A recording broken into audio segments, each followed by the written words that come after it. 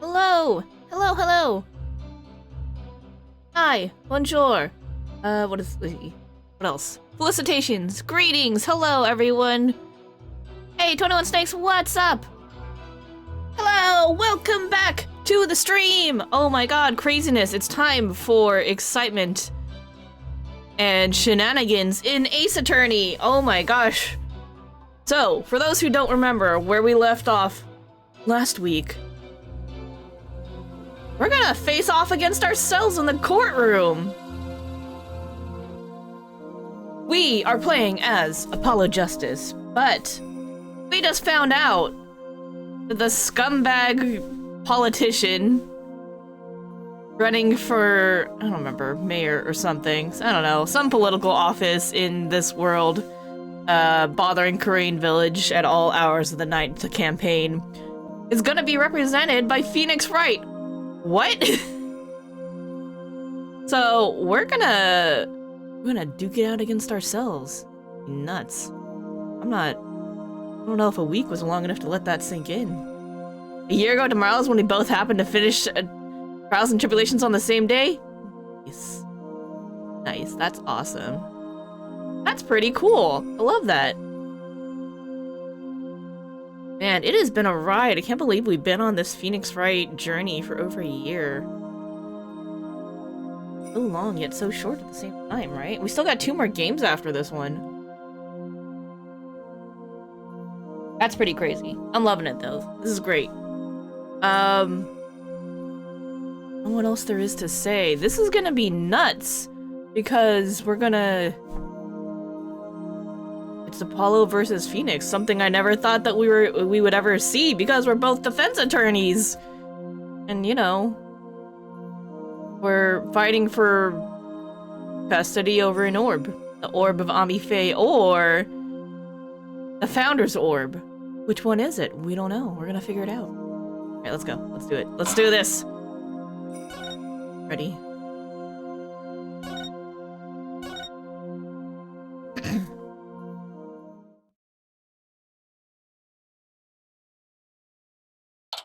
Here we go. May 17th, 10:08 a.m. Hey, Neko, thanks for the lurk. District Court Defendant Lobby, number 3. Just so you know, I'm not gonna take sides. Message received loud and clear.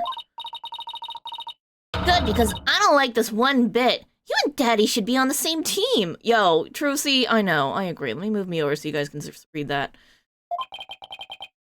Sorry, Trucy. Wow, she's really mad.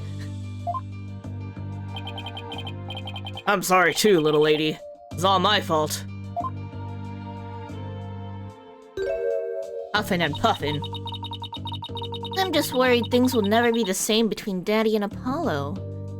We're both professionals. I'm sure we can keep it very civil in the courtroom.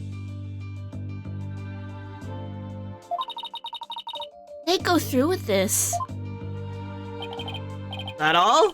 Well, I wouldn't worry about that. That's the way it is with us men. We may fight, but we don't burn bridges. Okay. I mean, I would say all adults and not just men, but sure. Really? Sure. 1 minute we're trading blows, and the next, having drinks together. We're simple creatures at heart.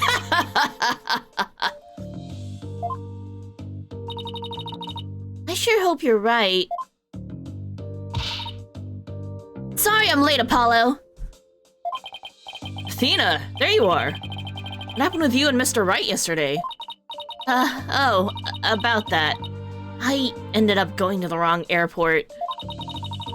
Athena, my girl. I was waiting there thinking his flight was really late, and before I knew it, I dozed off. The time I woke up, it was already dark! I figured something like that had happened. Being late and dozing off are the two things you do best. Guilty as charged. So then, I take it you have no idea what today's case is about? Not a clue, sorry. What is today's case about, if I might ask? Another locked room mystery? A suspect with a flimsy alibi? Ooh, or a dying message? These are all really weird assumptions to make for a normal law office, but for the Wright Anything agency, these are pretty fair and normal questions to be asking. Sorry, strike 3, you're out. It's a civil case. Civil case? You act like I'm speaking Swahili here! It's just the Wright Anything agency specializes in criminal law, or so I thought. In civil cases, there are no prosecutors, right? Instead, both parties retain an attorney. Right, and the other attorney is someone you know very well. Really? Who? About that. I'll begin shortly. Please proceed to the courtroom at once. Okay, let's do this. Paula, wait, who's the other attorney? And where is Mr. Wright? No time to explain. Let's go. Okay, right behind you.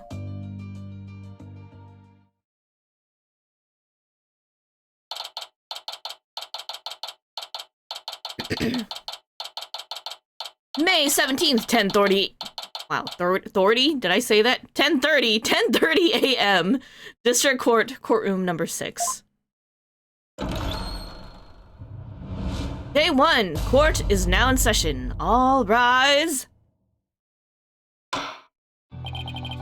Court is now in session. Awkward.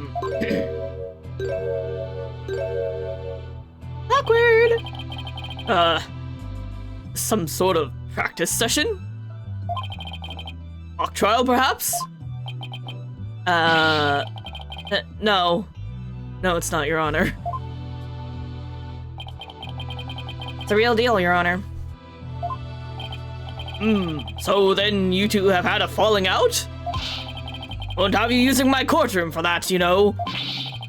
It's nothing like that, Your Honor. Exactly. It just so happens that we have different clients in this case. I see. Well, here's to hoping this has no adverse effect on your working relationship. You can say that again. I had no idea would be going up against the boss today. Yeah, that is awkward. You're like, I gotta go in the court against my boss? Awkward. You sure this is a good idea, Apollo? What? You wanna switch sides? Honestly, I'd rather be anywhere but here right now. Well, at least she is here. I'm really gonna need her help. Mr. Justice? Yes? Don't expect me to pull any punches just because you're the opposing lawyer. As I said, the kid gloves are off. Come what may, stay off. Same here, Mr. Wright. If it's a fight you want, it's a fight you'll get.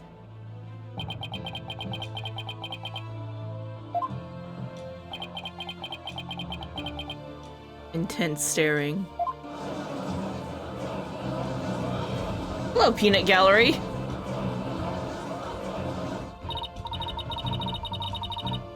Yeesh, you guys are really chomping at the bit, aren't you? I don't mind a good fight between co-workers, just keep the civil case civil. Now then, the plaintiff would take to the stand. We may begin.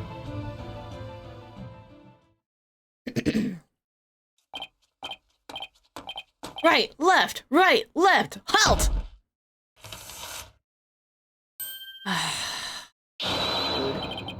This dude so much. Noble judge, members of the gallery, good day to you. I am politician.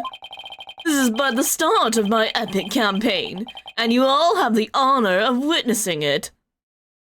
What is up with his hair? Look like a dweeb. I believe the youth of this country are our very future. Too long have they been looked down on and given the cold shoulder.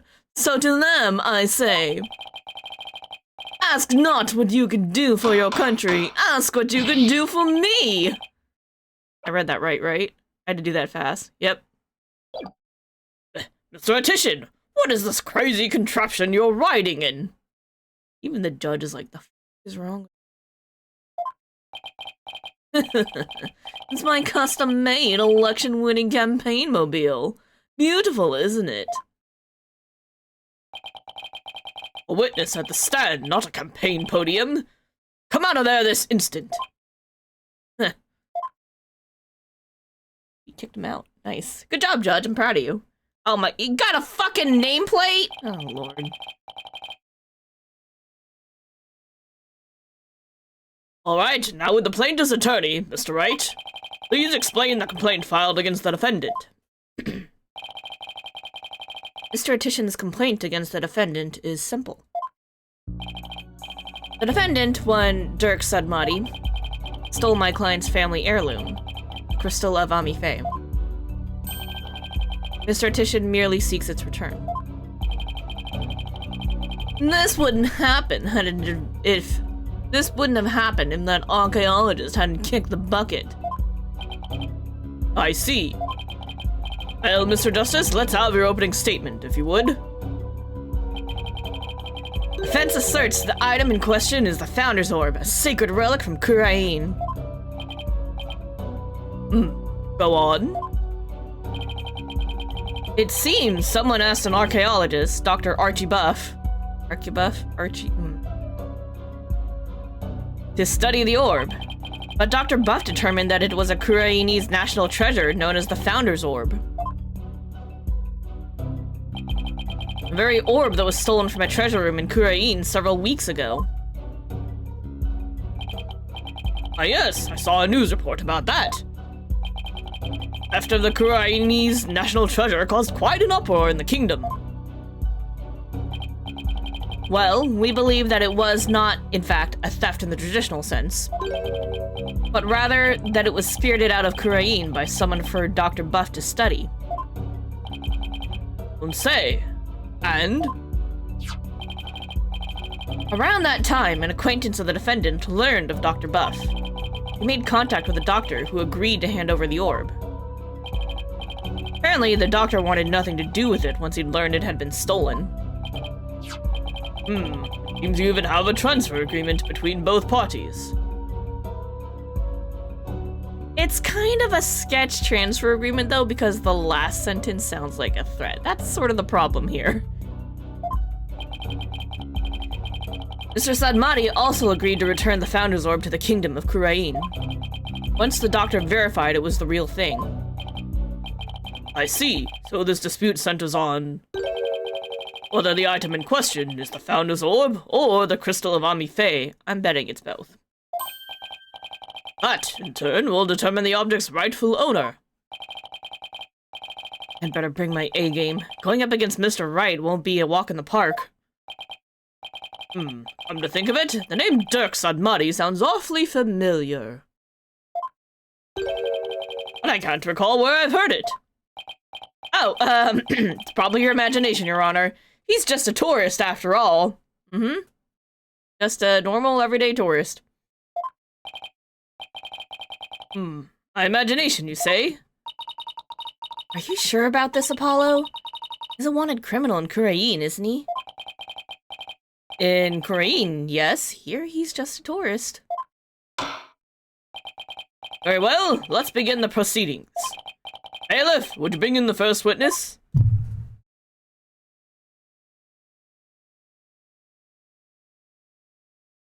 Those are some nice shoes. Oh, it's Emma!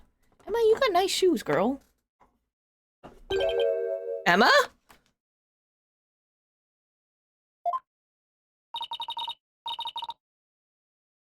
Show some manners. We're in court. I know! It's just, this is a civil trial, so I was surprised to see a detective take the stand. I had her do some digging on Dr. Buff. What for?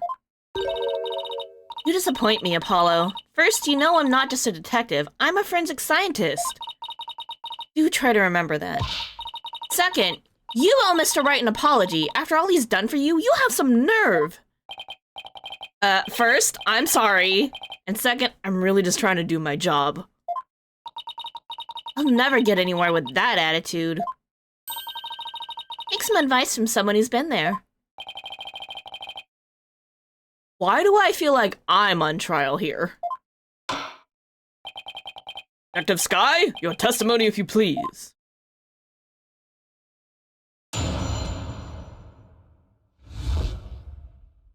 The doctor's dark secret. Police have had their eyes on Dr. Buff for some time. And just today, a number of stolen artifacts were discovered in his study. Ooh. Among them were a priceless urn and a statue that were stolen from the Fae clan. And this, I didn't realize that they were stolen. I thought he just had them because he was looking at them and studying them, so he probably borrowed them, but okay. Alright, stolen, okay.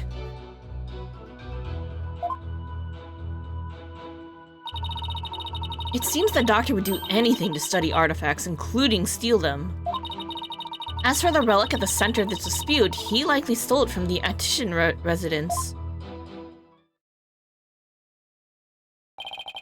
The doctor is a thief? Why am I just hearing about this now? Well, cat burglar isn't something he'd put on his resume. He was more careful than that. The fact is, he was a classic treasure hunter. A treasure hunter, huh? Like people who have thrilling adventures in exotic places, risking life and limb for glory? Let's not talk about what we get up to, unfortunately. I doubt Dr. Buff was the star of his own hit movie series, Athena. Out of respect for the dead, I will say that Dr. Buff wasn't doing it to get rich. Apparently, he only wanted to borrow artifacts to study them. He would then return them as soon as his research was finished. According to the doctor's child, he would even repair or restore some of the artifacts he stole before returning them. Oh, nice. Can fix Pearl's interesting job done on the urn. He believed he was honoring the dead by discovering their history through artifacts. But whatever lofty ideals he held, it made no difference. Larceny is larceny. Yes, he certainly sounds no different from a regular thief to me. So, let's say for a moment that the doctor really did moonlight in stealing artifacts.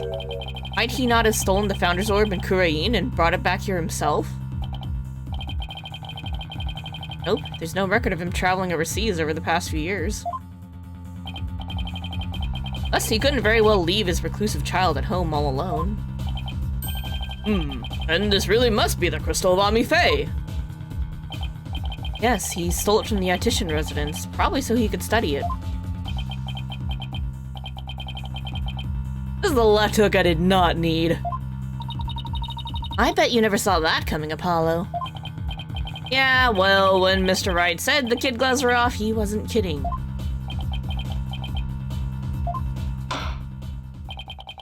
Sir Justice, you may proceed with your cross-examination. Hahaha. Here we go. The doctor's dark secret. Alright, police have had their eye. Why did the police have their eyes on him?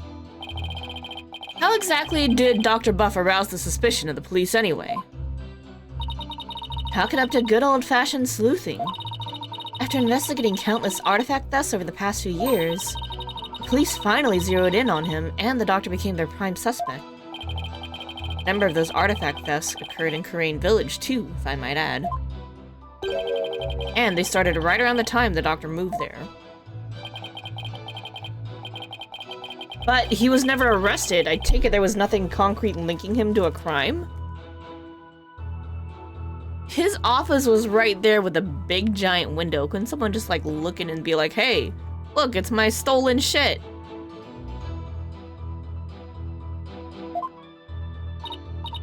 No, which is why we were never able to get a search warrant in the first place. I guess it was kind of around the corner though. It's hard to arrest artifact thieves unless you catch them red-handed. Still, the police had him under constant surveillance. And then they found a number of stolen shit in his study. You sure these allegedly stolen artifacts are the real deal? They're not fakes, that's for sure. Take the urn, for example. Apparently, it's an extremely intricate work of art. Its design, cracks, and other features would be impossible to replicate perfectly. And the pink paint. Actually, I've had a few run-ins with that urn itself. Though I was shocked to see it there in this doctor's study. I can say without a doubt that the urn was stolen from the Fake Land. Yeah, we know. I honestly thought he was just borrowing it to study it. I was like, hey, cool! That's neat! I didn't think he was a thief. That's disappointing. I see. Detective Sky, please continue with your testimony, if you would. Priceless urn and statue that were stolen from the Fey Clan. Yep, I know exactly which ones those were. Were any other stolen items found besides those belonging to the Fays? The scroll. Yes, for instance... Remember the large relief on the wall? It was chiseled out of some ancient ruins in the kingdom of Kurain several years ago. Oh. Chiseled out? Didn't that damage it? Well, he did restore the parts that were so faded you could barely see them anymore. It seems he intended to return it someday, so one could say his intentions were good. The good intentions are no get-out-of-jail-free card, and that's a fact. I might add, with respect for the deceased, the quality of the restoration was apparently exceptional. It seems the doctor invested a lot of money into hiring an extremely talented specialist. He sounds like a good man. We took a wrong turn somewhere. I guess Sarge takes after him in that way. Any further questions? If not...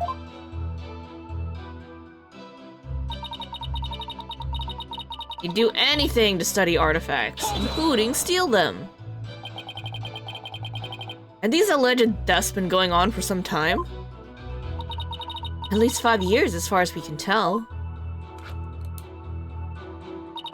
All the recent thefts had been local, but before moving to Kurain Village, he had been stealing from ruins around the world. Dr. Buff was an international criminal? This data lends itself to but one conclusion. Dr. Buff was a thief. As for the... Oh, sorry. Yeah, he probably stole the relic too. Oh shit. I think I missed hitting press. The trial's barely started and we're already backed into a corner. To make matters worse, the judge seems to agree with the plaintiff's case. But we still gotta give it our all. Gotta press the last statement. My bad. Alright, here we go.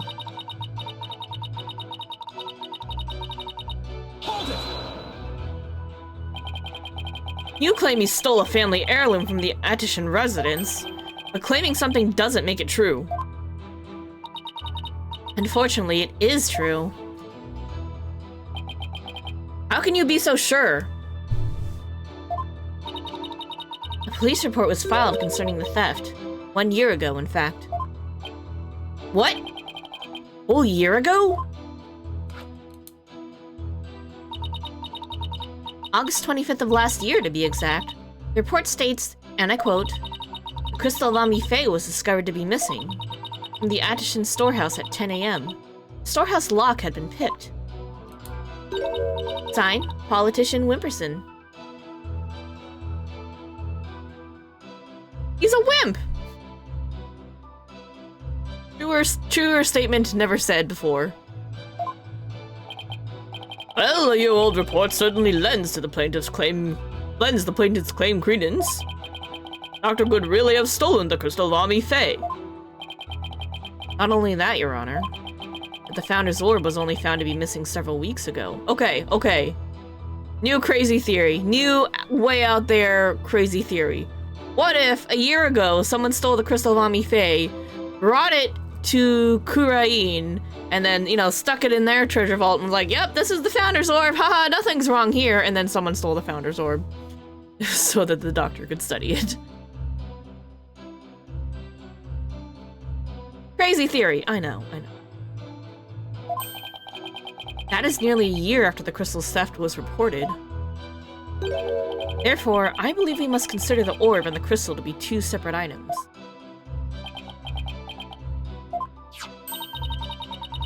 Politician Wimperson? Not the most awe-inspiring tail end, is it? I see why you cut it. Not only that, he inspired his confidence without it. Still, I'd probably do the same in his shoes. Robbery report filed a year ago by one Mr. Politician Wimperson for the theft of the crystal of Ami-Fae. A police report was filed about the crystal's theft a year ago. But the theft of the Founder's Orb was only reported a few weeks ago. So the crystal's police report was filed way before the orb was found missing. That suggests the stolen relic is the crystal of Ami-Fae, as Mr. Attishan Wimperson asserts. I doubt the police report is a fake. After all, I was the one who submitted it as evidence. Still, I feel like something we learned in that police report is important somehow. Okay. We gotta look at the police report. That's what they're saying. Here we go. The crystal of Ami-Fae was discovered to be missing from the Attishan storehouse, rather. At 10 a.m., storehouse lock had been picked.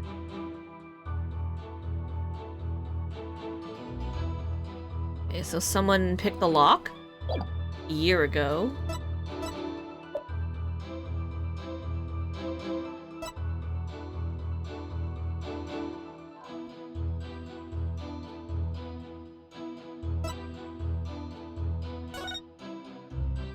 Deciphered the patterns have yet to crack the riddle. The opaque crystal orb is the key.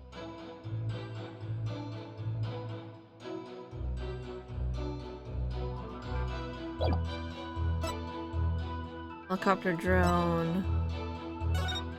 Agree to hand over the Founder's Orb to the Defiant Dragons if I will come to no harm.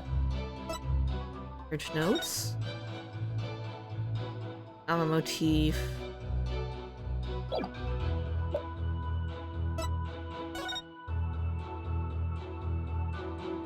Coffee bar.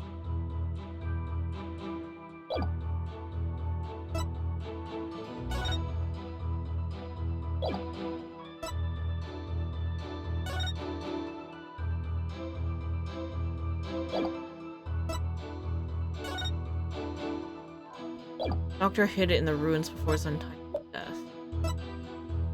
Filed a year ago by Mr. Paul Attishan.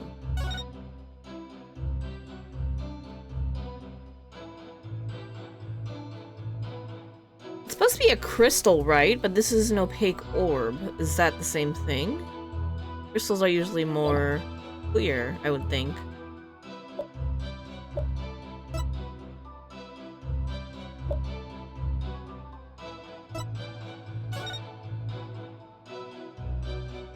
Mirror of the orb. Opaque. Oh, opaque crystal orb. Okay. I guess it is crystal. Huh.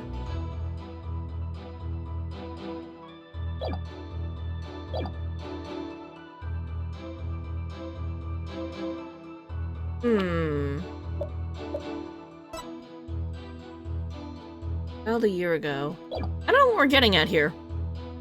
I've been watching him. Number of stolen artifacts were discovered in his study. Priceless urn statue. Yep. Do anything to study artifacts, including steal them.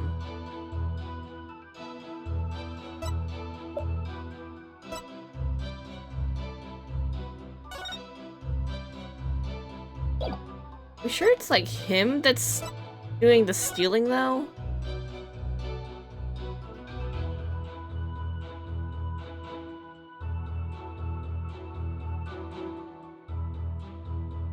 For the patterns have yet to crack the riddle. The opaque crystal orb is the key.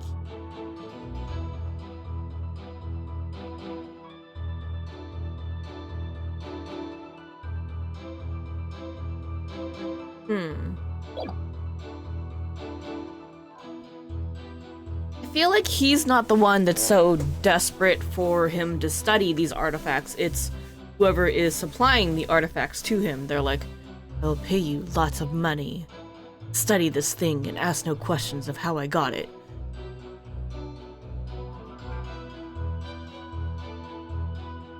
Alright, let's save first thing. It's been a bit. It's been half an hour.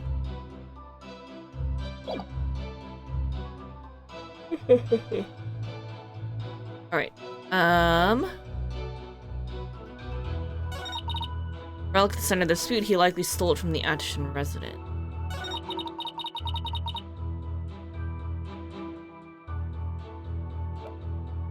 Well, we gotta object to something. Who's a report on his research into the Founders?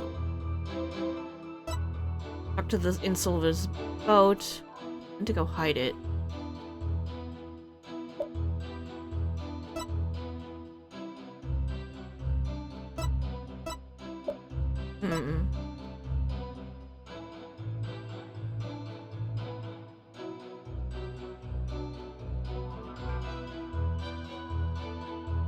Thinking real hard here.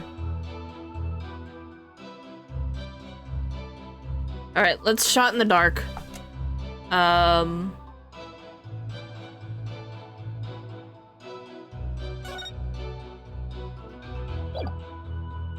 don't know if this is... I don't think this is the time for this, though.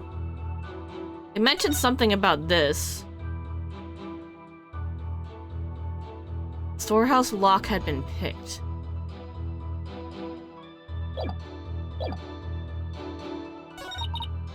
Relic at the center of the dispute, he likely stole it from the Attian. No, it wasn't stolen from the residence, it was stolen from a storehouse. Okay, there we go.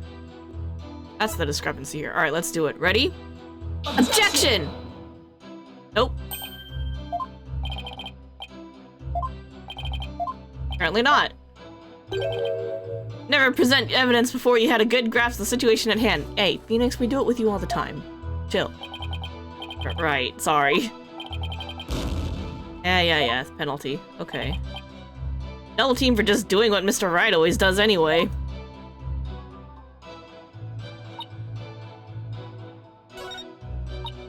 Police report was filed about the crystal's theft a year ago. Theft... Founders Herb was only stolen a few weeks ago. Ooh, what's the date on the email? No date? Rude.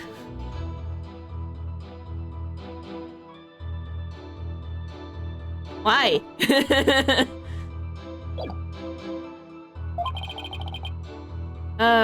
Crystal's police report was filed way before the orb was found missing.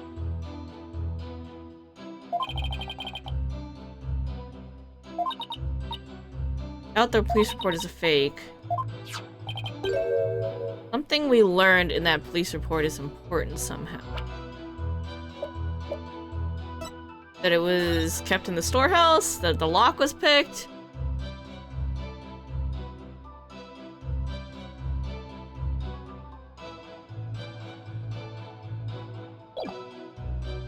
Somebody picked the lock and stole it.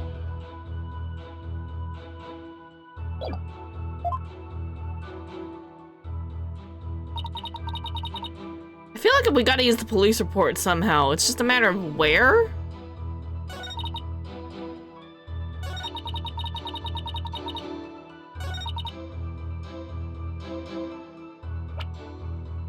I mean, we tried it on the other one, so I guess we're gonna try it here and see what happens. Objection! Oh, not that. Alright.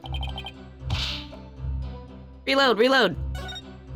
Yeah, we're gonna save scum this. I feel like I'm gonna need all these.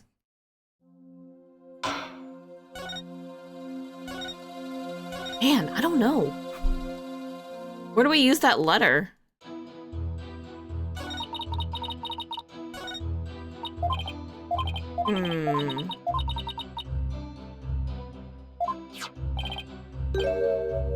Something we learned in that police report is important somehow.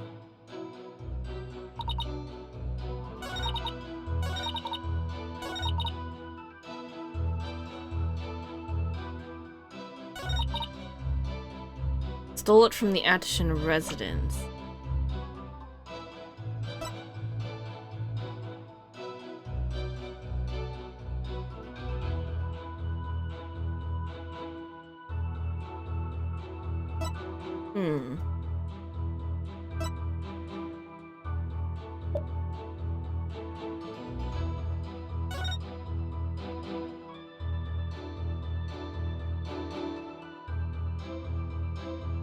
However, the patterns have yet to crack the riddle. The opaque crystal orb is...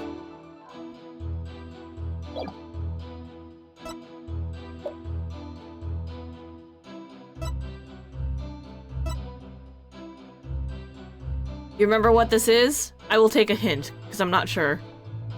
I'm just like, what are we doing here?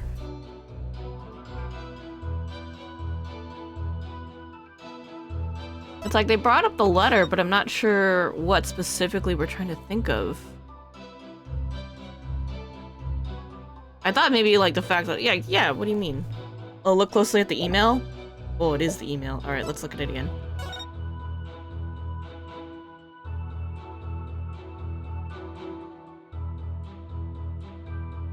Like, is there a date on this? I don't...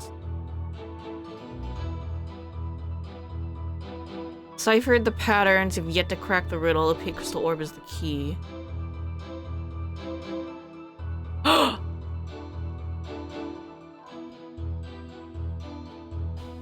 Politician Wimperson!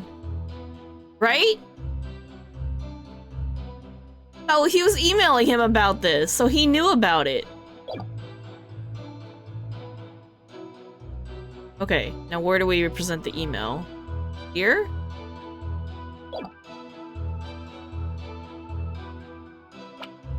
Yeah, let's do it here. Let's try this statement.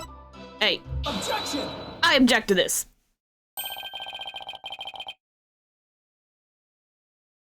The doctor stole the relic from the plaintiff? Are you sure? Because that statement doesn't agree with a certain piece of evidence. What do you mean? Take a look at this. What about it? This contains an email from the doctor's computer. Email? In that little piece of plastic? Oh my god, this judge. I'm afraid I don't understand. I know, you're technologically inept. It's fine. You're old. It's okay. Oh, this stick here can store all sorts of computer data. I still don't get it. Here, just look at this! Apparently, the doctor was reporting his research findings to a certain individual.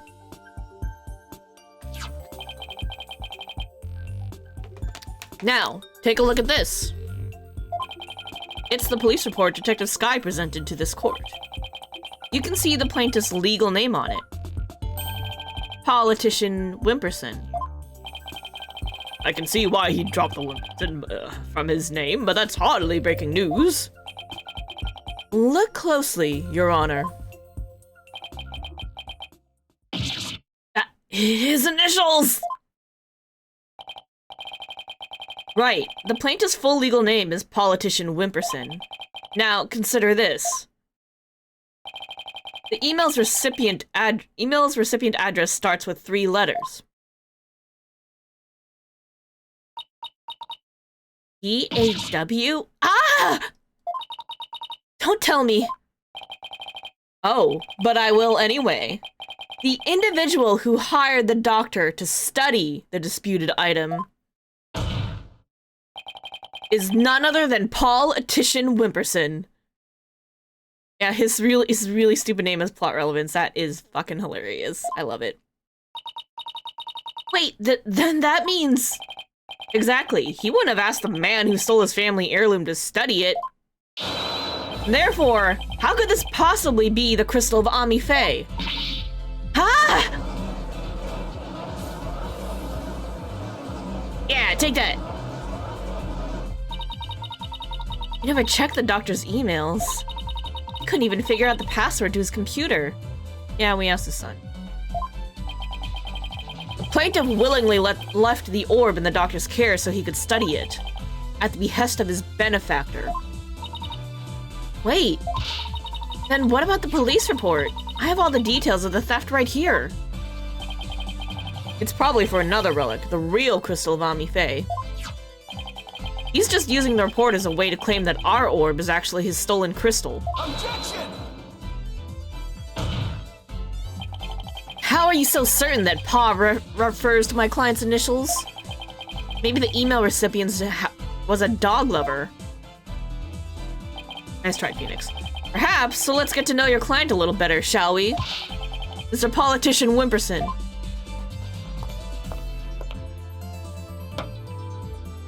He carries his fucking nameplate around, what a weirdo. I suppose shutting down detractors is all part of the politician's job. Answer me this, Mr. Titian Wimperson. What is your birthday?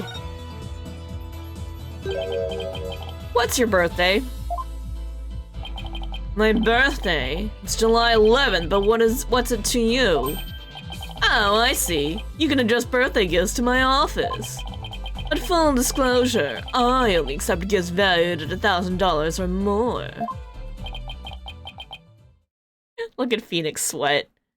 This is like one of the few times in the game where you're glad to see Phoenix sweating. What is this?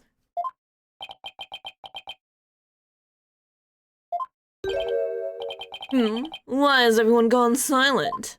This dude was clearly not watching the trial or paying attention. How could anyone be that self-centered? Oh, right, politician. Did everyone hear that? He said July 11th.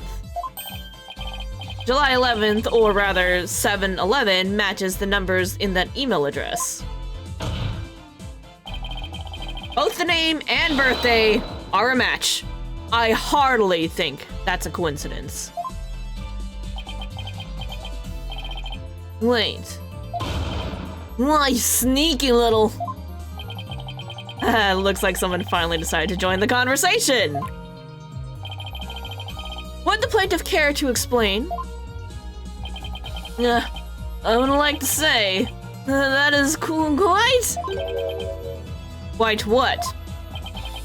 Quite the thing said.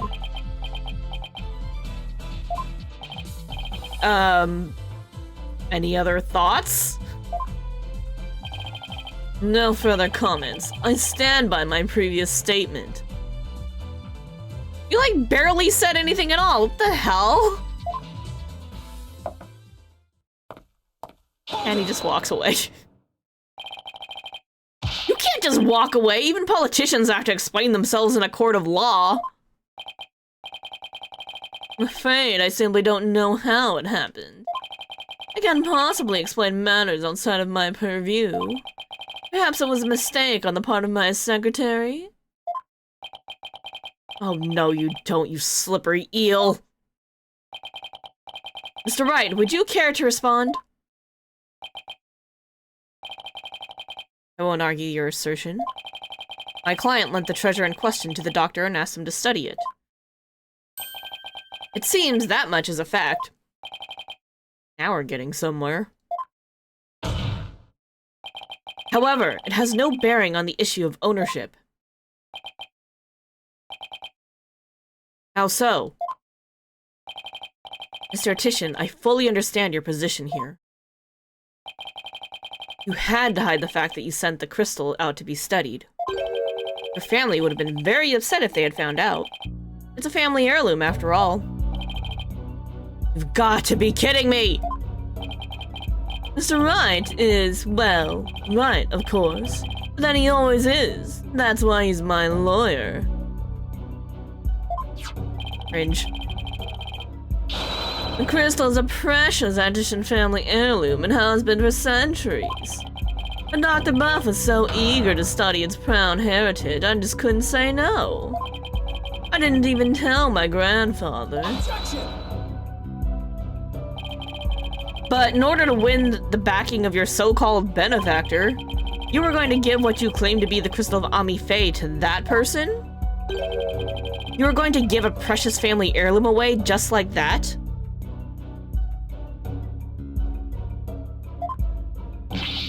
I was going to explain everything to my grandfather later, honest. I mean, that's the whole thing with politicians, is they're not honest, right? My client's grandfather's very proud of his grandson for following in his footsteps. And if refusing him would have meant dashing the dreams of his darling grandson, I doubt the kindly old man could have said no. Well, grandchildren are meant to be spoiled. Ah, something the judge understands, okay. That's what grandfathers are for. Your Honor. Please. I mean, it's been in the family for centuries. My grandfather thinks highly of my talents as a politician. That's why he entrusted me with this very important name placard today. Is your grandfather also named Paul?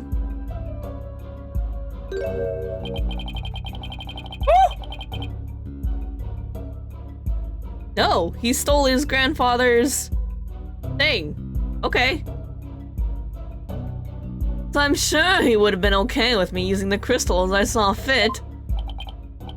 Grandpa's spoiled little brat. I think the judge is buying it, Apollo. No surprise there. He's always going on about his own grandchildren, after all. Excuse me? Can I leave now, Mr. Wright? I believe my work here is done. By all means, Detective Sky. Thank you for your assistance. You're welcome.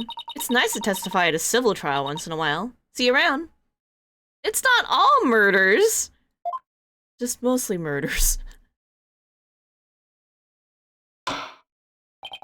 It seems the facts have changed somewhat. Mr. Titian Wimperson apparently lent his family heirloom to Dr. Buff. Mr. Justice, how would the defense like to proceed? Oh, alright, now what? Apollo, let's hear what they know about this so-called Crystal of Ami Fae. Maybe we can find some inconsistencies in their statements. Right. Okay then, Mr. Wright. If the item in question really is an Titian family heirloom, then let's hear all your client knows about it. Of course. Mr. Titian Wimperson? Please tell the defense everything you know about the crystal's origin. Alright, now then, listen and learn. This is the tale of the Crystal of Ami Fae, and the illustrious history of the Titian clan. Are you ready? Our story begins back in the old country when the Titian family reigned supreme. Oh, we're actually gonna listen to this. Okay. The illustrious history of the Titian clan. My ancestor was praised as a benevolent ruler. He protected the spirit mediums, a minority back then, from the rest of the locals. Some discriminated against them, you see, while others tried to abuse their power.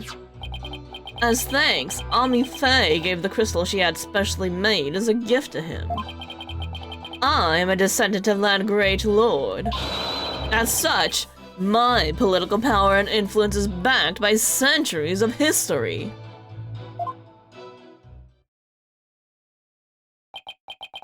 Well, that devolved into a great load of self-aggrandizing propaganda left fast. As you can see, Crystal Vami Fey is an heirloom of the esteemed House of Attishan. And you have proof that has always sorry. Restart. And you have proof that it has always been in the Attishan family? I have someone who gave a statement to that effect. My client's neighbor, one Aiz Shineto, age 85, gave the following statement. The Attishans showed me the crystal back when I was but a lad. Objection!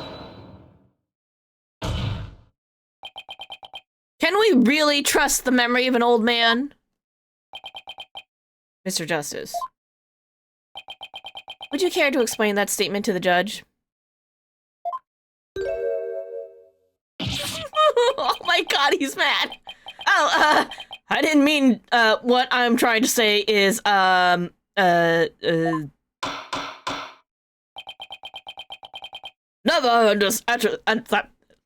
underestimate the memory of your elders. I may forget my verdicts the next day, but the memories of my past are clear as day. Therefore, I find Mr. Aiz Shineto's statement to be perfectly credible. Wow, did you see how Mr. Wright got the judge on his side? That's definitely a trick I want up my sleeve. You're not helping, Athena. And cross-examine the witness, Mr. Justice. Great, thanks.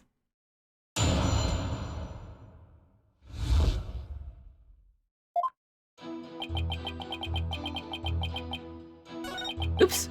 Nope, I want to go back and press that. Alright, Ancestor was praised as a benevolent ruler. That object you set down there, is it something of importance to you? It's a name placard. This one here belonged to my grandfather, Abraham Attishan. He had it custom made during his distinguished political career.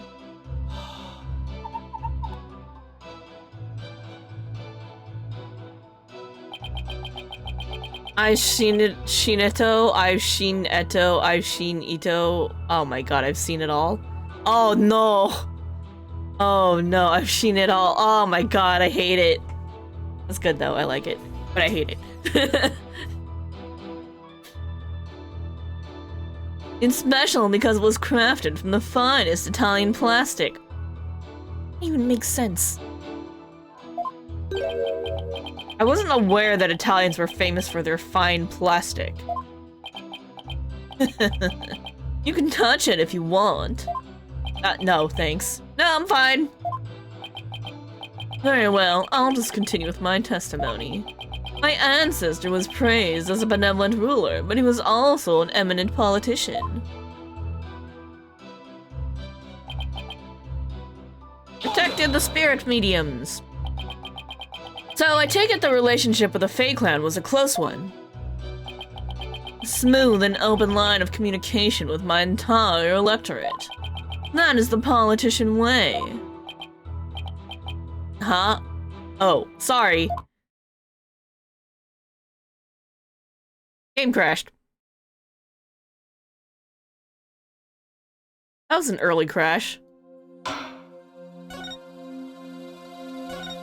Where did we last save? Was it? Oh, it was right before we presented the USB, right? Damn it. Aw, man! Alright. Dang it. The game couldn't handle politician. You know what? Objection! Game, I feel you. Alright, let's get to his testimony again. It shouldn't take too long. We gotta do the whole revelation about your birthday's July 11th.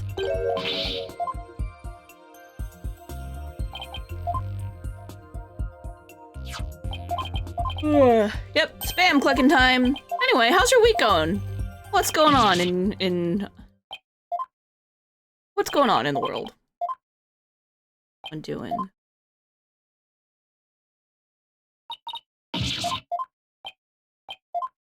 While we get through all of this. Going good, just chilling? Yeah, I'm pretty good. Work's been busy. Thankfully, there's some holidays coming up, so that'll be nice. Get some time to relax. My goal is to finish this before the end of the year, so I hope. Objection!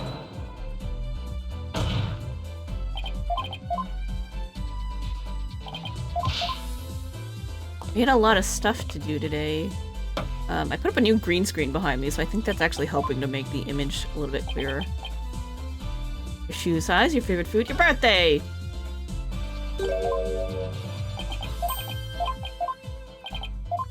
I like how even the game got sick of politicians shit. That was pretty funny. Yeah, we click. The last trial's like ridiculously long. It's so good though.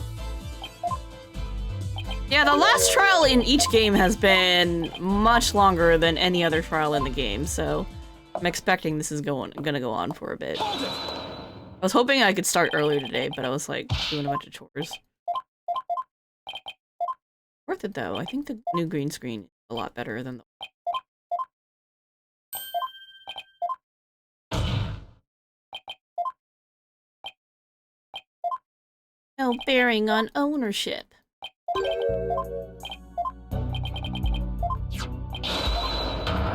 Objection!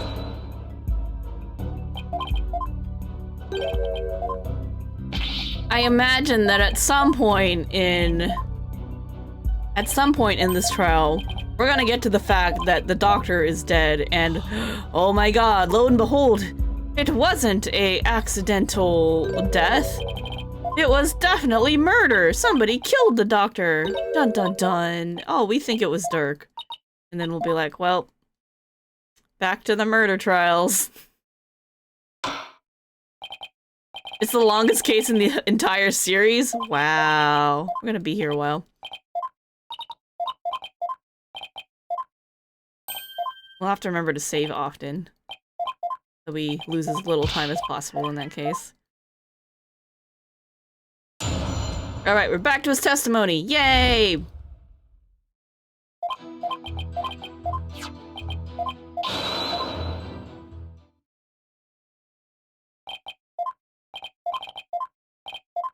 We gotta whip out the statement from the neighbor and then piss off the judge. That always goes real well for us. He's so angry at us right now.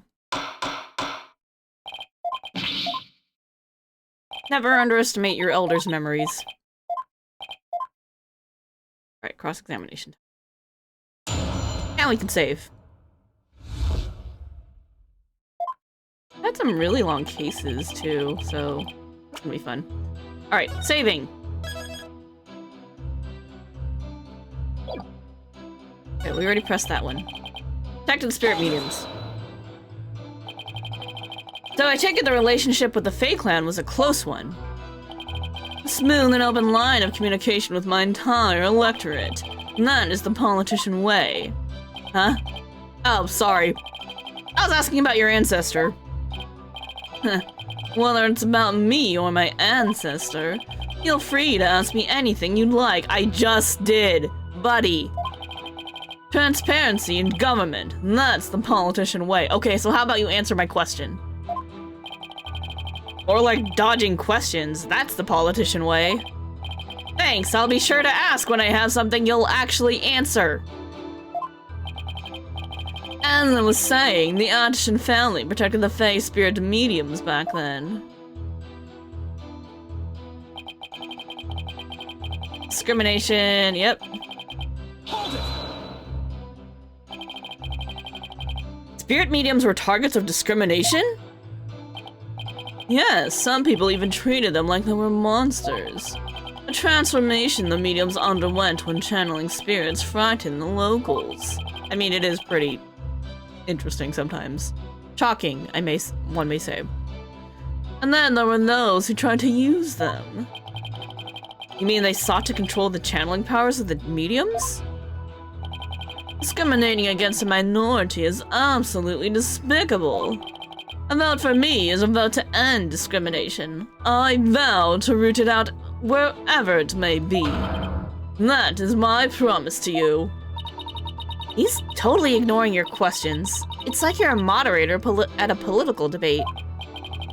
Yeah, and only he cares about his talking points.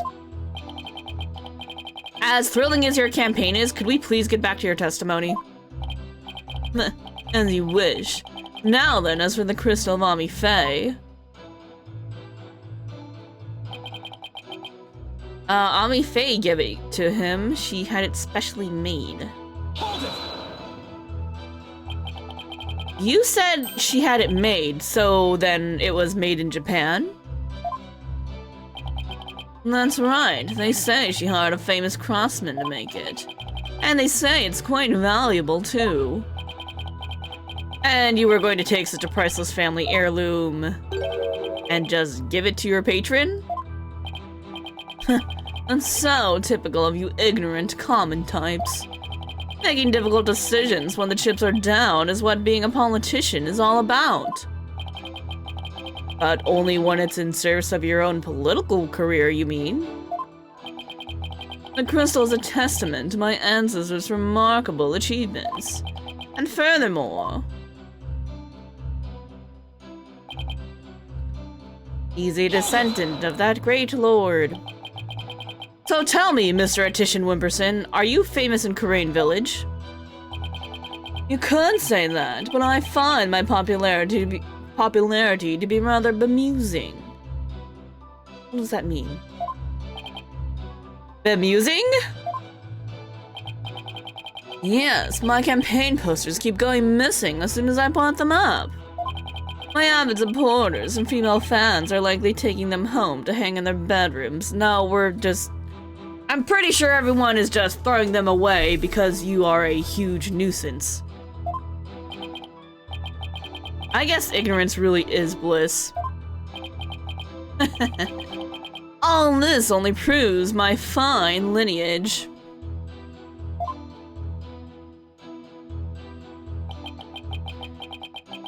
His political power and influence is backed by centuries of history. I'm sorry, but is any of that relevant to the issue of the relic's rightful owner? Have you never heard of kingcraft? Kingcraft? It's the art of ruling as a king. My father drilled it in my head from a young age. And one of its precepts states, ruin awaits a ruler who responds to every single issue posed by the masses. Well, that answered my question about what he meant by king of this nation. Progress. Apollo, who is this Ami Faye, anyway? I believe she was the founder of the Karain channeling technique. Plaintiff claims she... Oh, sorry. The plaintiff claims she had the crystal made for his ancestor. That would mean it was made in Japan, right? Yes, I suppose it would.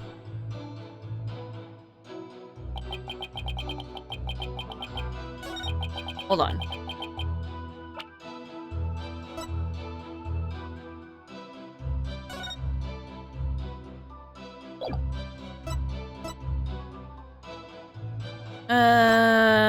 We've got to have notes.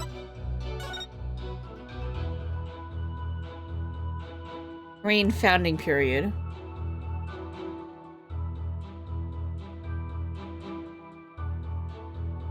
That's a picture of the orb.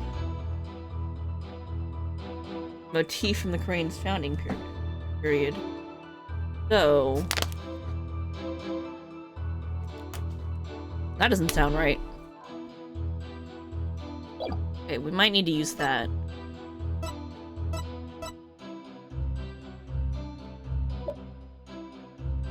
It's probably that.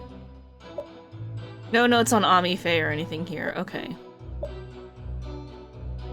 Alright, so we're probably going with something to do with the research notes. So most of this is all garbage. Ami Faye had it specially made as a gift to him.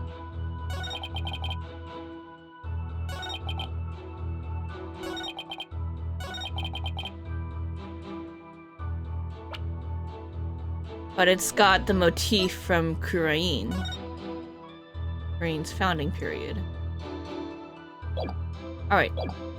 We'll try it here. And we will save beforehand because we don't want to crash. Research notes, ready? Objection! You stated that Ami Faye had the crystal made for your ancestor. So, am I to assume it was made in Japan? That's right, the craftsmanship is unbeatable. Well, that's strange. I don't see how your so-called crystal could have been made there. What are you talking about? It's quite obvious if you take a closer look at this. Motif from the Kuraini's founding period. Take that! Take a look at the distinctive design here. According to Dr. Buff, it's a Mitama motif dating back to the early days of the Kingdom of Kurain. Kingdom of Kurain? And you base this on? Here, this piece of evidence, Your Honor.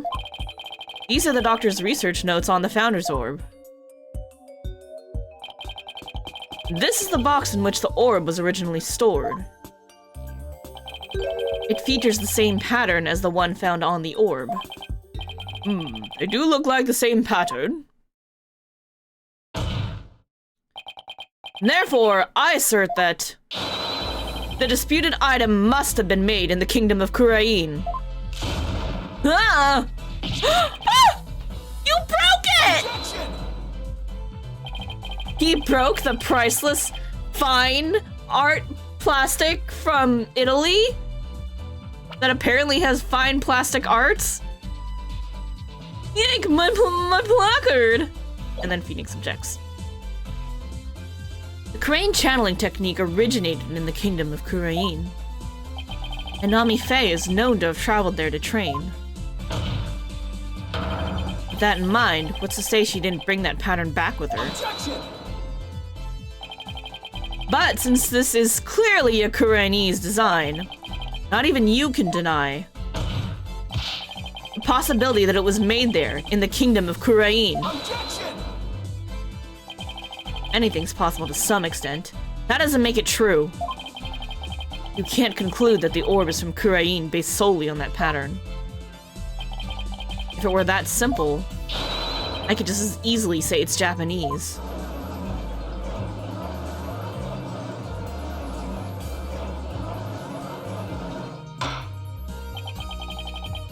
I have to agree with Mr. Wright. Pattern alone proves nothing.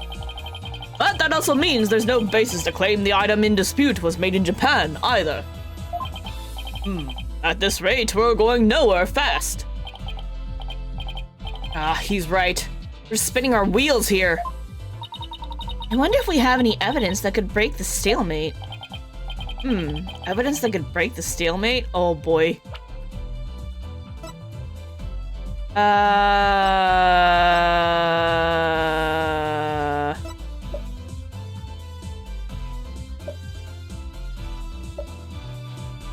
I'm sure something exists. The question is, do we have it?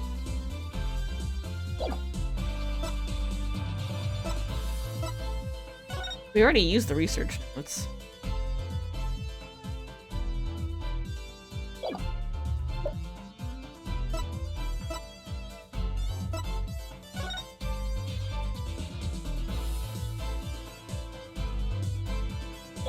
Looking for patterns anywhere, somewhere.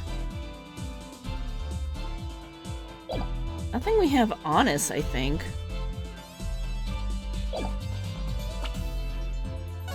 Save.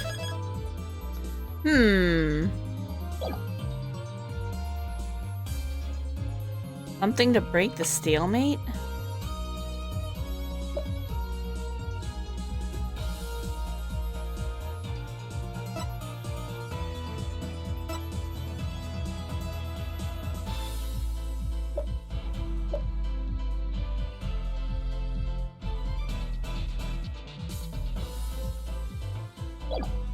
If I say it exists, they're gonna ask me what, and I'm gonna have no idea. If I say it doesn't exist, I'm sure the game's gonna stop us and be like, sure about that? I'll be like, I don't know. We'll say no. We saved. We saved. Right? We saved.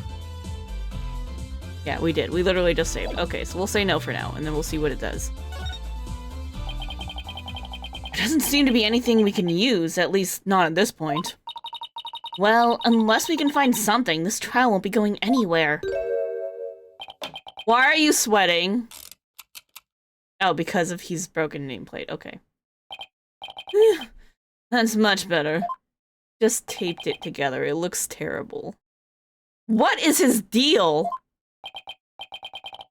I have a suggestion. Why don't we consider this from a different angle? I'm listening. What if Defiant Dragons really were authorized to take possession of the relic? I'm afraid I don't know where you're going with this, Mr. Wright. Consider the orb transfer agreement, which states, I agree to hand over the Founder's Orb to the Defiant Dragons if I will come to no harm. What if, as the last part suggests, this was written under duress? That would render the agreement null and void. Yeah, I had a feeling that was gonna come into play. What are you suggesting, Mr. Wright? While you were on your little cave expedition, I was investigating Dr. Buff's accident. There was something you overlooked, Mr. Justice. Namely, that his accident might have actually been murder. Ah, here we go! There's always a murder! What? Murder?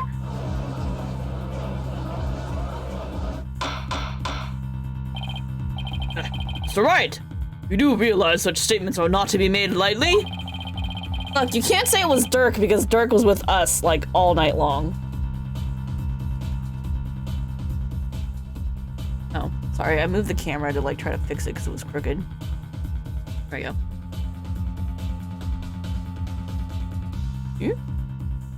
There we go. Sort of. Whatever. Good enough.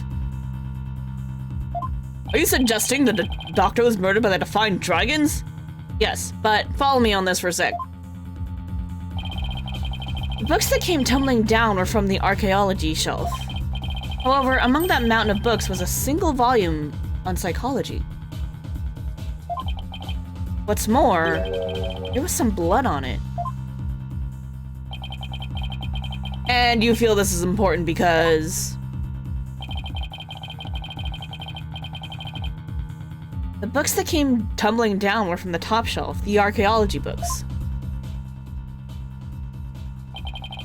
We know this because the doctor's books were meticulously organized by subject. Archaeology took up the entire shelf, so that psychology book is completely out of place.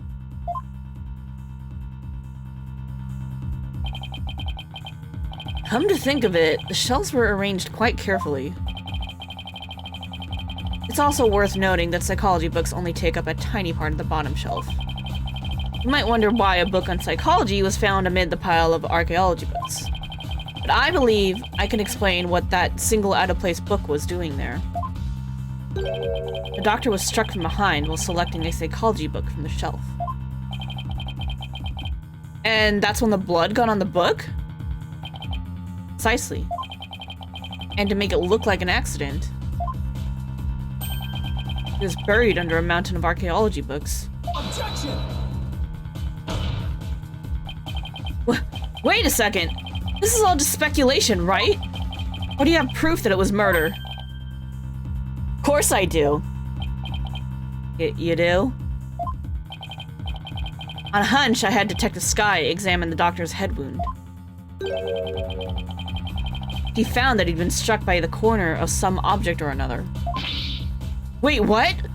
A wound like that couldn't have resulted from a fall to the floor, you know?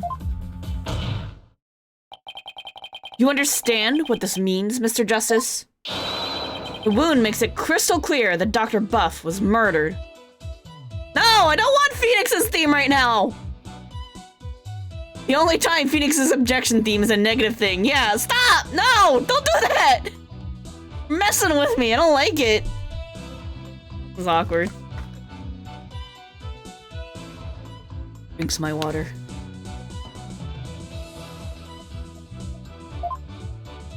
I'm uncomfortable with this. What?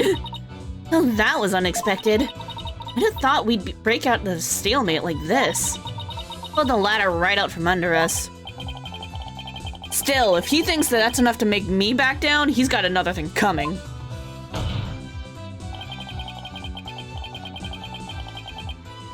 Even if the cause of death was murder, what makes you think it was the Defiant Dragons? You should know better than to hurl baseless accusations. Objection! You forget who you're going up against, Mr. Justice? No. Huh? You didn't actually think I'd come to court without witnesses and evidence, did you? Wait, what are you talking about? I would like to request further testimony from the plaintiff. Specifically, I would like the court to hear how he saw one of the rebels leaving the crime scene. He saw what?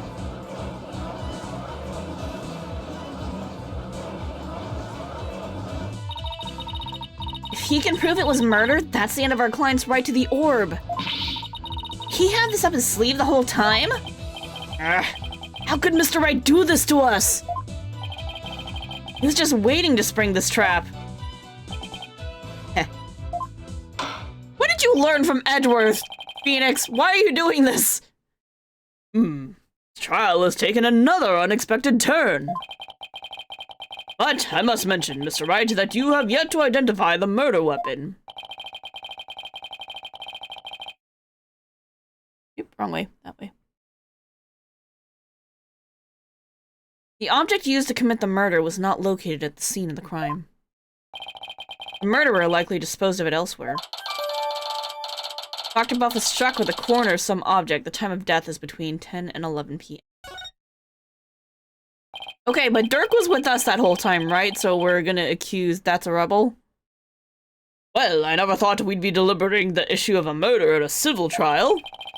All right, Mr. Artisan Wimperson, your testimony, if you please.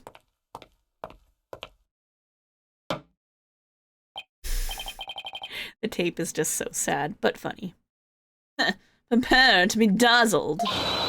Dazzled by charismatic oration forged in the crucible of campaign battles.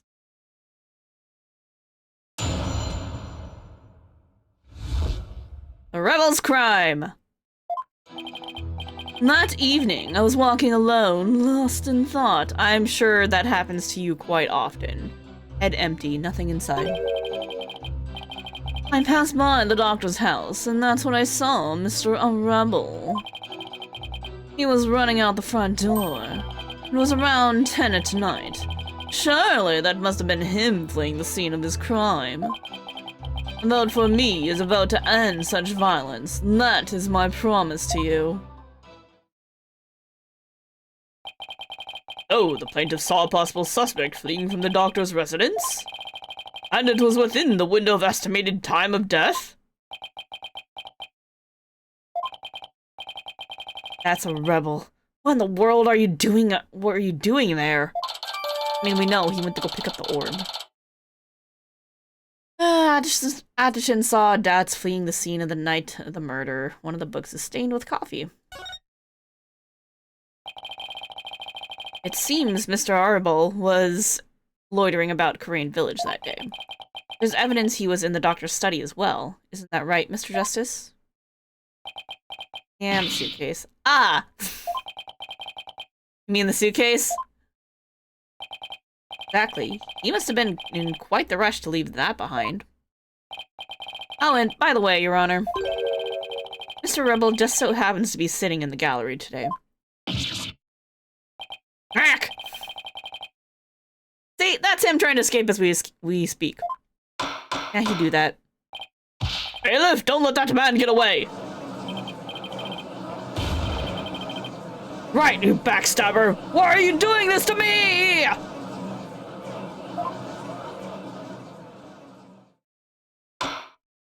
That's what I want to know. Phoenix, why? Alright, counsel/defense may question the plaintiff/witness once more. Word. Please proceed, Mr. Justice.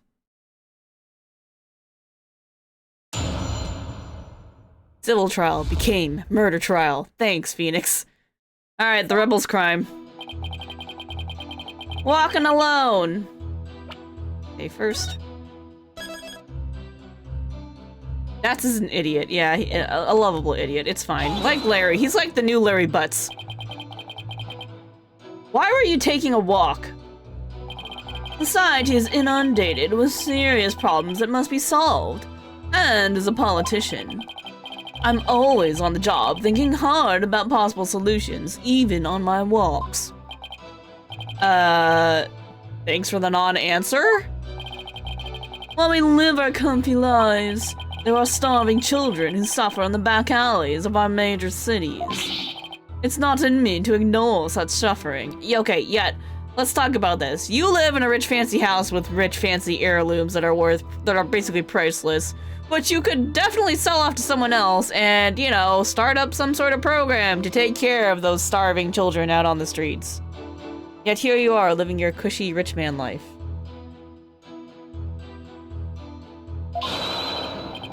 A vote for me is a vote to end hunger and for world peace. Put your money where your mouth is, jerk. Yes, Mr. Attition Wimperson, we are all aware of your outstanding character. Now please continue with your testimony. I can practically hear my poll numbers surging. Now, on with my speech. After all, the voting public must be informed of the magnificence that is me.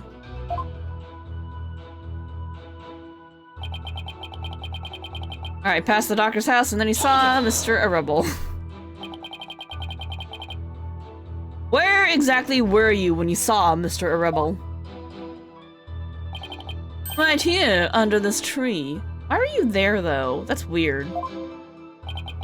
I saw him dashing out of Dr. Buzz's front door.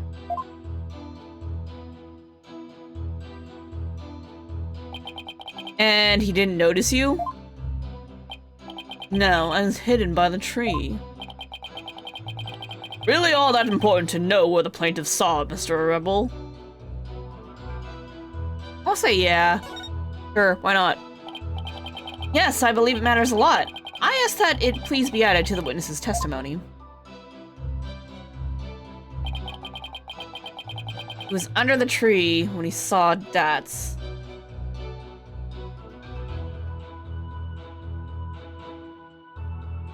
Alright, let's press that. Press everything. What were you doing under that tree? Lack of lateral thinking. That is a politician's downfall. What? That is why, if I'm elected, I promise to think outside the box.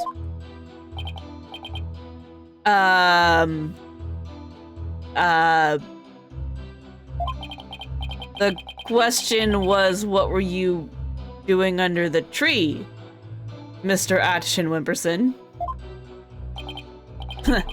Suppose I can't expect a plebeian such as yourself to understand my grand design.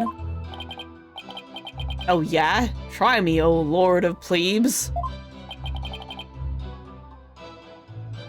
Mr. Attition Wimperson, I believe the court is well aware of your grand political vision. Now, let's have the rest of your testimony, if you please.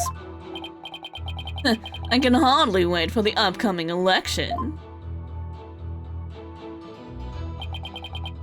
Running out the front door, okay. Did you notice anything unusual? Yes, his behavior was incredibly suspicious. His eyes were darting all around as he ran off in a total panic. No, he's just like that. He does that regardless. Doesn't really matter. Just fine. As soon as I saw that, I knew you had done something and it probably wasn't good. Despite that, you still didn't report it to the police? Who would have thought he had killed Dr. Buff? Not me. That's why I didn't report him. Okay, but from where you were standing, you should have been able to clearly see into the window and see a dead man inside, so. Oh, the witness didn't notify the police. Is that an important statement, Mr. Justice? Oh, yeah. Yeah, that's pretty important. Yes, it's important. I request the witness add it to his testimony. Heh. Sure, why not?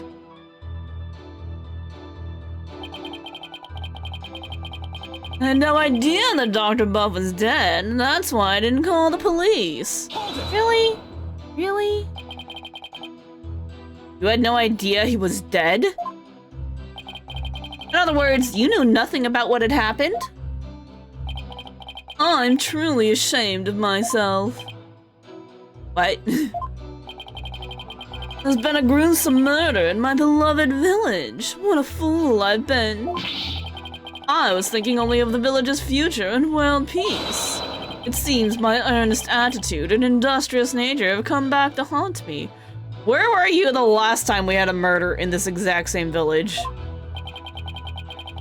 Only a politician would try to pass off self-aggrandizement as self-deprecation. Apollo, you think this is how all politicians will be from now on? God, I hope not. We're all doomed if they are. If you don't mind, I'd like to continue with my testimony.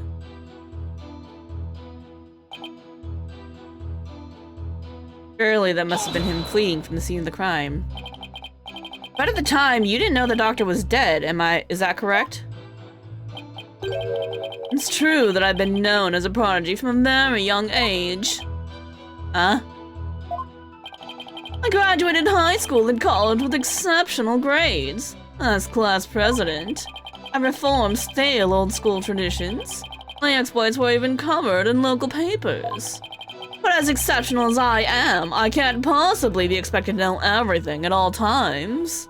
Okay, but you were outside the window. This isn't working. He keeps bending the questions to serve his own needs. Hang in there, Apollo. Mr. Attition Wimperson, I believe the court is well aware of your exceptional nature. Now, would you please continue with your testimony? I have the upcoming election in the bag. Alright, last statement. Vote for him is a vote to end such violence. So, how do you actually intend to end such violence? Lead politicians such as myself never reveal their strategies. That means you don't have a plan. Did you really think I would divulge such sensitive information to the likes of you? Yeah, but surely you have some sort of campaign platform you're running on.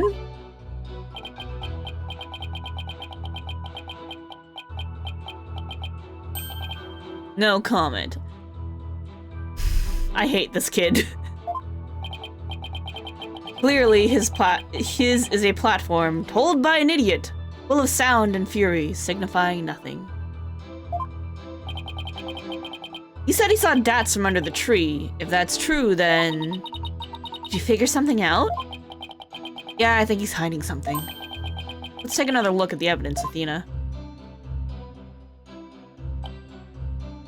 Alright, walking alone, lost in thought, passed by the doctor's house, saw a rebel, he was under the tree. Running out the front door. He had no idea the doctor was dead, so he didn't call the police. Okay, but seriously, you should have known. Because you were right outside the window. Okay, but the math. Alright, ready? Objection! Mr. Attition Wimperson, rather than Mr. Rebel, sorry. Wasn't there something else that should have had your undivided attention? Like what? Oh, yes, of course.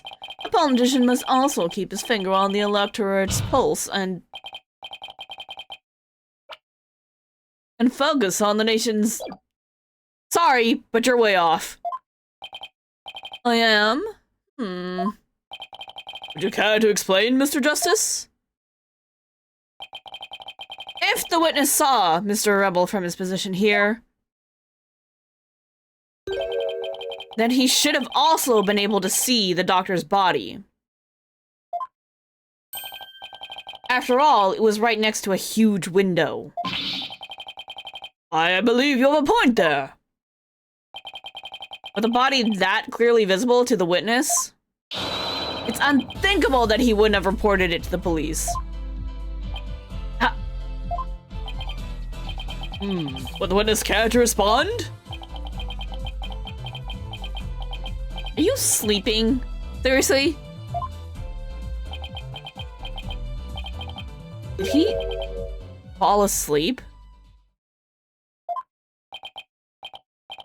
Mr. Artisan Wimperson?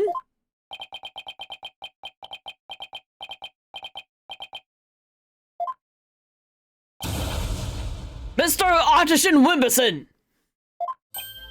Huh? Oh, there's so many sides to any issue. What did I ever do to deserve this? In any case, I'd like the court to acknowledge the inconsistency in the witness's testimony. Mr. Atchison Wimperson, did you really see Mr. Arrebel? Yes.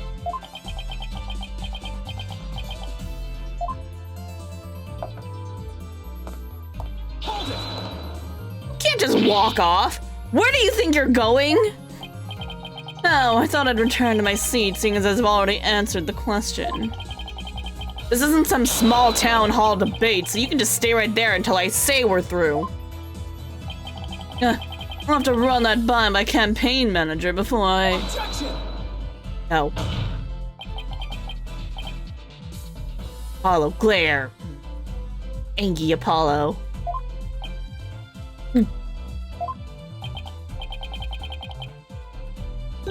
Mr. Atchison Wimperson, I think it's time for you to come clean. Huh? So then, does that mean he didn't see Mr. Arrebel? As your lawyer, Mr. Atchison Wimperson, I advise you divulge that matter we discussed. Silence is no longer an option. Phoenix, what are you hiding? Are you sure about this?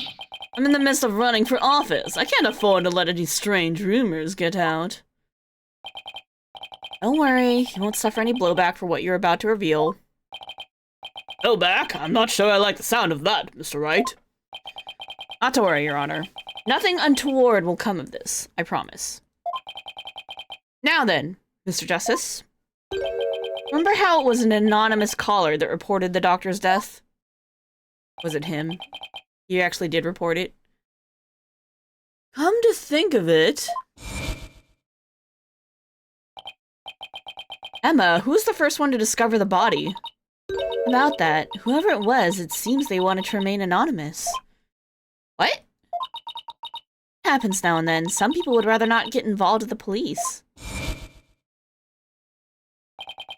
Wait, you're not saying that... Yes, that's exactly what I'm saying. The anonymous source who contacted the police after discovering the body was...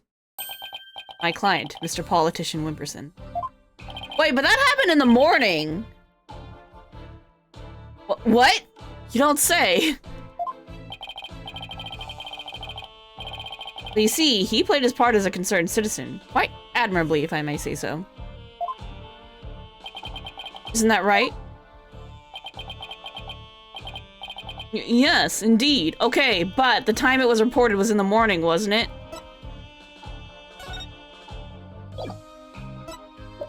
Right?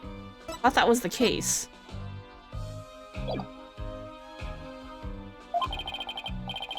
In our society today, there are too many who choose indifference over righteous action.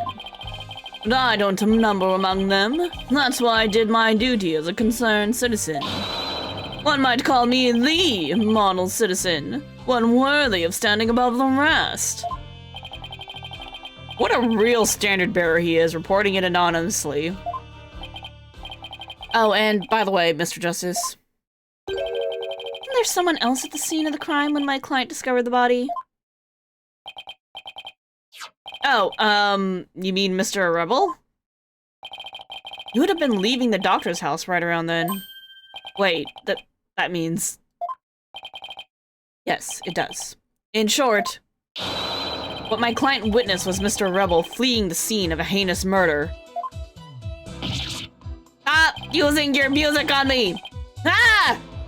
And that's not all. Based on what we've heard so far, Mr. Rebel looked exceedingly suspicious, and that's putting it mildly. Okay, but Phoenix, you've met the dude. He always looks suspicious. It's just some people have resting bitch face.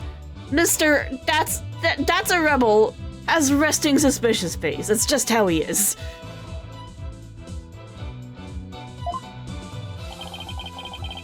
You already know the Defiant Dragons threatened the Doctor with bodily harm. Okay, maybe not intentionally, though. Saying. Might have been an accident. And now that they've killed him, the so-called orb transfer agreement is null and void. Ah!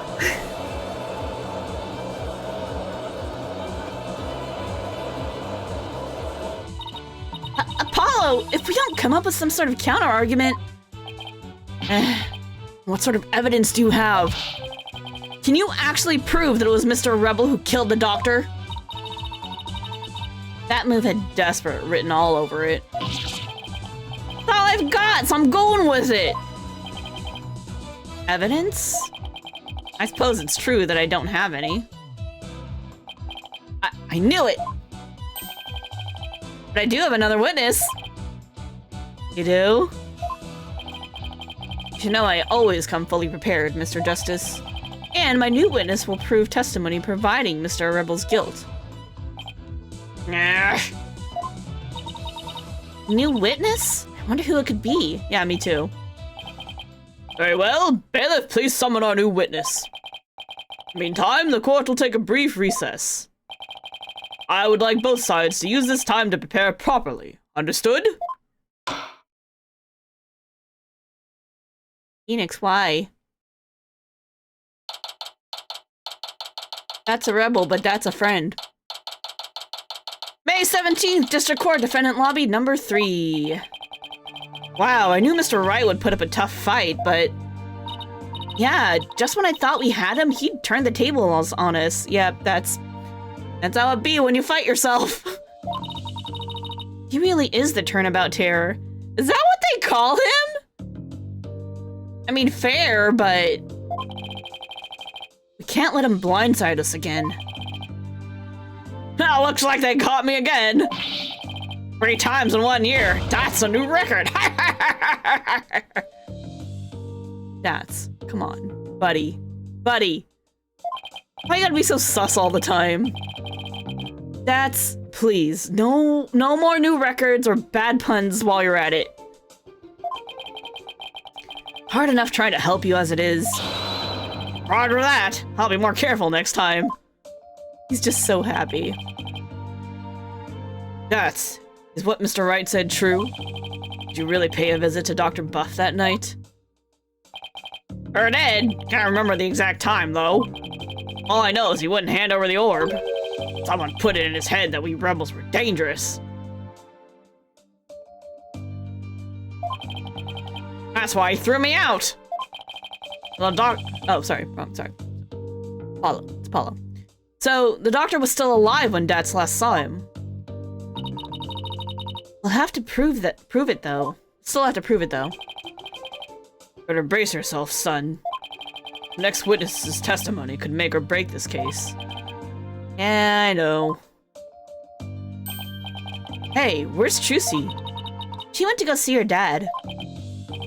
Maybe she's still mad. More like worried. Worried that this trial will create a rift between you two. And that you might then leave the agency. She has an active imagination. Excuse me, the trial will be resuming shortly. Well, let's go see what new testimony awaits us. I'll save soon, don't worry.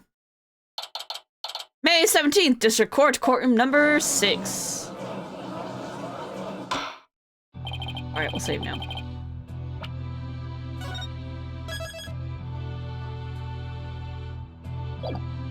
Alright, court is back in session. Mr. Wright, said you had a witness.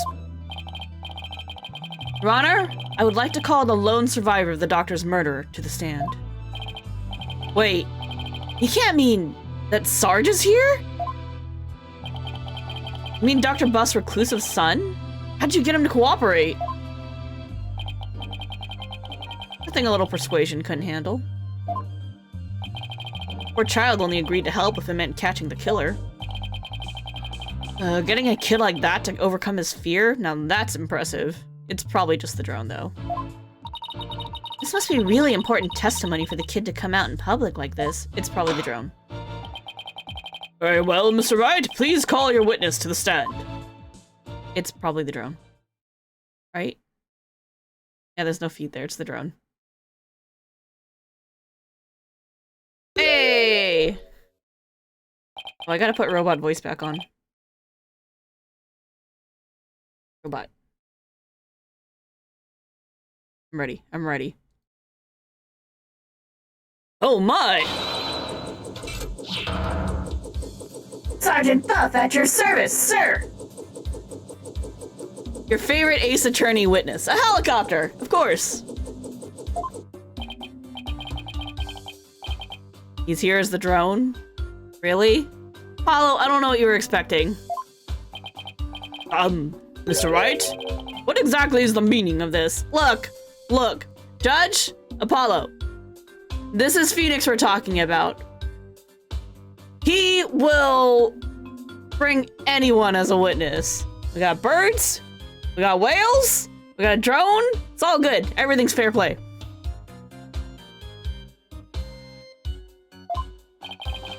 Past trauma has rendered it impossible for the witness to venture into public. Oh yeah, and the robot. Phoenix will take anybody. Leaving home was hard enough, and it seems leaving the witness lobby was just too much. But I would still like to continue with the testimony delivered via this drone. I understand it must be terrible to lose one's father like that. But testimony via remote control toy? Well, let's take things for a spin and see how it goes. Thank you for being so understanding, Judge. Just who's piloting this trial anyway? The judge sure warmed up to the idea fast. I think the phrase you're looking for is gave up. It's Phoenix, he knows how it goes. Shit, I missed it. Hold on, hold on. Stop autoplaying! You disappoint me, Corporal Justice. To think I once called you comrade. Ah! Defending the man who killed Papa? That's full-on treason, soldier!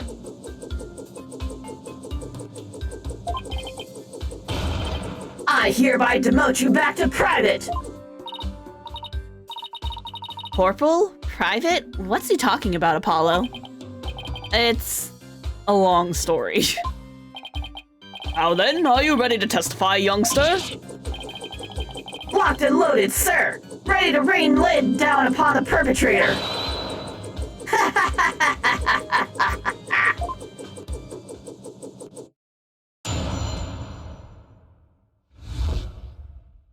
What happened that evening? Papa met with someone the night he died. I didn't have eyes on the ground as I'd already mounted my siege defense, but I did hear him arguing with someone in his study. My window, I saw the one designated Dax getting ejected from the premises. After that, the man lingered around the perimeter for some time. He must have regrouped and killed my papa in the study later. I just know it.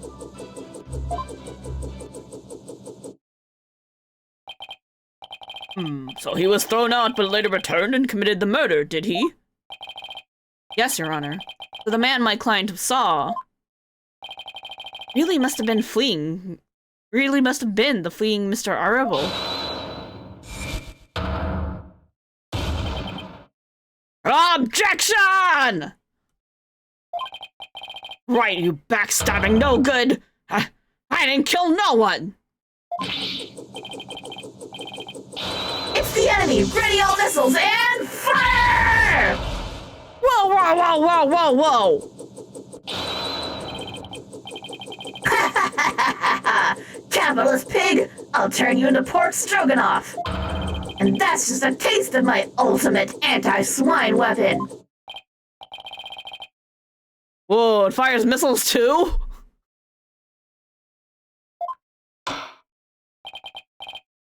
Yes, well, the witness is all yours, Mr. Justice. It's a missile-firing drone. Yep. Come a long way from the parrot.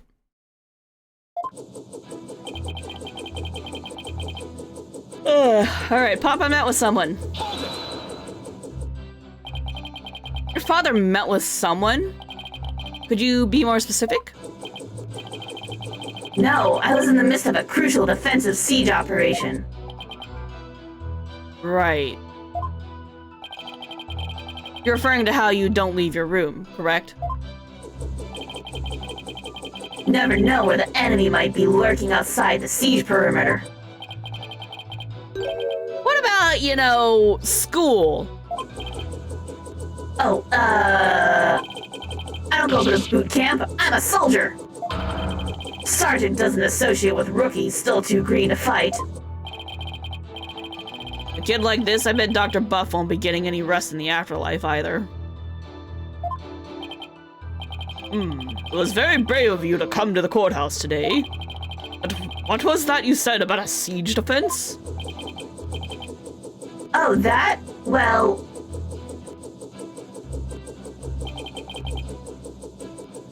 No eyes on the ground. Sarge? I've always wondered, who or what are you battling?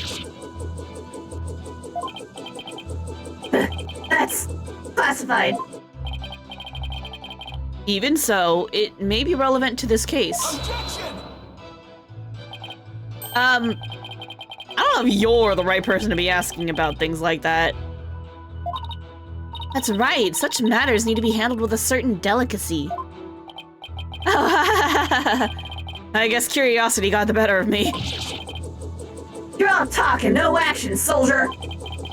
Out on the battlefield, it ain't the number of pretty words in your repertoire, or the number of bullets in your gun belt that counts. Easy for you to say, you're the one with all of them.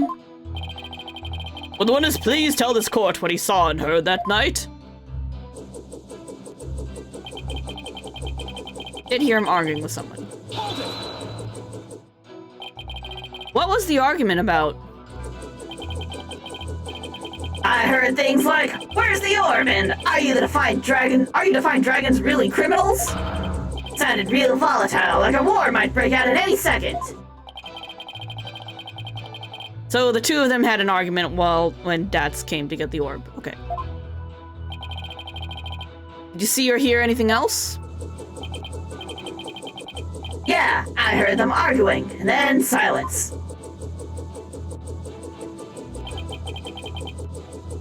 I saw Dats get ejected, get kicked out. How is Mr. Rebel acting? Like a conquered trooper retreating with his tail between his legs. Trooper? Well, I guess he does dress like he's in the military. I bet those two would really hit it off had they met under different circumstances. Yeah, I can see that.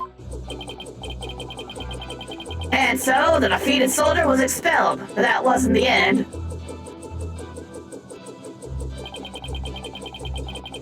He lingered around the perimeter for a while. Why? Because it's Stats. That does seem suspicious. He kept hiding behind trees and telephone poles and stealing glances at her house. Well, he couldn't exactly leave without the orb, so... I bet he was angry that he'd been kicked out.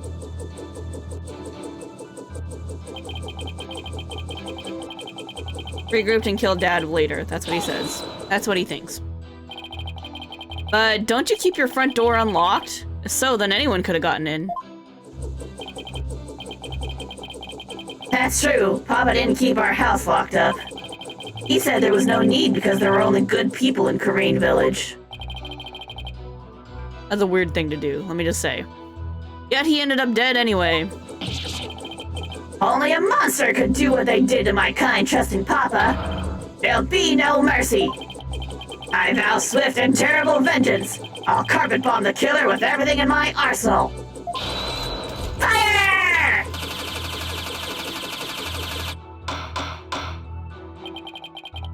While I sympathize with you, witness, you will refrain from firing Gatling guns in this court.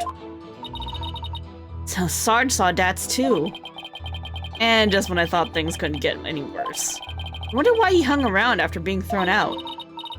I hate to say this, but if Dats is proven to be the killer, we'll lose the orb to the plaintiff. So our only option is to prove the defiant dragons had nothing to do with the murder.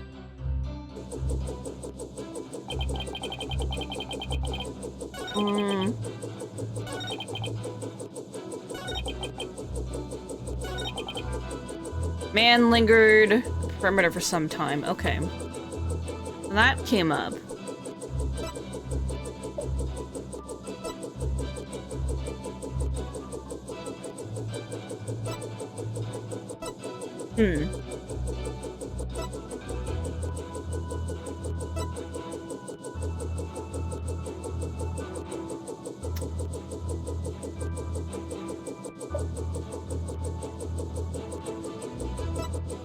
Court found a year ago by the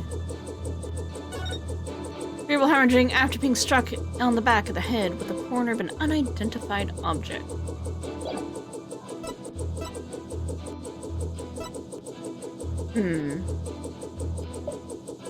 Why did he linger? Because he needs to get the orb, and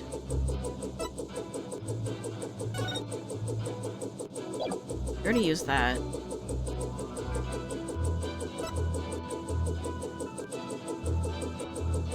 But why would he kill?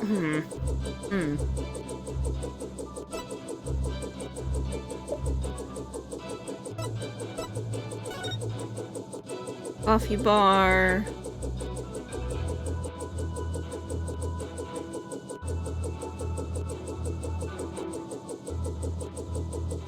I mean, is it because he left his shit there? You say that? I don't know. I don't think so.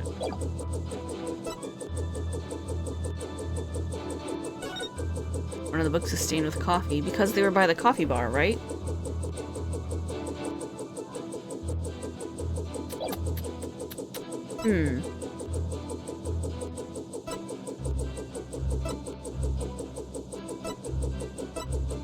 Doctor hid in the ruins before his untimely death. He lingered for some time, must have regrouped and killed Papa in the study later.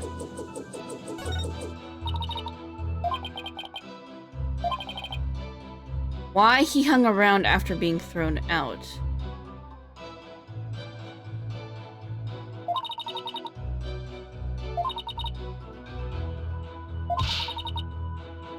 Gotta prove they had nothing to do with the murder.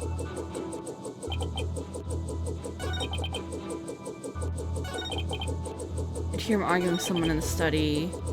Dats was ejected, and he lingered.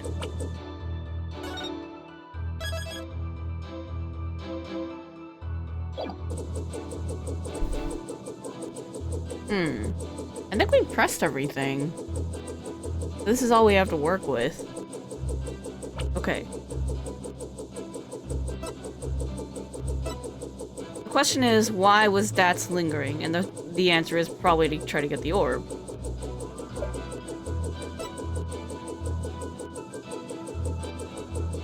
Free to hand it over if he will come to no harm. And then it's like, why would you kill him?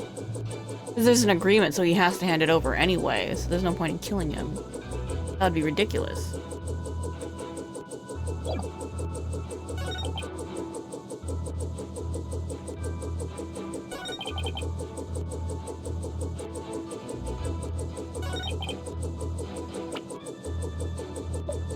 That's like the opposite of getting the orb.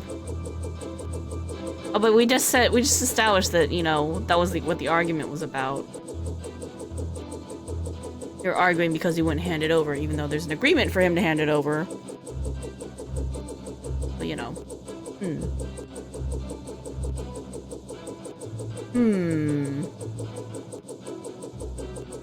Well, all we can do is try. Objection! Nope. Something up about that, perfectly reasonable. Something definitely not right. Gambler once saying, you've got to know when to hold them and know when to fold them. Oh, I love this one. Know when to walk away, know when to run. I don't know which pimply hurts more, the judges or their singing. That's hurtful.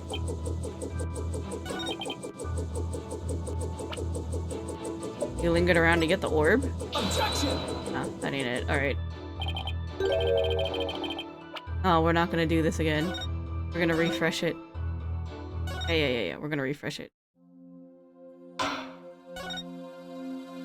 Not gonna sit through that again. Alright. So why is Dats hanging out here?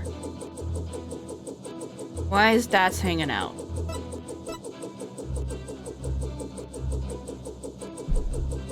Oh yeah, that doesn't make sense because he saw Dats flee the night of the murder. Yeah, there we go. That's the one, right? Good read. Objection! No?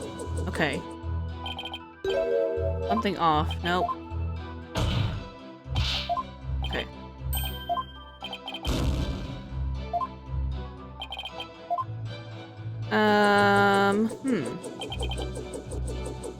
Lingered around for some time. Was spotted fleeing.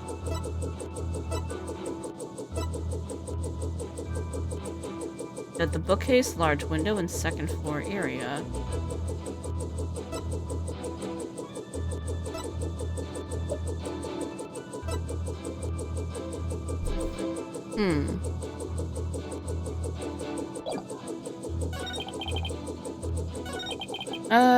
Arguing with someone in his study.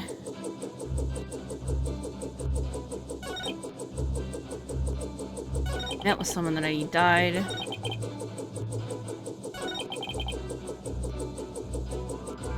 Let him get ejected from the premise.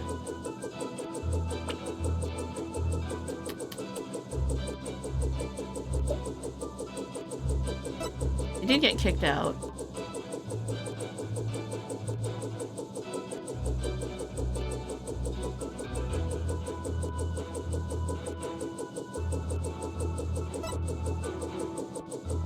Was a report on the research.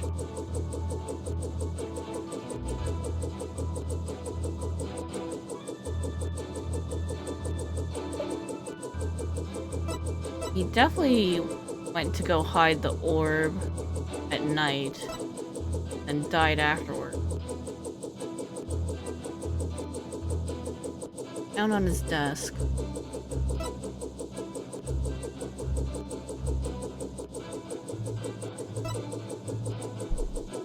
I'm sure this is gonna come up later because I just thought of something. He probably was reading that psychology book. But then he would have been... I'm probably gonna say he was reading the psychology book, or maybe he picked it up, at least. But he couldn't have been reading it just yet because his glasses were neatly folded at the desk.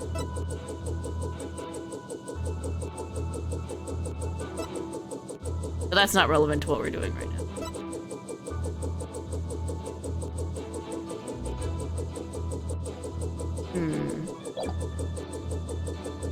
That's got kicked out, and then he stuck around for a while.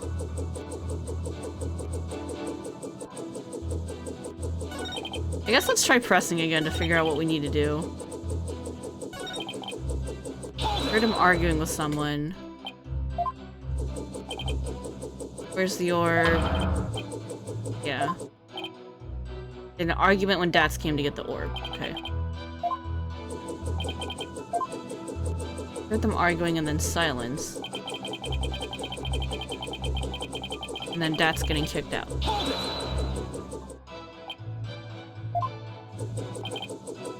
Conquer Trooper retreating with a tail between his legs. Okay. Expelled, but that wasn't the end. And then he stuck around for a while. It does seem suspicious. Kept hiding behind trees and telephone poles and stealing glances at the house. Bet he was angry he got kicked out.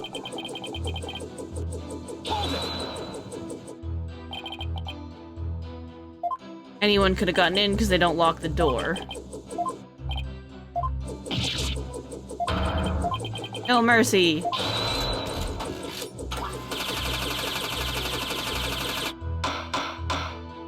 All Gatling guns in the courtroom. The Sarge saw Dats too.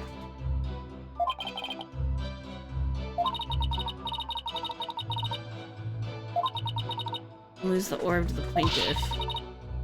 Gotta prove that the Defiant Dragons had nothing to do with the murder.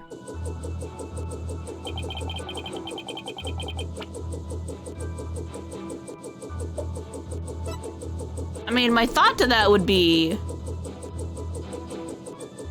Listen, Sarge, you should already know it's rude to point. We point a lot in this game. There's a lot of pointing. We're not very polite people. We do a lot of pointing. Yeah, welcome on in. Welcome, Kai. Trying to figure out this puzzle. Okay, so we need to prove that the Defiant Dragons had nothing to do with the murder. I tried this on statements 5 and 6 already. Maybe try it on... My thought is... I mean, why would they murder him? He already agreed to hand it over, and that would, like, nullify their agreement, so that's not very helpful. No? It's kind of the exact issue we're running into right now, where they don't want to hand it over because they want to claim the Defiant Dragon's murder. So...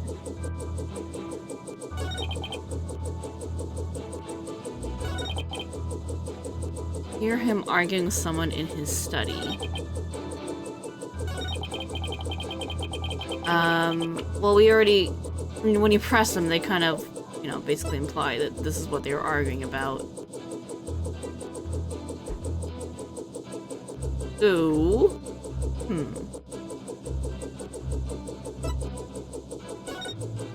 Sorry for the patterns who have yet to crack the riddle. The opaque crystal orb is...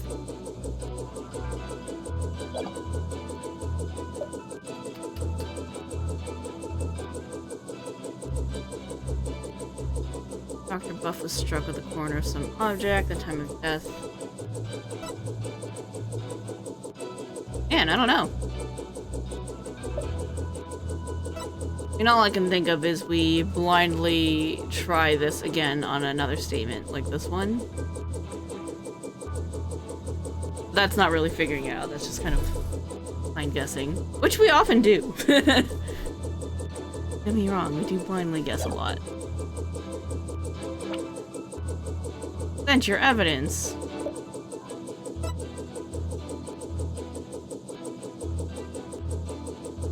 Oh, this doesn't make sense to me, though, is the thing. I don't like it.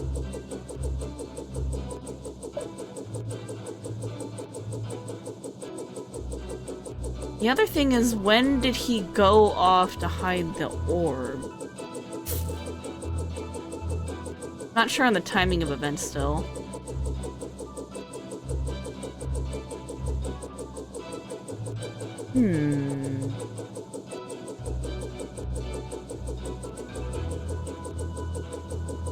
I don't know.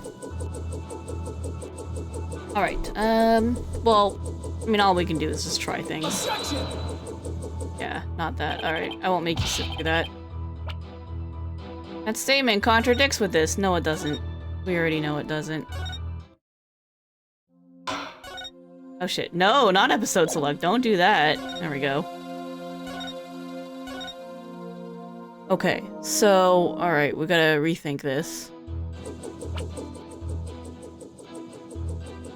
Only option is to prove that Defiant Dragons had nothing to do with the murder. Okay, but how are we gonna do that, is the thing.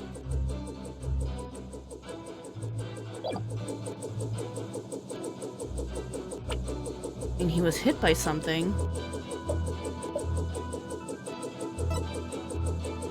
Corner of some object.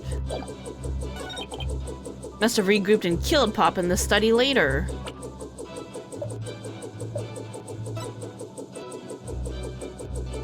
But around the time... No, hold on. Yeah, the timing is wrong, then. Because by the time he got kicked out, he should have already been dead. Supposedly. Is what they were trying to say earlier, that that was when he killed him.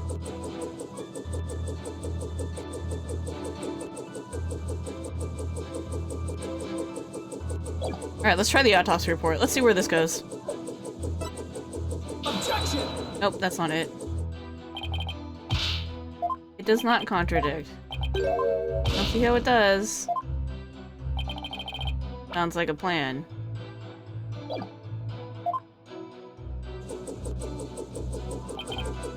Must have regrouped and killed Pop in the study later. Alright, so it's not about the time of death.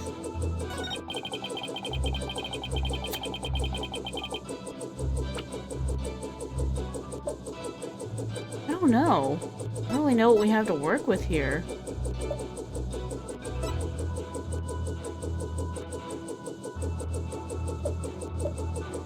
What do we have that could possibly prove his innocence?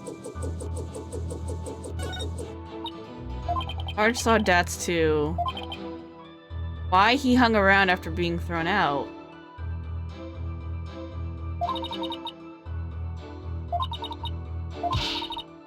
Only option is to prove that they didn't do the murder. Okay, what if we try autopsy report here?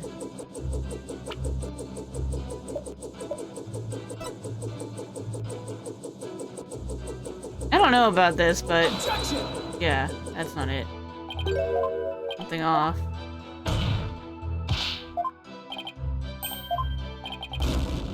Like, as we click through this, I'm like thinking, is it faster to do return to title, or is it faster to just click through it?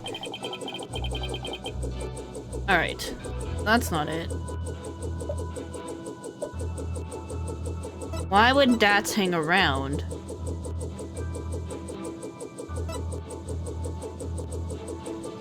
Where that last night?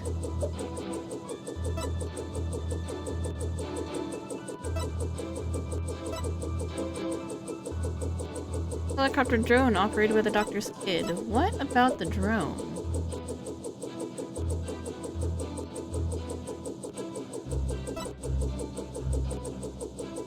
He lingered, stealing glances at the house. Bookshelves, bookshelf, coffee bar.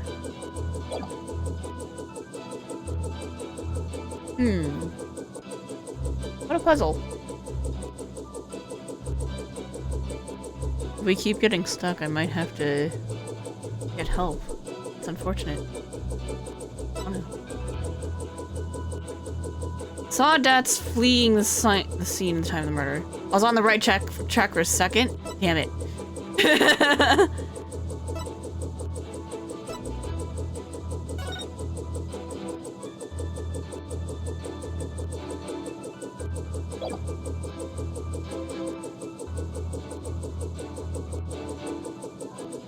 Was I on track for... I guess what part was I on track with? I can try to narrow this down.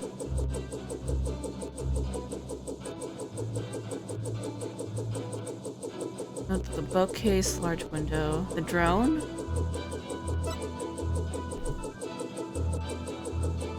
For a brief second, okay, so it's something to do with the drone.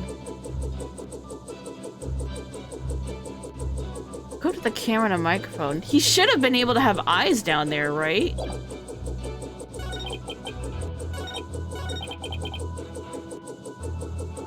Yeah, he should have been able to see. Alright, let's try it. Oh, okay, that is what we're talking about. Alright. Sarge, are you hiding something from me? How dare you question your superior officer like that? You want to get in on this Stroganoff action with Pig Boy over there, soldier? Sorry, but I'm afraid lawyers are missile-proof. What? Will the defense care to explain? It's simple, Your Honor. Just as he is able to see what is happening in court right now, Sarge was able to see what was happening in the study then. With his cherished drone, of course. Ah, now that you mention it. And to think the answer was right before our eyes this whole time. I didn't think it was going to be that obvious. I think that was the thing we wanted to point out. Okay. I got stuck on them being like, we gotta prove Dots is innocent, and I'm like...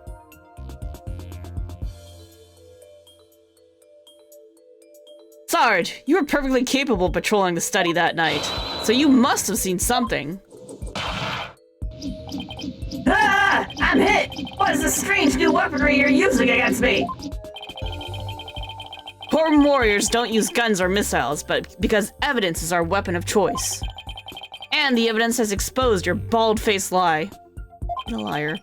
My truth bomb, Sarge, has stripped your defenses bare. Truth bomb? No! Ah! Mayday! Mayday! I'm going down! Oh, the poor drone. It's sad. On the floor. Oh my, are you alright? Evidence. Never have I seen such fearsome ordnance. Tell it to us straight, Sarge. After all, you want to help your father, don't you? Papa. Yes, you want to find out who killed him, don't you? Please, tell us what you saw that night. It's not what you think. I didn't see anything, I swear. You sure? You seem awfully stressed for someone who didn't see anything. I'm sorry. Grrr. Ah! Fired missiles at us, rude. Sarge! You need to answer my question.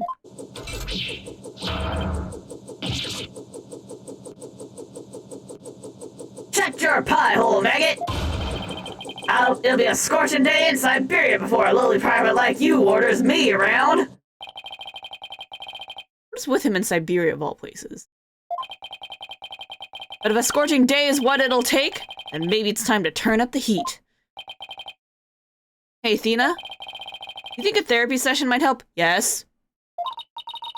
Well, it could help alleviate some of his anxiety. Plus, I'm picking up a lot of discord in Sarge's voice. That usually means the patient wants to say something but can't for some reason. And in Sarge's case, I imagine whatever's plaguing him is pretty severe. In that case, I leave it to you and your mood matrix magic. Yay, widget time! You got it! Your Honor? I believe I can be of help here. I'm for a therapy session, is it, Miss Sykes? Yes, it'll help the witness with his anxiety. Maybe even enough to testify. And by all means, please bring the poor child out into the light of day. Oh, but I assume this will be all right with you, Mr. Wright? Why not? It's not like we all haven't been through this before. Why are you butting in for, lady? There ain't no place on this battlefield for you! Objection! I beg to differ, Sarge. This G.I. Jane's always ready for a fight in the courtroom. And wait until you see what I've got in my arsenal. Analytical psychology. With it, I'm gonna blow a big ol' hole in that armor you've built around your heart. Ah! First evidence, now analytical psychology? Where are the WMDs coming from? Well, the battle you want, bring it on! They have started this war, but I'm gonna end it, Corpsewoman Sykes! You got it, Sarge. Time to seek out the agony buried deep in your heart. Widget, hold on. Brace yourself!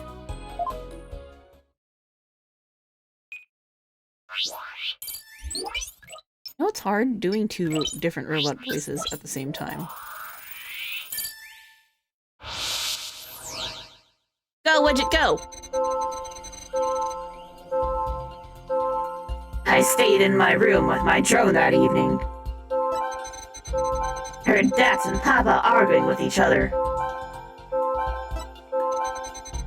Dax got kicked out. Saw him still hanging around outside. I was in my room, so I didn't know Papa was dead until the next day.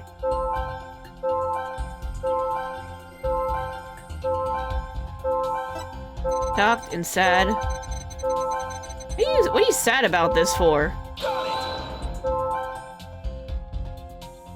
I don't think that was it. This emotion isn't that out of place given the statement. Apollo, are you just looking at his emotions as they relate only to a single statement? Shh! Shh! It's really important to look for emotional fluctuation between different statements, too. Oh, right. Thanks for the reminder, Athena. Alright, let's try that again. Alright. From the top.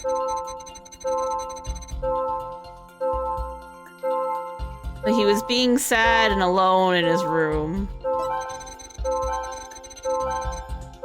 And he heard arguing. I'm still hanging around. He was super sad and super surprised.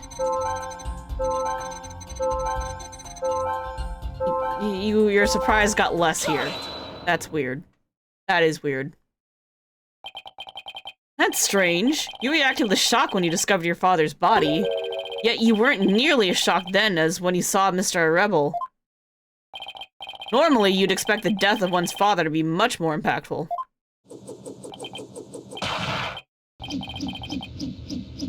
Enemy fire! Direct hit! That is strange. I wonder what it could mean. Well, we know he wasn't as affected by his father's death as he should have been. And I think I know why. Oh? Sarge, you weren't as shocked at seeing your father's body as seeing Mr. Rebel because you're scared of Mr. Rebel. You'd already seen his body. Something else shocked you.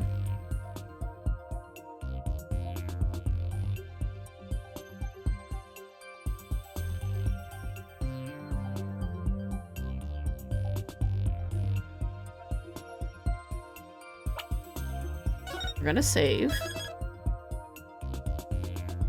I would think that it's because there must have been something shocking about Mr. Rebel.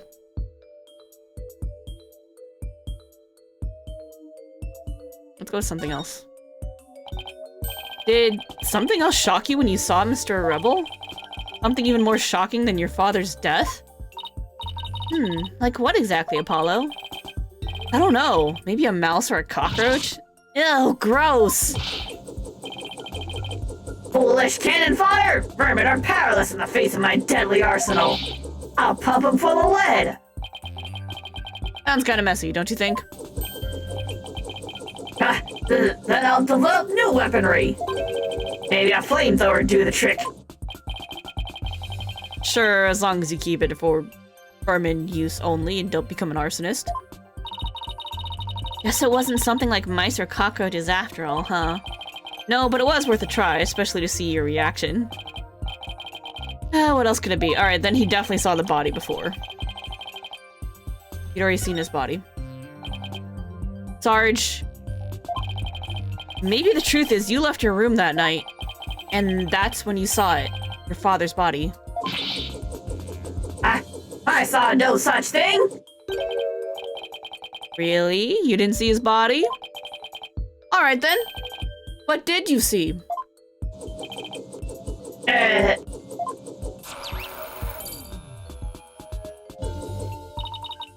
Look, Apollo. We've lost some noise. So, just as I suspected, he really did see something. Sarge, please! Tell us what you saw. No, but...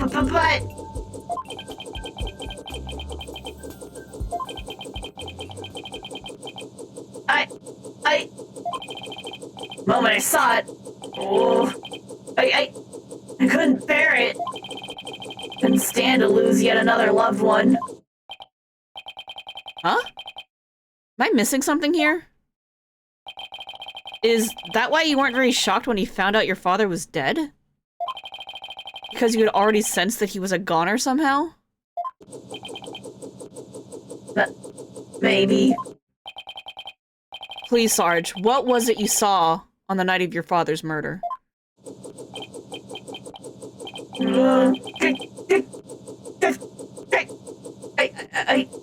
I saw...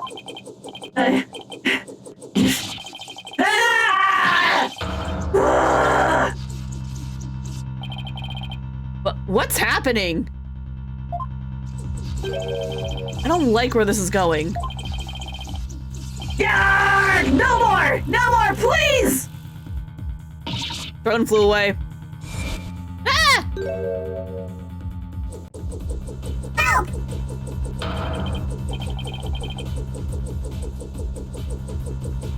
I'm sorry, what? What's happening?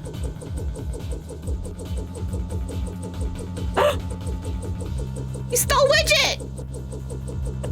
I've confiscated your little toy. Battlefield has no place for unauthorized equipment. You give Widget back!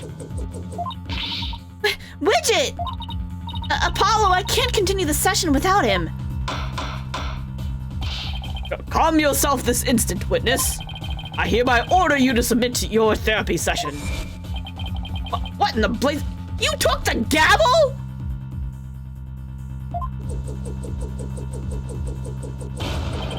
Oh my god. Look at me, I'm judge, jury, and executioner now. I hereby convene a military tribunal.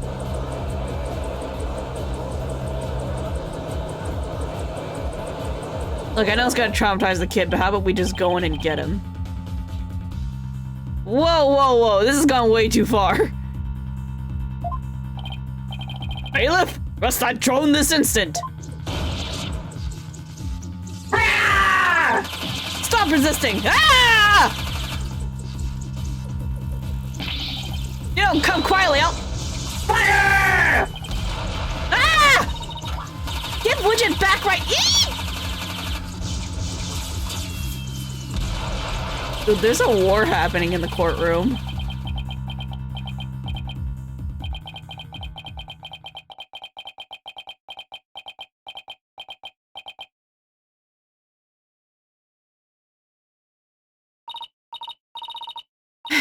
Oh, she got it back!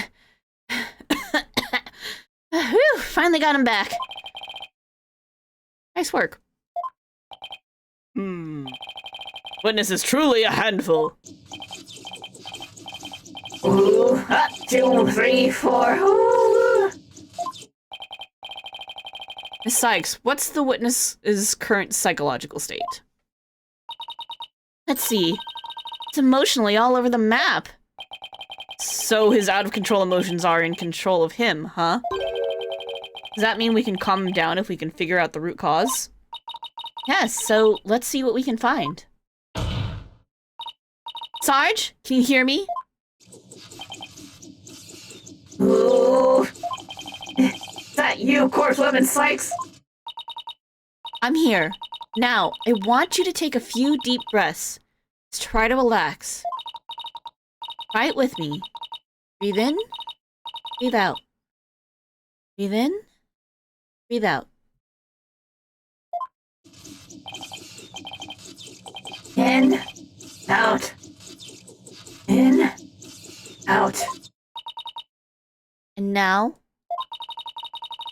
let your emotions take you where they will. Go on, just let it all out. Ah! All forces, attack! That's the least relaxing breathing exercise I've ever seen.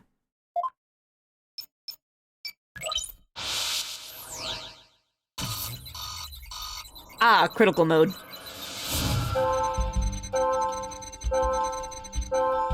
Alright, here we go. That's what's still hanging around after he got kicked out when... I heard more fighting, and I got worried about Papa.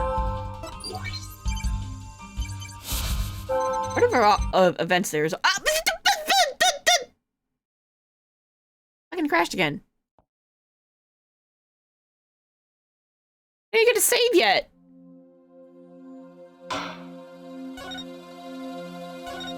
Rude.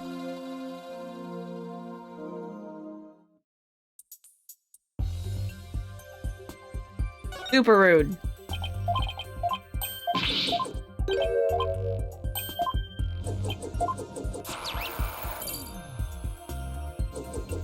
Oh my god, now I'm gonna click through all that again. Alright, it'll give me some time to drink some water.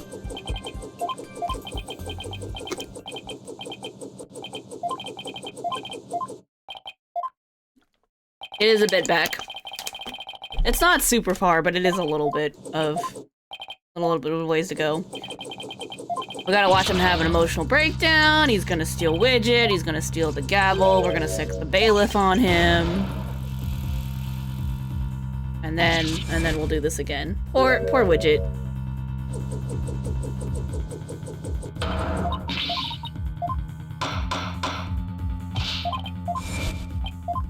Poor Judge.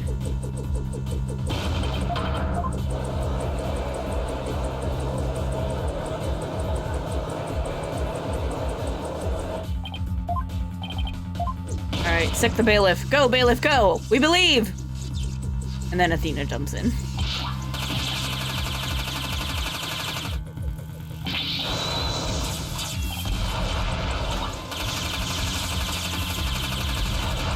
Ah, war noises. In the middle of a courtroom. Court's been bombed, court got turned into a war zone, it's fine.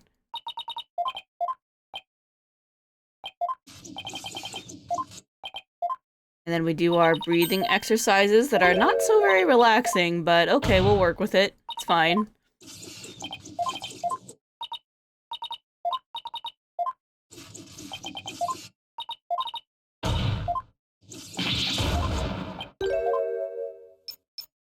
Alright, here we go.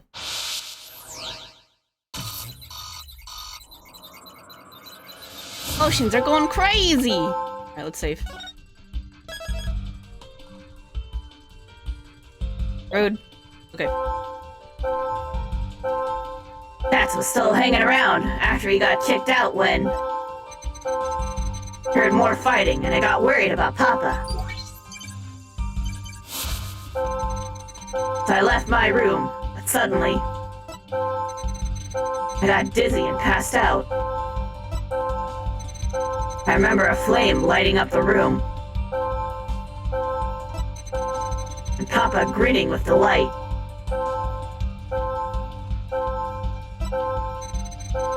That's when he must have been killed. Only I hadn't passed out. Ooh, that's interesting.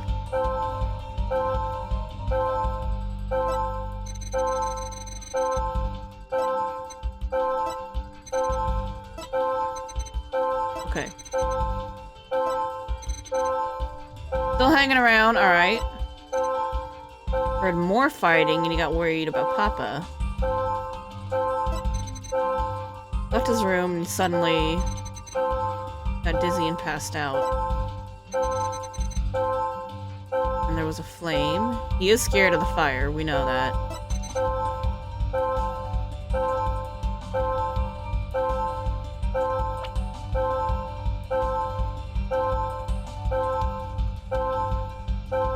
What are you worried about with your dad? Nope. It's probably the fire.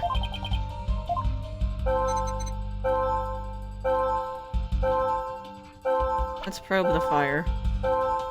Flames. Yeah. I was thinking about like what's weird with this, but it's like no, what's the cause? And I'm like, oh okay, we'll point. We know what the cause is. It's the fire. He is trauma because that's how his mom died. Anyway, that's it.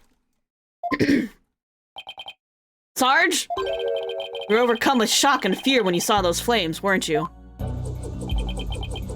Was I? Yes, just 6 months ago. You and your mother were caught up in an arsonist blaze. So it's no wonder you would be extremely scared of fire. Yeah, yes, that does make sense. And maybe, just maybe, your subconscious fear of fire was what caused you to withdraw from the world. What do you mean, Coursewoman Sykes? In the outside world, you were bound to come across all sorts of fire. Candles, cigarettes, heck, even the grill at dinner. Even if it's not that often, just the idea that you might see them grew bigger and bigger until you couldn't shut it out. You needed to go to therapy sooner, kid. I think you might be onto something. Candles, cigarettes. Just thinking about them sends a chill down my spine.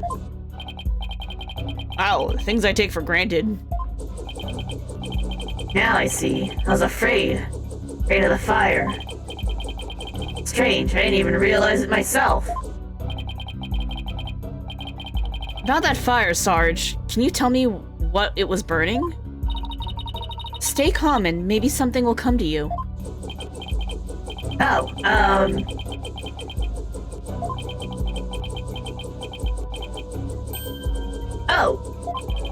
Starting to remember. It was that relic. Ooh, he cracked the key? And it comes to light? Looks like flames? That relic Papa was studying. It was on fire.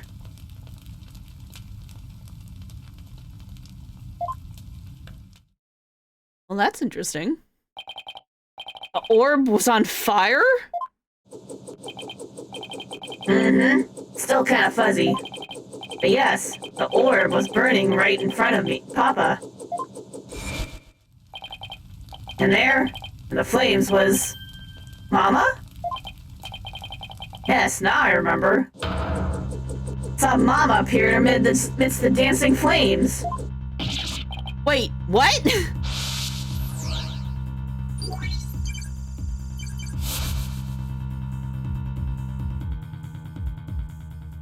Maybe the orb is like the pool of seance, where you can summon a spirit and see their last moments, and then, you know, then he would see his mom dying in the flames. He's like, oh my god, it worked! He's not happy that she's burning alive, you know, but just like, holy shit, I figured out the secret.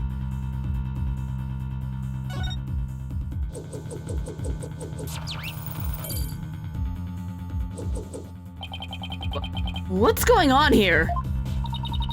Maybe it's a memory from the fire that killed his mother. He might be confusing it with what really happened when his father died. So, let me guess, more therapy? Yep, but this time, it seems there's an inconsistency in his statements. And I think we should be able to prove it with the evidence at hand. Oh, I hope this inconsistency is the key. To prove that the relic really is the Founder's Orb.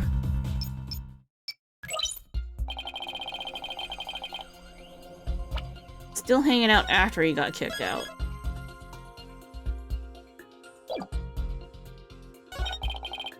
Heard more fighting and he got worried about Papa.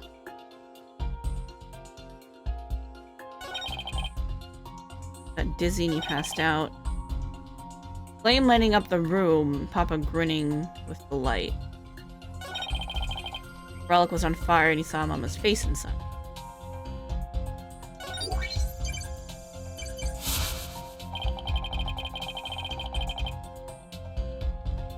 That's when Papa must have been killed, if only I hadn't passed out.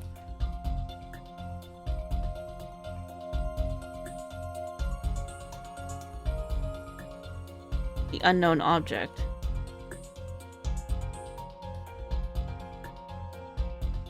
No, he went to go hide the orb, though.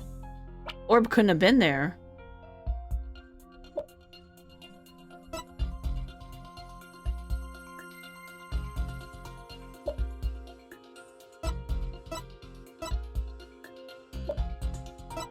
This mentions the orb, so we're gonna go with this. Nope. Nope, that ain't it. Return, return! Return back! Slow scrolling, so I just didn't want to deal with it.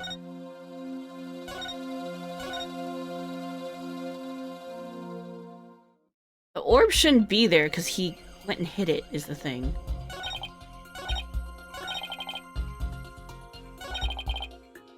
The relic was on fire.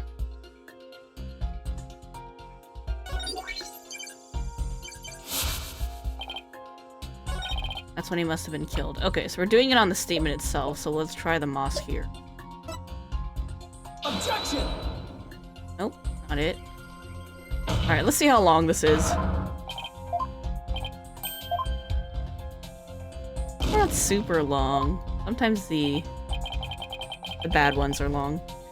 I wish you wouldn't, Your Honor. Hey, Paul, Sarge is saying that his father was burning the orb when he was killed. But doesn't that seem funny to you? Considering what the doctor was up to that night, it doesn't add up. Yeah, exactly. Oh my god, this was really long. That's annoying.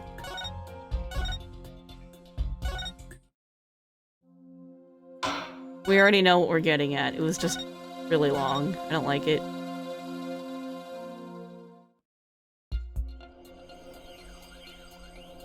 Alright, Dax is hanging around. Papa grinning at the fire. Let's resave right here. Have to re-scroll to that. The relic was on fire. It couldn't have been on fire because it went to go be hidden. Doctor hid in the ruins. Alright, let's try the orb itself. No?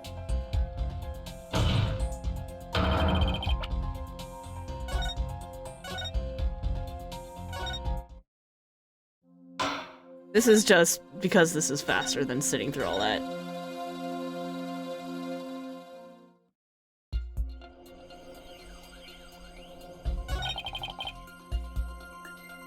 And he must have been killed. Okay, what else do we have to prove that he went out and hit the orb? Struck with the corner of some object. Going in, so the doctor probably got there when he went to go hide the fountain.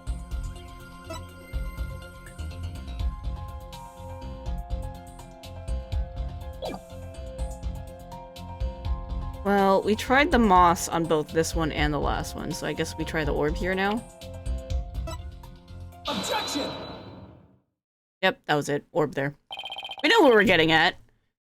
Don't blame yourself, Sarge. After all, even if you hadn't passed out, the outcome would have been the same.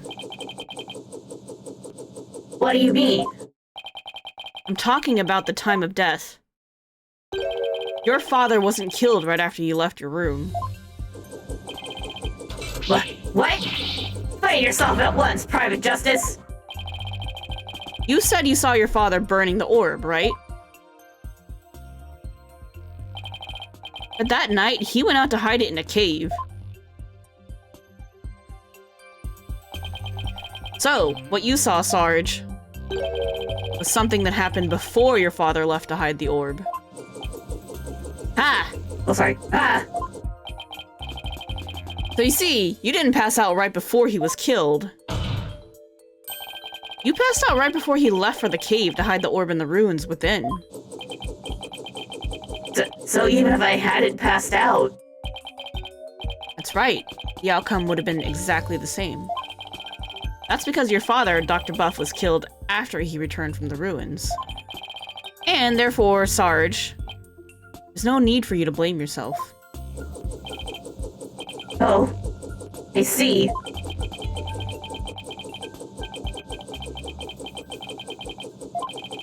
Private Justice? Can you really say I bear no blame in this? Oh my god, poor kid. Why do you ask? Because the truth is, I hadn't engaged in my siege defense, Papa would still be alive. Sarge. Papa wished nothing more than for me to lead a happy, healthy life. That's why he quit his job and moved us out, away from the big city. But even then, I didn't have the courage to set foot into the outside world. And in the end, I failed to make Papa's wish come true.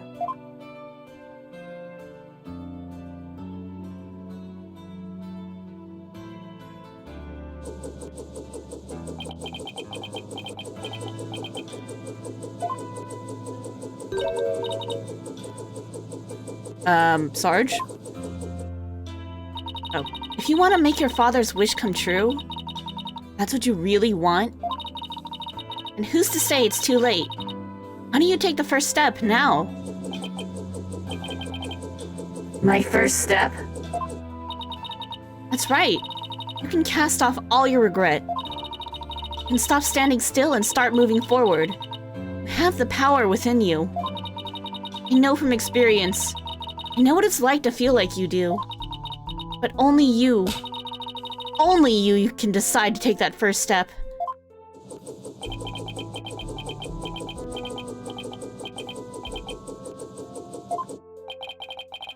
You don't change your tactics now, Sarge.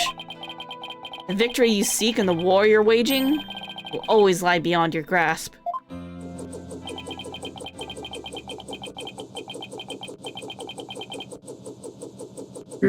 I think I understand now. I've made up my mind.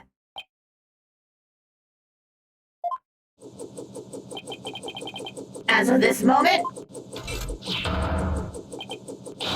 I'll suspend my siege defense indefinitely.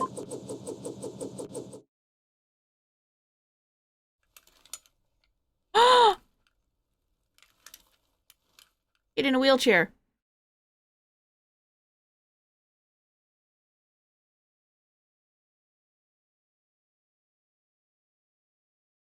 Ah! She's cute!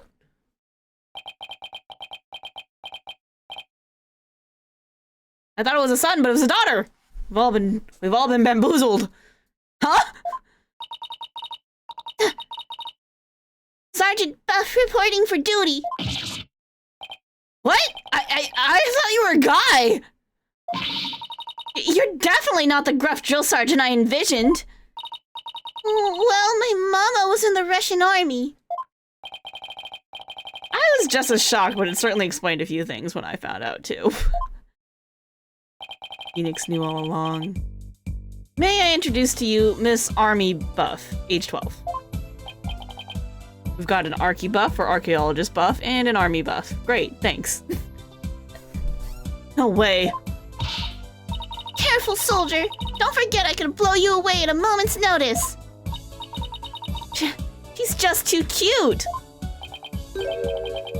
So, have you always been in a wheelchair, Sarge? Negative. Only since I was injured. In the fire. Voice sounds awfully different from before.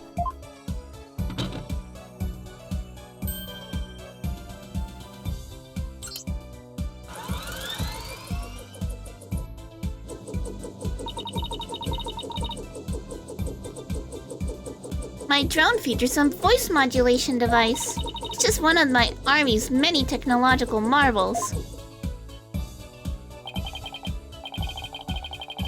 I guess I should have said that with the voice mod on. It's fine. Well, you fooled me. I thought some 20-something military fanatic was at the controls. It's all the same to you troops. I'd like to continue my testimony. I've just remembered something, and it's as crisp and clear as a trumpet at roll call. What did you remember? Wasn't my mother who appeared in the burning orb? Some lady Papa had shown me a picture of a long time ago. Said it was Holy Mother, the founder of Kurainism. Ooh, that means it's definitely the founder's orb. It appeared right there, right in the burning orb. Huh? What did you just say? Phoenix gets it. It's like, if it's the Holy Mother, it's definitely her orb. And definitely not the orb of Ami Faye. Holy shit, I did it. Cool. Hey. Hold on, we gotta do our widget voice.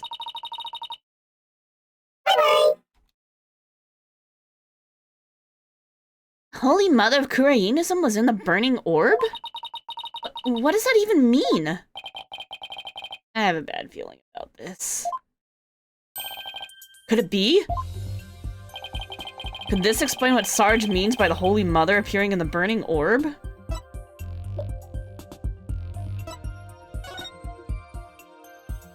Offer thy prayers as fervent as fire, only then shall the Holy Mother return. Descending upon us in all her glory, the Founder bestows the greatest power known. I mean, it does mention fire.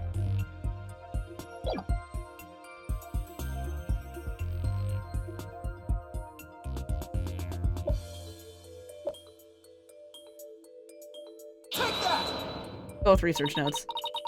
Dr. Buff's research notes? What do they have to do with this? Look at this. The burning orb, the appearance of the founder. This part points to both.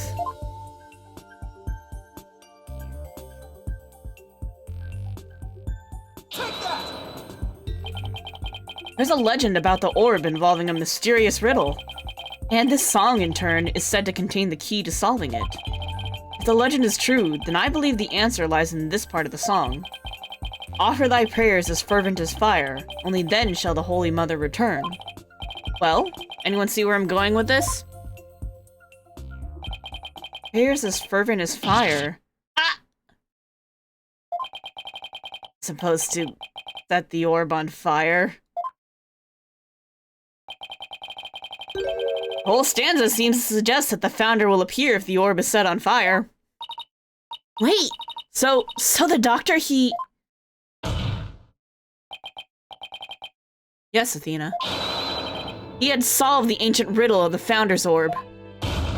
Oh my!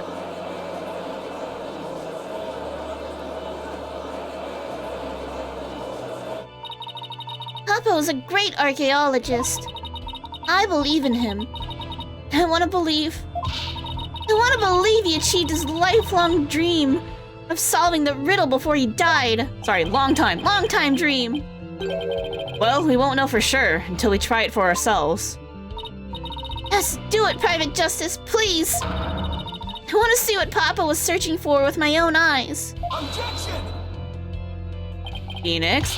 The plaintiff must object to this. Objection! Plaintiff will stand down and be quiet. Objection! Oh my god, they're just going at it! You don't have the right to set a precious relic like that on fire. Phoenix, come on, just take the L. Objection!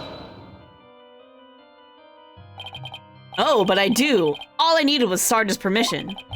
Since we still don't know if this treasure is the Founder's Orb or the Crystal of Ami Fae, any ownership rights the Doctor had now belong to his daughter. Therefore, you have absolutely no right to stop us. Ugh. Take that, Phoenix. Take that, us. I'm confused by this trial. Very well, Mr. Justice. I never thought I'd be saying this, but you may burn the evidence.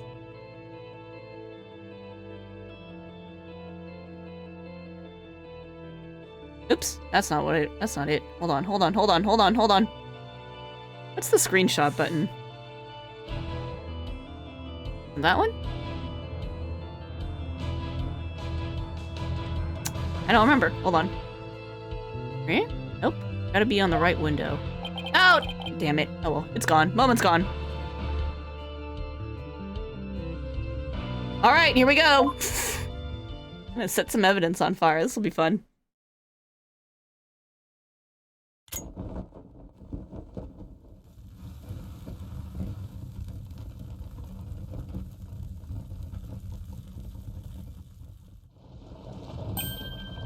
Look!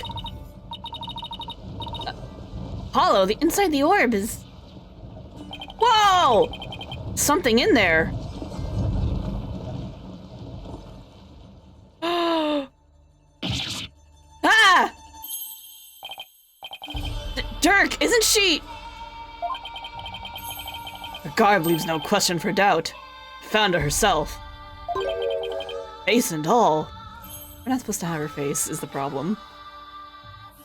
Non-believers, don't look! I mean, believers, don't look! Non-believers, I guess you're okay. Anyway. Nobody look. Nobody look at her face! Yeah, they can walk? Yeah, that's pretty funny, isn't it? I don't understand! Greatest of taboos in Koreanism. The depiction of the Founder's face. Yet here it is. Hidden within this orb.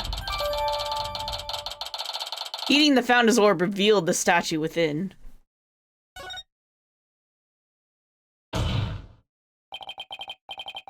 Sorry, Mr. Wright, but as you can see, the issue is crystal clear. This figure is the Holy Mother, founder of Koreanism.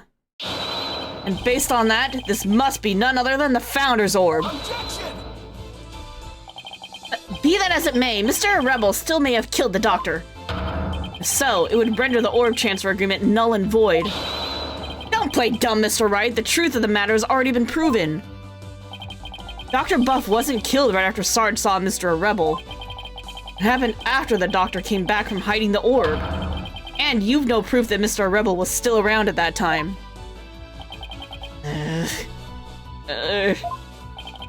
Your claim that the Defiant Dragons were behind the crime doesn't hold water. And that means the orb transfer agreement is still perfectly valid. Arg. Admit it, Mr. Wright. I just burned your whole case to the ground. Or Phoenix. Ooh. No!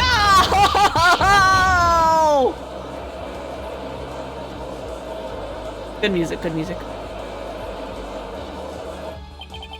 I won? Actually won? Mr. Wright?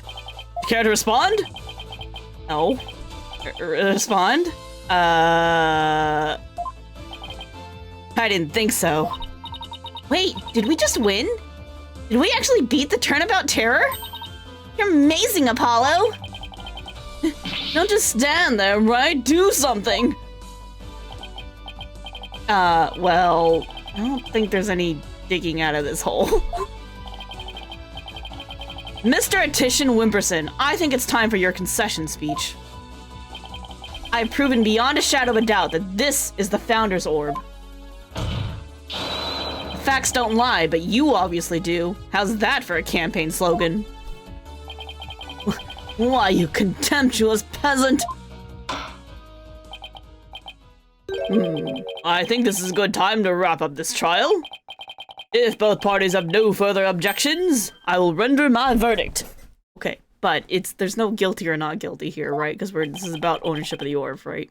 Like, yeah. No objections here, Your Honor. No.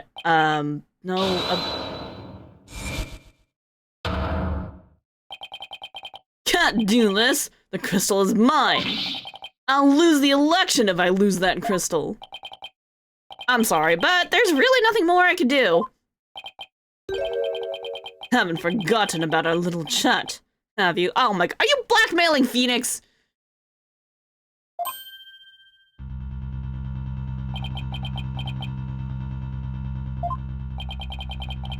What's going on here? Objection! Your Honor, I object to the defense's last claim. What? I don't believe they've truly proven that the relic is indeed the Founder's Orb. God damn it, Phoenix. Phoenix, what are you doing? Doing here, boy? Objection! Mr. Wright, I don't think even you could bluff your way out of this one. What possible argument could you have to claim that this isn't the Founder's Orb? About that. Oh, of course! He can't possibly have hit on something. The defense's assertion is incomplete, and this is why. The defense is basing their claim that this relic is the Founder's Orb on a legend, and that legend claims the Founder will return when that riddle is solved at last. Right, and that's what happened. The Founder was revealed for all to see. But, Mr. Justice, what about the rest of the legend? Huh? According to the legend, once the Founder returned, she would bestow spiritual power onto the person who solved the riddle. You're kidding, right? Is this the part where we say Ami Faye solved it, so it is still, in fact, for Crystal? It's both? Are we going for the it's both? Well, Mr. Justice, do you feel great spiritual power coursing through your veins? No. But receiving spiritual powers and stuff, it's all just mystic mumbo-jumbo, right? Maybe so, but you're the one basing your claim on said legend. And what we saw here does not fully fulfill it, does it? No, but... Consequently, cannot rightfully claim that this is the Founder's Orb. Shit.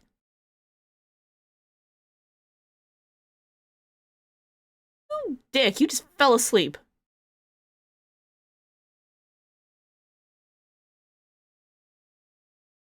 Phoenix. What's gotten into him? Why is Mr. Wright doing this? It would appear that Mr. Wright has lost a few of his marbles. Again. That couldn't be further from the truth, Your Honor. In any case, I believe this is a good time for a recess. Both sides will have 20 minutes to prepare. I ask that all arguments be ready by then. Oh, and Mr. Wright, do well to wash up and find your missing marbles by then, too.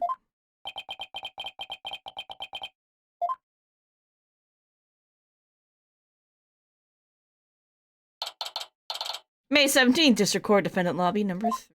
You should probably save, huh?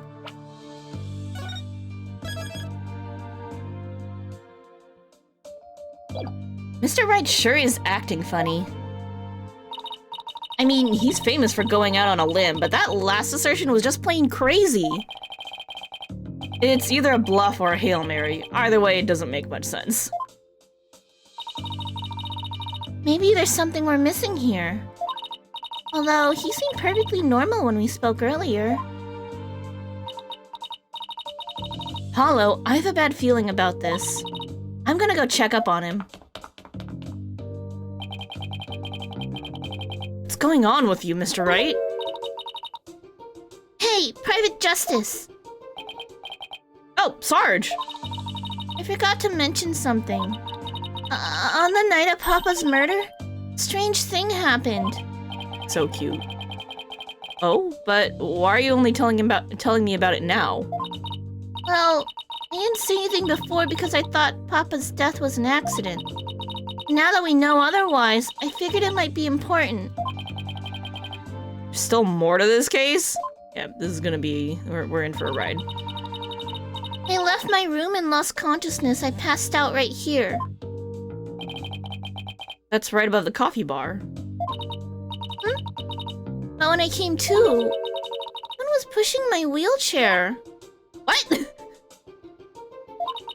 was so scared I beat a hasty retreat as fast as my wheels could take me. You know who it was? Oh, it was pitch black. So I fled into my room so fast I didn't even have a chance to turn on the lights. Maybe it was your father. Oh, he would have said something to me. Besides, I'd have known if it was him. So then... it could have been... father's real killer? Not exactly. You didn't report this to the police? Someone broke into your house and started pushing you around? That's scary. Holy shit. It didn't even occur to me. Okay, you were obviously still upset, so don't beat yourself up over it. Although, this could be really important information. I think the act of pushing Sarge's wheelchair could be part of some bigger scheme. Hard to see why else the killer would have done such a thing. I guess I should take her statement down as evidence. She'd fled to her room when she realized someone had moved her while she'd been unconscious on the 2nd floor. Oh, welcome back, Athena. Uh-oh, what's wrong? What's with the long face? How'd it go with Mr. Wright? What should I... Athena? Oops, sorry. Zoned out there for a sec. The recess is almost over, so let's go.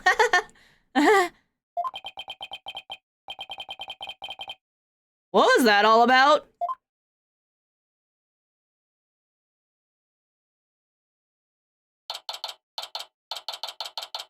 May 17th, District Court, courtroom number 6. Here we are. Back again. Alright, court is once again back in session. Now, Mr. Wright, about that last objection you raised. We, the plaintiffs, still believe that the defense has yet to sufficiently prove its case. They claim that, according to the legend, the Founder's Orb would bestow spiritual power. Yet the relic in question has failed to do so. Therefore, it has failed its own test.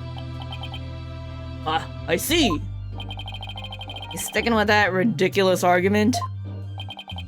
Furthermore, even if it is the Founder's Orb, it can't be awarded to the Defiant Dragons. After all, they were the ones who killed Dr. Buff. Objection! Hey, you can't prove that. What are you talking about? That was already proven to be false. There are no grounds for asserting that the Defiant Dragons murdered the Doctor. Oh, but I'm afraid there are, Mr. Justice. Your Honor, I would like to present new testimony to this court. I hate us sometimes. Testimony that will show that That's a Rebel did in fact kill Dr. Buff. If it's coming from politician, we know that dude's a fucking liar, so, you know. What?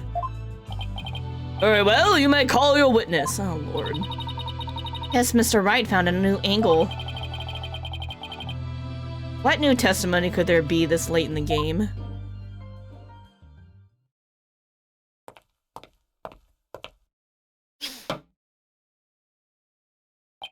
Politicians! Fellow citizens, it is I, politician, the once and future representative of the people. He's not him again. My client divulged new information to me during the recess. He remembered something he saw, you see, something crucial to this case. How very convenient.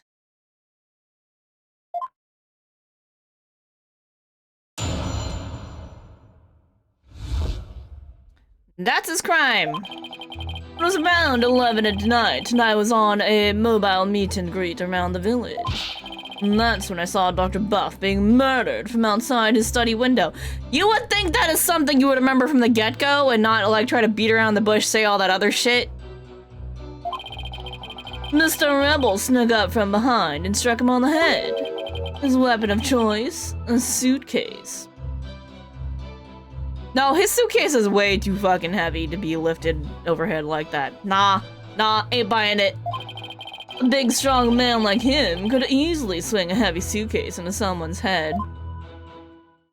I don't buy it. You saw the murder as it happened? And you're just telling us now because... And save the best for last. It's a tactic known to all the political greats. The murder weapon was a complete mystery, but my client's eyewitness account has finally brought it into the light. We didn't see blood on that, I don't think so. According to the autopsy report, Dr. Buff was struck in the head by the corner of some object. I suppose that could very well be the corner of a suitcase. Objection! But eyewitness testimony isn't the same as hard evidence. Oh, I wouldn't worry about that if I were you. What's that supposed to mean? We have physical evidence, too. A luminol test revealed— oh, shit.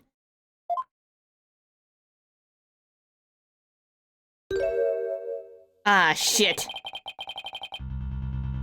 Doctor's blood on Mr. Rebel's suitcase. That's— what the fuck, man? Really? How's that prove Mr. Rebel used it as a weapon? Objection! You should know the answer to that, Mr. Justice. Since you know as well as I that the suitcase is covered in his fingerprints. I mean, obviously it's his fucking suitcase! Why would it not be covered in his fingerprints? Ah! I forgot we dusted it right in front of Emma.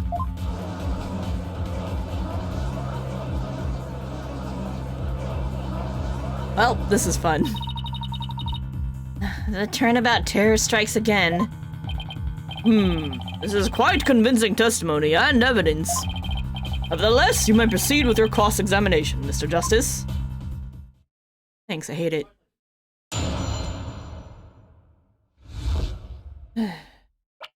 Alright. Save. It's been very crash-happy tonight. Alright, he was at a mobile meet and greet, going around the village making a nuisance of himself. You were on a so-called mobile meet and greet at 11 at night? That's why everybody hates you. I'm getting close to the end of the trial. Ooh. Wait, is there more after this, though? I feel like there's gonna be more. That's right. It's the perfect time because everyone is at home. You should have seen how the villagers' eyes teared up when they heard what I had to say. With tears of frustration, no doubt. I would be frustrated, too. You weren't riding around in your palanquin? That's right. Some village idiot reported me to the police. I've been banned from using it after dark. No wonder, what with all the noise he makes. So, what exactly did you see then? Saw the doctor being murdered, which he didn't think to bring up before when it was important. Sounds like you witnessed something rather shocking. Indeed, I didn't even believe it at first. I mean, a vicious murder in Kurain. There haven't been many murders there, I take it, except for the one in one of the early games. I'm elected, I promise you that such a terrible tragedy will never happen again. Vote for me is about to banish murder forever from our beloved Kurain village. Yeah, good luck with that. Someone's gonna murder him, and no one's gonna care. Mr. Artisan Wimperson, please tell the court what you saw at the scene of the crime. Snuck up from behind and struck him in the head. He snuck up from behind? So you're saying the doctor never even realized Mr. Rebel was there? That's right, he was utterly absorbed in a book. Up! Glasses time, we're gonna use the glasses. Saw this coming. I see. And what did you see Mr. Rebel do next? He climbed out the bookshelf ladder and dumped a bunch of books down on the body. I believe he was trying to make it look like an accident. But that idiot didn't realize I could see everything from outside the window. One of those statements doesn't feel right. Your Honor, I believe the witness made an important statement just now about how the crime was clearly the doctor was reading a book. That is an idiot. I mean, yes, that is an idiot, but that's not relevant right now. The doctor was reading a book at the time of the murder. That's vital testimony. Very well, the witness will please add that statement to his testimony. We already know what we're doing here. Let's finish pressing, though. Absorbed in a book. You watched a murderer commit his crime and did nothing to stop it? That doesn't sound like a good way to score points with the voting public. I'm a politician, not a superhero. I am under no obligation to risk life and limb. He sure is quick to deny his obligations when there's nothing in it for him. I'm getting tired of listening to his endless campaigning and flimsy rationalizations. Not your testimony, Mr. Artisan Wimperson. You said Mr. Rebel struck the doctor from behind while he's absorbed in a book? Yes, that's exactly what happened. Weapon of choice was the suitcase. Are you sure? Positive, I saw it with my own two eyes. Yet, despite your certainty, you kept quiet about it until now? No, I was waiting. I knew there would be a perfect chance to talk about it later. You are a piece of shit. Information must always be disclosed in a strategic manner. That is one of the lessons of kingcraft as taught by the Artisan clan. Is there a lesson, by chance, in which the Artisan Kingcraft guidebook on... in the Artisan Kingcraft guidebook on being honest? That in there by any chance? Anyway, I saw Mr. Rebel commit that heinous crime. He could certainly swing the heavy suitcase, so he claims. I would have to agree, that suitcase is really heavy. Wait a second. How did you know it was so heavy? For all you knew, it could have been empty. My client witnessed the crime in progress, so naturally he saw Mr. Rebel straining to lift what was obviously a heavy suitcase. Or he committed the murder and tried to lift the suitcase himself, you little lying dipshit. Can't say I'm a fan of you trying to discredit my client by tripping him up, Mr. Justice. Hey! Doing what you taught me. And I'm just doing what you always do, Mr. Wright. Dr. Buff was struck from behind while he was absorbed in a book? He must have been really into it. Doesn't add up. What doesn't? That Paul Attishan is lying, I'm sure of it. Oh, we know what he's lying about. He was so absorbed reading a book in front of the bookshelf, except his glasses were definitely not there. Ready? Objection! The doctor was standing in front of the bookshelves, absorbed in a book, you say? I'm sorry, but it seems your testimony is completely unreliable. That's quite a bold statement. Well, let's hear you back it up. I challenge you to prove that I'm anything but 100% reliable. It would be my pleasure. Lately, it seems the doctor's eyes had gotten so bad he needed reading glasses. However, his reading glasses were over on his desk. So you see, there's no way he could have been reading in front of the bookshelves. Sorry, Mr. Attishan Wimperson. I almost called him Whippersnapper.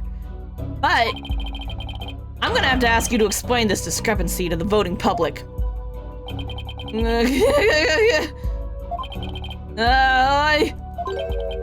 What?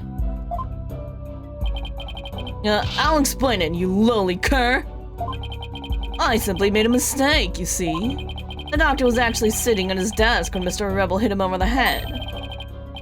But then the doctor would have been facing him. Surely he would have seen him and tried to run. Dr. Buff was nodding off. I could tell because his eyes were closed and he wasn't moving. You couldn't see shit from that window. There is a bookshelf in the way.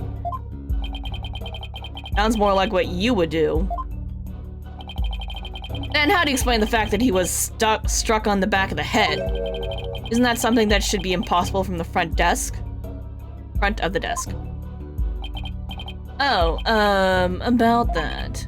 He bowed his head when he nodded off, and that's when he was clobbered. So that's what you saw? Well, Mr. Justice, that sounds like a perfectly reasonable explanation to me, except he couldn't have possibly seen it. You have a problem with the proposal that the doctor was struck while nodding off? Yup! Yep! You couldn't have possibly seen that. I have a big problem with that. There is a problem. A very big problem.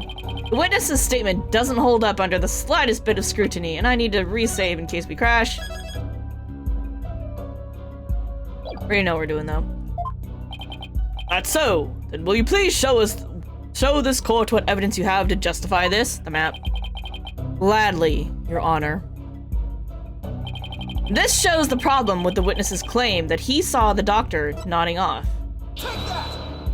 A diagram of the study? Mr. Attishan Wimperson allegedly viewed the murder from here. And the doctor was allegedly nodding off here. But from his vantage point, the bookcase would have blocked the witness's line of sight. Yes, I believe you're right. But... Ha! Get wrecked, nameplate. God damn it, Phoenix, what do you want? Fact remains, my client knew that the suitcase was the murder weapon. But he definitely has first-hand knowledge of the crime scene. Because he's the murderer? I'm afraid I have to agree with you there, Mr. Wright. But then we have to ask ourselves, from what vantage point did he see the murder? What are you insinuating, Mr. Justice? From what vantage point could Mr. Attishan Wimperson have seen the dozing doctor? Once we determine that, I believe we'll finally see the truth behind this incident. The witness saw the murder from right here. I mean, it would have had to have been inside, right? Gotta be kidding! But that's... It is indeed. But everything only makes sense if the witness was there in the study. Inside the study? But that's the scene of the crime! Yeah, no shit. I know. Mr. Attishan Wimperson. The man who claims to be a witness to the murder was most certainly in that very room. Apollo, are you suggesting...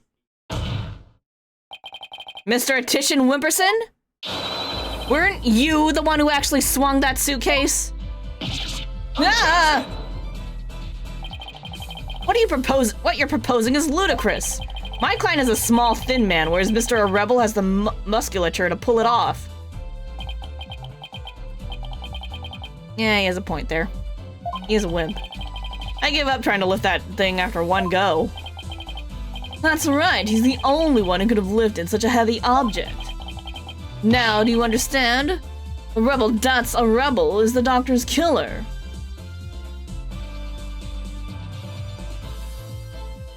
No, because... Hold on, I think I figured it out. Alright, so... She was on the second floor here, above where the coffee bar is.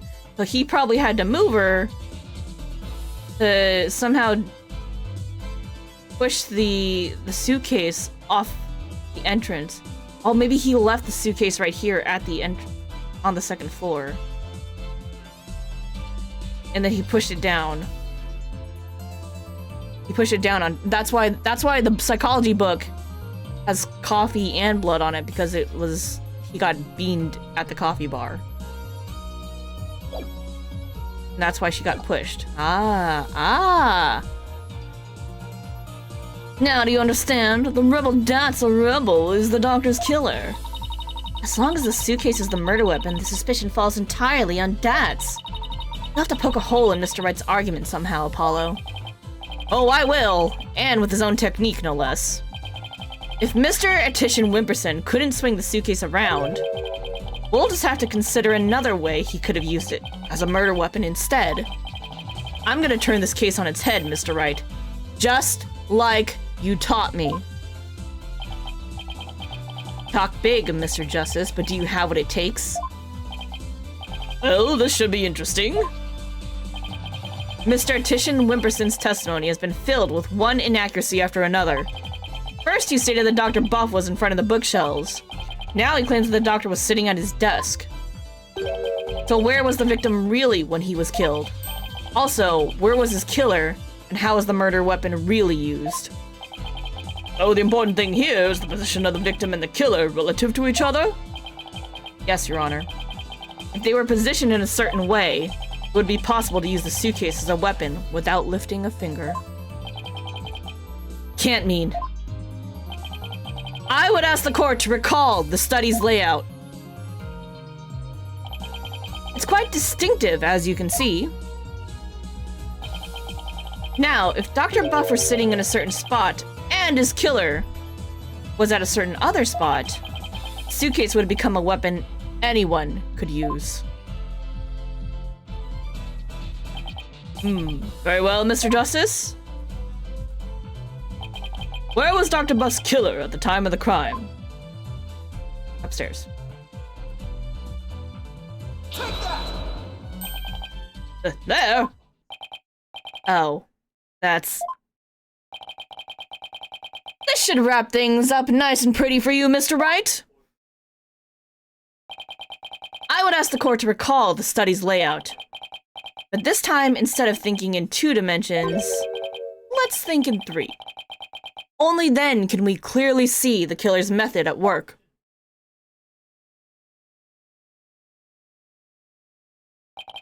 The killer didn't have to swing the suitcase. If he used gravity to his advantage, that is. That's right. It was the plaintiff, one Paul Addison Wimperson, who used the suitcase. He pushed it from the second floor and sent it hurtling down onto Dr. Buff, who was sitting at the coffee bar. Yeah! The psychology book had been at the coffee bar, no doubt. The doctor must have set it down there after he'd finished reading it, or the like. But his blood got on it, which is why the killer thought to hide it in that mountain of books. Objection! That's quite an entertaining theory you have there, Mr. Justice. But there's no evidence that the murder took place at the coffee bar. Oh yeah, there is, because there's coffee all over the book. I'm not so sure about that, Mr. Wright. I'd say the evidence of the murder occurring at the coffee bar exists. The evidence does exist, and I'm gonna show you. You are? This right here is proof that the murder took place at the coffee bar. Look at the coffee stain on the book. Take that! How do you get both blood and coffee on the book? Get killed in the coffee bar. This brown stain was determined to be coffee. What's more, it was still a bit damp when we saw it yesterday morning. Ah. One look at this book speaks volumes, I'm afraid, Mr. Wright. It tells us the doctor was having a cup of coffee at the coffee bar. That's when the suitcase came hurtling down, striking him on the head, causing both his blood and his coffee to spatter onto it. Ah! Ah! Well, Mr. Optician Wimperson?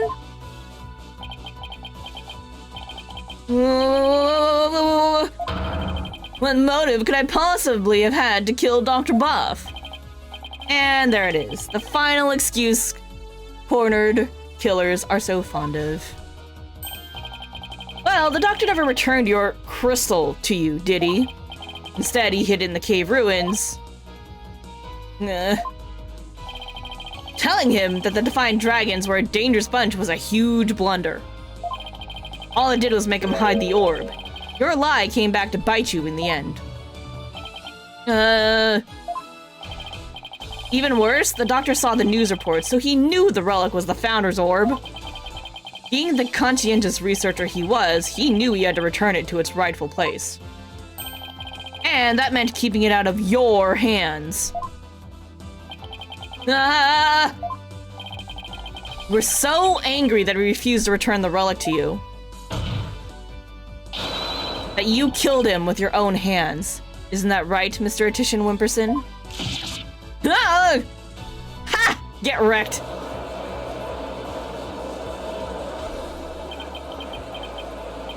That is... And then Phoenix. Thanks, Phoenix. Apollo! Please don't accuse my client of murder. Why? Huh? What do you mean, don't accuse him? Why would you even say that, Mr. Wright?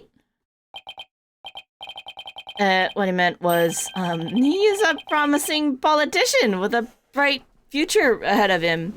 And he's probably blackmailing the shit out of me. It's in our nation's best interest to avoid burdening him with the taint of scandal. Say what?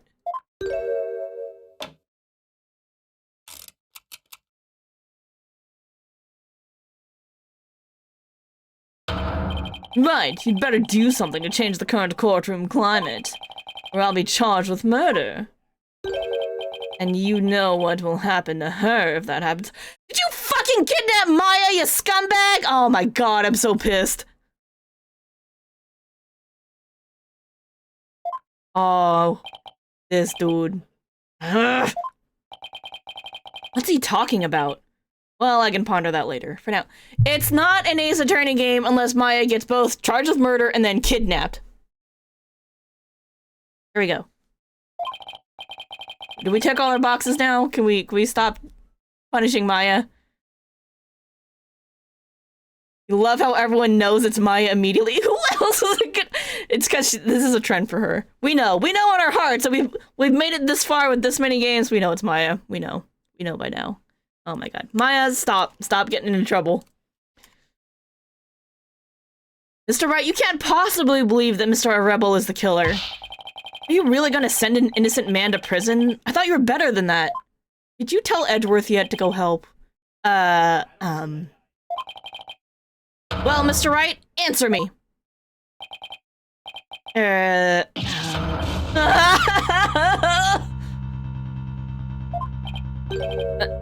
Mr. Wright?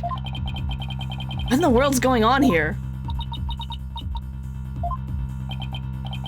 You won't say anything then. Mr. Titian Wimperson, the defense hereby accuses you of... Apollo, wait! Athena, this is why we gotta communicate. You gotta tell me shit in advance. Not you too, Athena. It's just, I wasn't sure whether I should say anything, but during that last recess when I went to check on Mr. Wright, I overheard something I shouldn't have.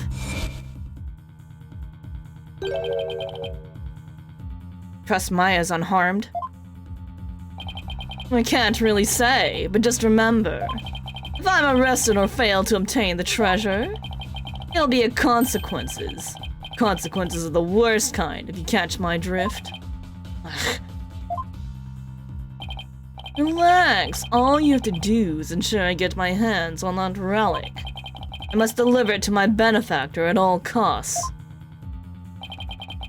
What do they want that relic for anyway? It's something to do with an old legend. My patron seeks the great powers said to be granted to whoever solves its secret.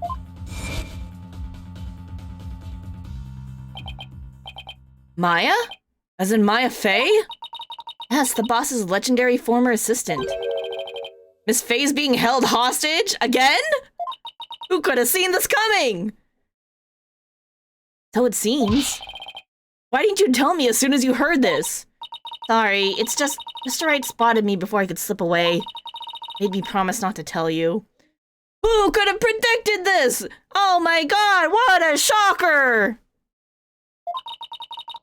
He said it would make things more difficult if he found out. I mean, it is pretty hard, yeah. As if things weren't already hard enough. Well, that's why Mr. Wright was acting so strange. I had no idea. This must have been excruciating for him. Think Justice. It's gotta be something you can do. Mr. Justice, about that last statement of yours, I believe you were in the middle of accusing the plaintiff of murdering Dr. Buff. Would you care to continue? I'm sorry, Apollo. Really, really sorry. What's gotten into you two?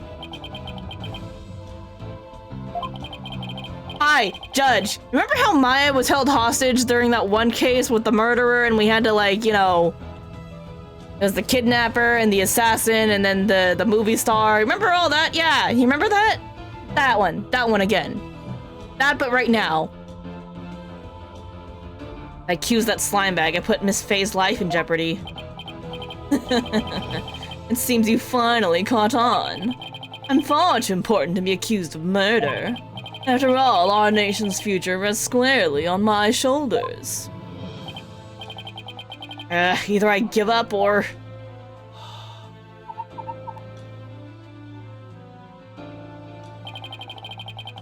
Once I present the crystal to my patron, my victory is assured. And one day, I'll become president, and then king! I'll have every politician at my command, and I retract your accusation. I can't kowtow to him, but... The fence would... I'd like to retract the previous accusation. Wait, what? What? Who was that? Hold up. Ah! Dark? Apollo. Dirk? I don't know what's going on here. But a lawyer should never look the way you do right now. With defeat and resignation written all over your face. Got me, buddy. A dragon never yields.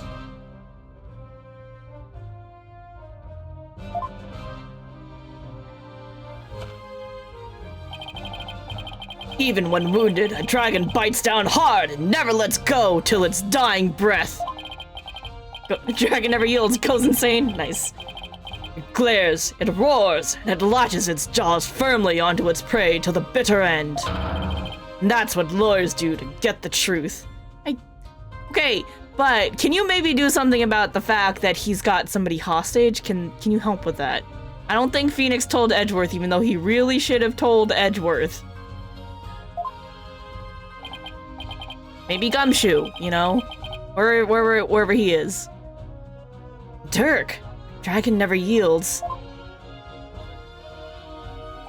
Coming to find Dragon Apollo. Do it! Evolve! Like a Pokemon, right? He's right. It's all over if I give up now. Mr. Wright's hands are tied. It's up to me to do what must be done. Saved my neck so many times. Now, my turn to save his.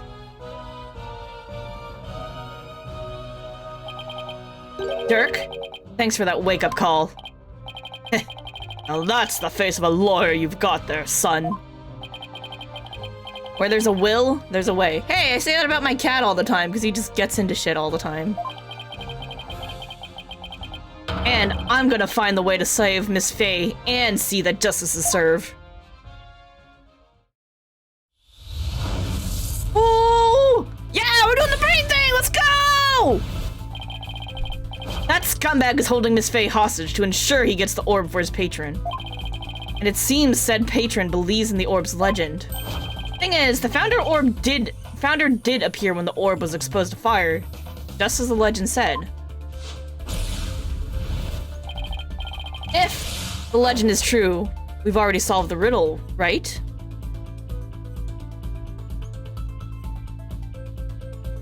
I mean, we gotta say no, right? Because there's probably still more to this. No? Yep. No. I should probably save. We've not solved the riddle yet!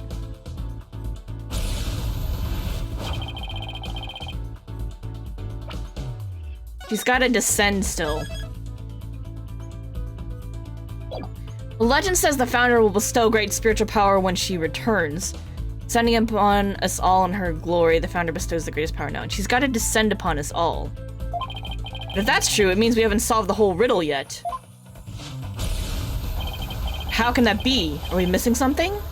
Wait, maybe that part about the founder returning should be taken literally. But how would it be possible for a dead person to return to the world of the living? Channeling. You have to channel her to get her power. Ooh! You need her face to do that. Okay, but we also need her original name. So this is just one piece of the puzzle. The founder can return through channeling. Oh, I know. There is a way for the dead to return. Spirit channeling. Of course, you'd have to know what the founder looks like first. And there we go. There's the face right there. But we also need her name. The orb has revealed her face to us, so what if it's a sign that we should channel her? Given the facts, in order to solve the riddle and receive the founder's power, I'd need spirit medium.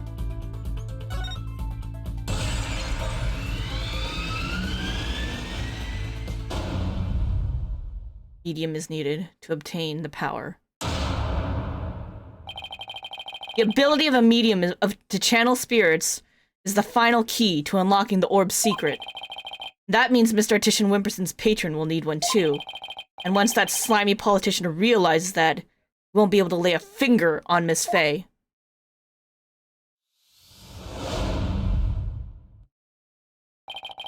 Everything's going to be okay, Mr. Wright.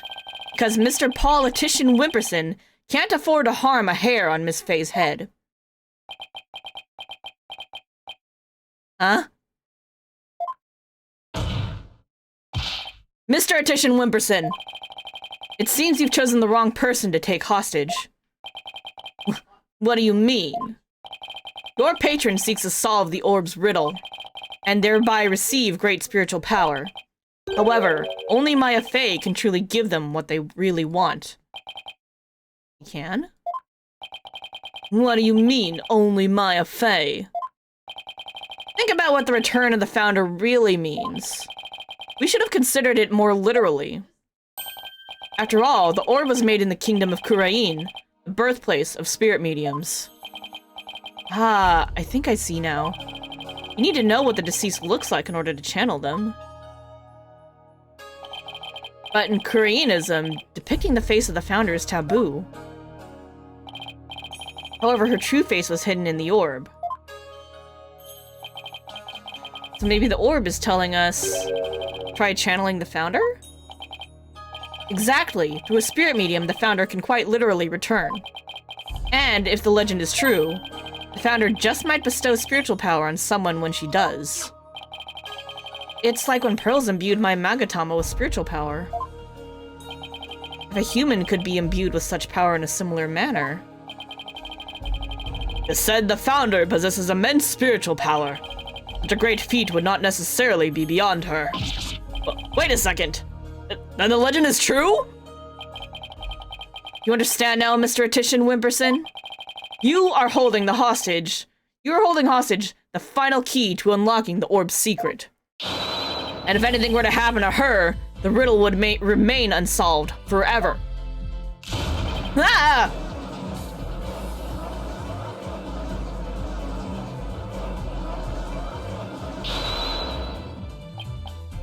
There's always Pearl Fay. I could simply ask her to help. She wants money, I have plenty to offer. Oh, she's not gonna help you, buddy. She's not the kind of person to be tempted by material gain. And she certainly wouldn't help you if anything were to happen to her cousin. Or maybe you'd like to go ask the Queen of Kurain to channel the founder for you. You could, but he'd probably get executed for requesting such a thing. It's over. Now confess! You killed Dr. Buff, didn't you? Wasn't supposed to end this way. Attition Wimperson, are you admitting to the crime?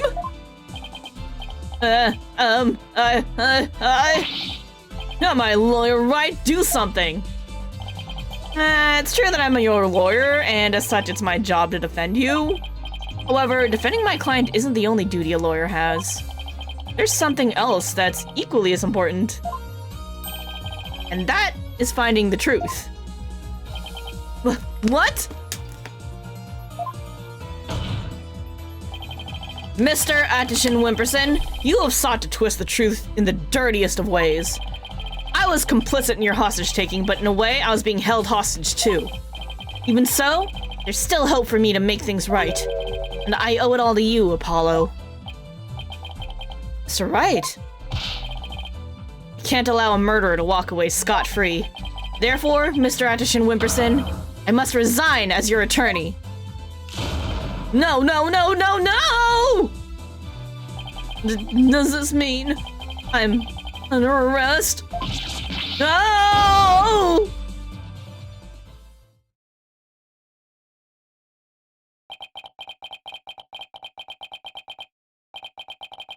Arrest this idiot.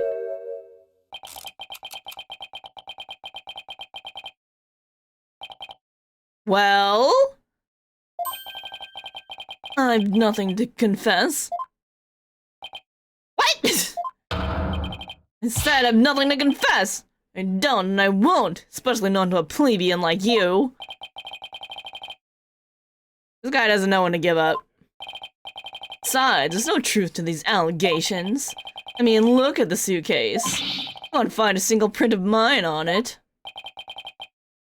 All that means is that you wiped them off, taking care to only leave Mr. Rebels.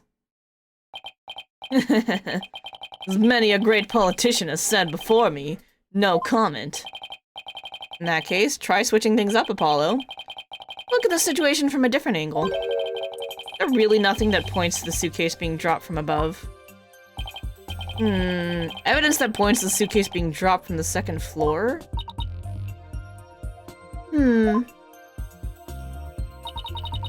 If the killer pushed the suitcase from the second floor hallway over to the coffee bar, that would place him right around here. Ah, maybe, just maybe. Thought of something, Apollo? Oh yeah. I believe this piece of evidence to be connected to the dropping of the suitcase. Army statement. What? Appears to be a statement. How is that related to the case? On the night of the murder, Your Honor, Miss Army Buff physically left her room. That's when she saw the doctor burning the orb and subsequently passed out. Right above the coffee bar. But with her there in the wheelchair, the killer wouldn't have been able to drop the suitcase down onto the doctor. Good point. However, according to Sarge, she woke up just as someone was trying to move her in her wheelchair. Ah. Someone was pushing my wheelchair. What? I was so scared I beat a hasty retreat, as fast as my wheels could take me. You must have been in the killer's way and had to be moved. Isn't that right, Mr. Attishan Wimperson? Oh, we can dust the wheelchair for Prince. Hey. And if the killer had pushed the wheelchair with his bare hands, we may yet find the conclusive evidence we need. Exactly. Fortunately for us, that evidence slipped right through the killer's fingers. If only he'd been able to hold on to it just a little tighter. But now, he is neither able to discard nor alter it. Honestly, that piece of evidence wasn't even supposed to be here in this courtroom today. And yet, looks like sometimes things do get better. But this wasn't supposed to happen. No? Well, too bad, because the evidence that sped away from you that night has come back to haunt you, right here at this very trial. Ah! Ah! Ronner, defense's final piece of evidence is on this person, Army. Get her. Take that! Let's... On the night of the murder, Sarge passed out, only to come to and find that someone was pushing her wheelchair. That's when she fled back into her room. She didn't physically see a single soul after that. Not until Athena drew her out through the therapy session, that is. You're only here for a brief moment currently doing this trial, and holy heck. Good luck, you know nothing. Thank you, thank you. It's pretty fun. Thanks for stopping by.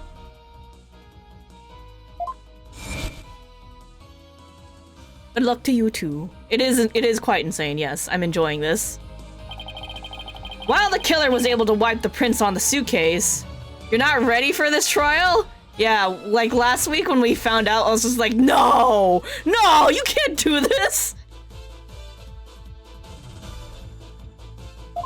The same can't be said for the prince that got away. My fellow Crainans. Well, Mr. Politician Wimperson? We still have a lot of mysteries to go, so there's definitely more to this game. We haven't done the whole, like, pointing fingers at the leaders of Kurain that they're bad people yet, so there's something more after this for sure. What? I don't know. Still gonna get there, though. We haven't solved problems in both places yet. Try to explain your way out of this one. The podium is all yours. I'm betting that it was the leaders of Kurain that hired him. I'm not a crook. My political career. It can't end like this. I'm destined for great things. Something's wrong. This isn't real. It's a dream. No, a nightmare. Ah! Woo! Huh, what? Wait, really? Ah! Ah! Winner! Whoa, no way! Banzai! Banzai! Banzai! Breaking news, politician arrested for murder charges and stripped of his electoral win. What? No, please! And they're out of here. Wait, don't go! No, no, please! Ah! Grandpa!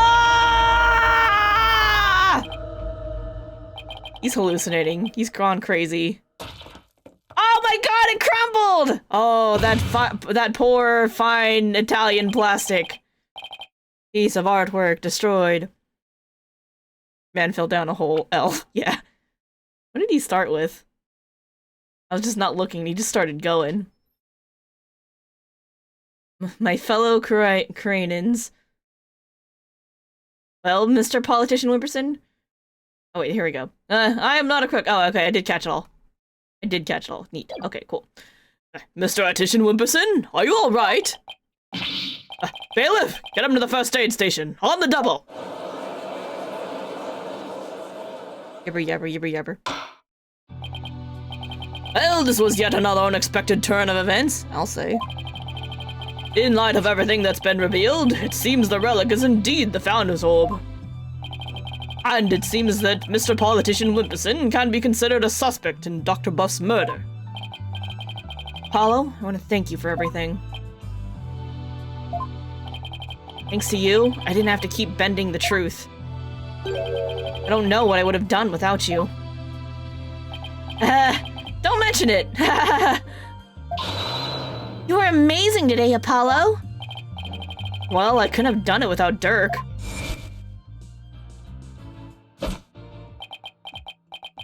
A dragon never yields. Yeah! Hoist.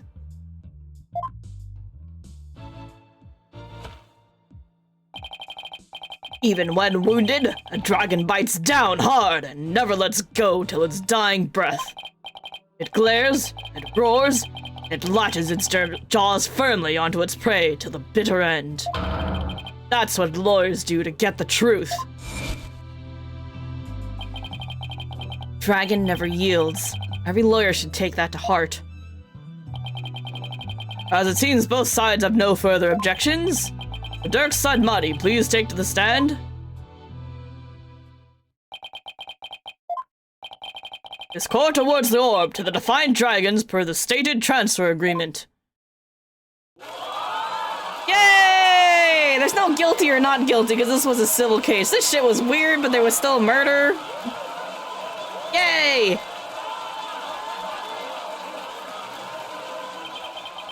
Should the Kingdom of Kurain claim ownership? Matter may have to be deliberated in court all over again. I just hope, or shall I say pray, that I'm not the judge presiding over that one. We're gonna go back to that kingdom. Indeed, a trial like that might spark an international incident. Still, there are bigger and more momentous things astir in the air. Revolution. Dirk's really serious about this. This court is adjourned!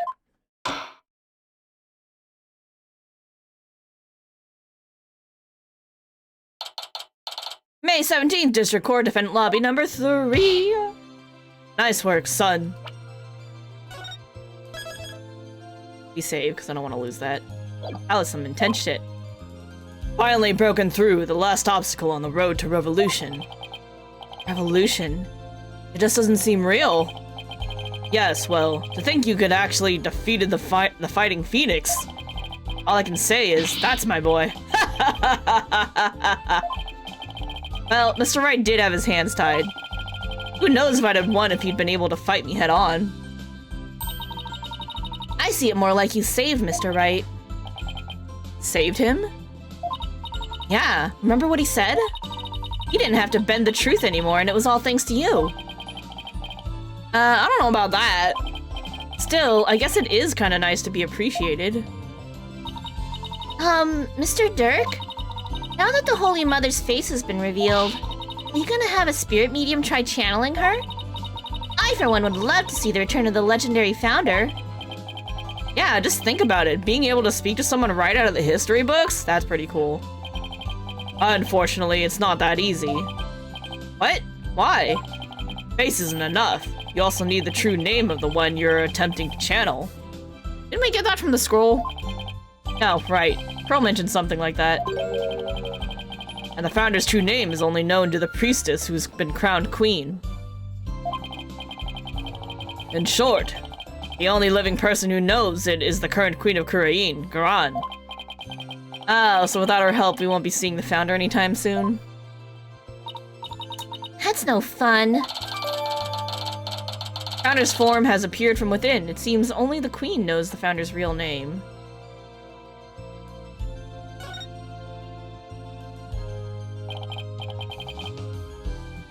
So, Dirk, what will you do now? First, I'll start by tracing the route by which the orb came into the Dr. Buff's hands. Since we now know it was Politician that asked the doctor to study it, isn't he the one who stole it? No, a political nobody like him couldn't get anywhere near the orb, let alone steal it. Must have had inside help. My money is on someone connected to the royal family. Oh, right, you said something to that effect back in the cave. Whoever it may be, we need to expose their dirty scheme to the light of day. Well, I'm sure Mr. Wright has plenty of information, courtesy of his dirty client. He might be able to shed some light on this. Private Justice? Oh, shit. Hold on. Robot.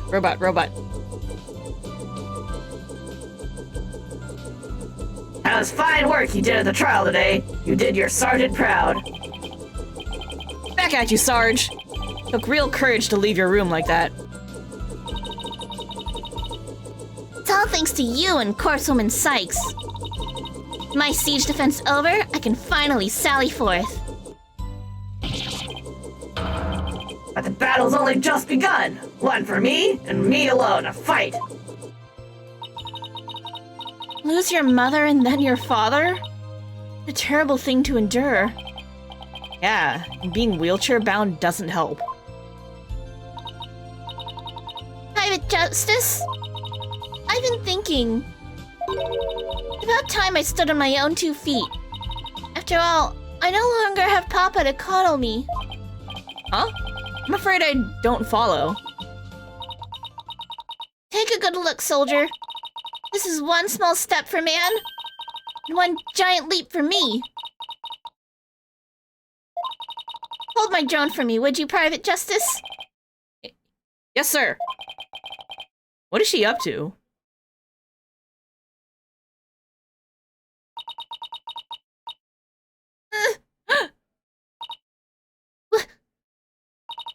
Oh.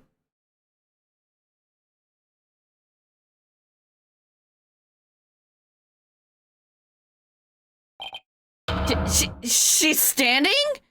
Yay, she's so cute! What's this? Sarge, you mean your legs? They're functional, apparently? Doctor told me I was ready to walk again months ago. But if I admitted I could walk, I knew I'd have to leave the house. So I faked it. Makes sense, but... I kept pretending I couldn't walk. I know Papa's watching over me now, and I'd hate to disappoint him. So, from this day forth, I'm gonna march forward on my own 2 feet. So cute. What a brave kid trying to move forward like this. But it must be so hard this soon after her father's death. Are we gonna adopt another child? Don't you ever stop. Just keep on walking, comrade. Stay brave, because there will be days when you'll want to stop. But I have faith you'll find a way to muster the strength to push through them. Yeah, you can do it. Hey, Daddy's back. Hey, Phoenix. Mr. Wright, what's that look on his face for? Oh, Apollo. Is everything alright with Miss Faye? She's safe, for now. Well then, we'd better go save her, quick! Where is she, anyway? I'm afraid I have some bad news. Huh? Maya's not here this day. Oh, they shipped her to Kurain! We just got back from there! Still in Kurain. And she's still being held hostage by the mastermind behind this whole thing. The royal family? The mastermind? That's right. Politician Wimperson was nothing more than a pawn. Maya's true abductor is the kingdom of Kurain. What? I don't understand, Mr. Wright. What in the world's going on over there?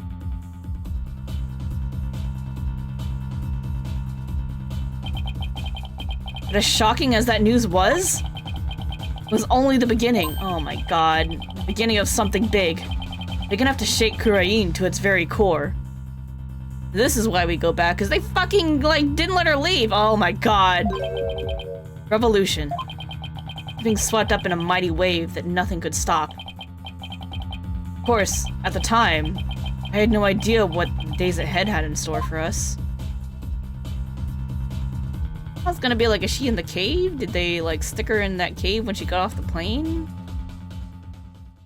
Nope. Holy crap. You never got to leave! I've been bamboozled. Oh shit, this is still episode 5? Holy crap. Alright, we're going. Keep on going. We can do a little bit more. We're probably not gonna finish the whole investigation day, but we'll go a little longer. May 17th, District Court, Defendant Lobby number 3. What do you mean Miss Faye is still being held hostage? Who's this mastermind? Politician Wimperson was nothing more than a puppet. His benefactor was the one who's pulling the strings. But I have no idea who they are. So all we know is the person he was trying to give the orb to? There's still an investigation and a very long trial in this case. Well, we're gonna have fun for the next few weeks.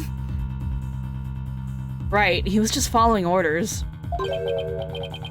Whoever it is, seems they really want to get their hands on the orb.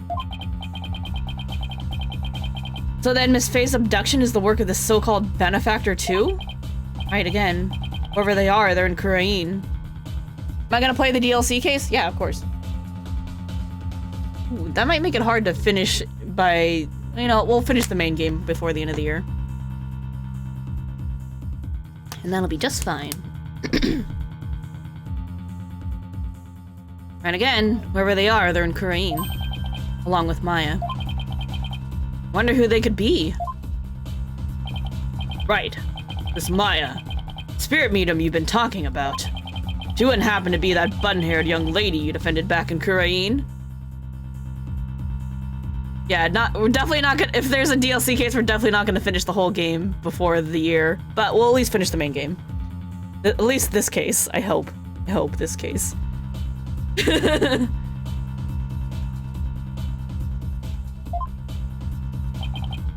That's her. Why do you ask? I see. I think I know what's going on here. I've got good news for you, Wright. Maya's somewhere safe. That much, I'm sure. I'm afraid you've lost me. So that's who the little snot's patron is. All starting to make sense. That fool has no idea I'm here in the States with you all. Derek, you mind filling us in?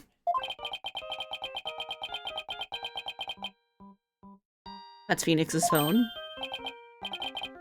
Don't call her ID. Wonder who's calling. Beep. Hello?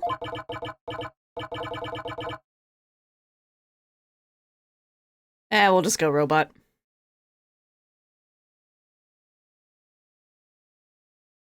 Mr. Phoenix Wright, yes? Let me start by thanking you for taking such good care of my subordinate.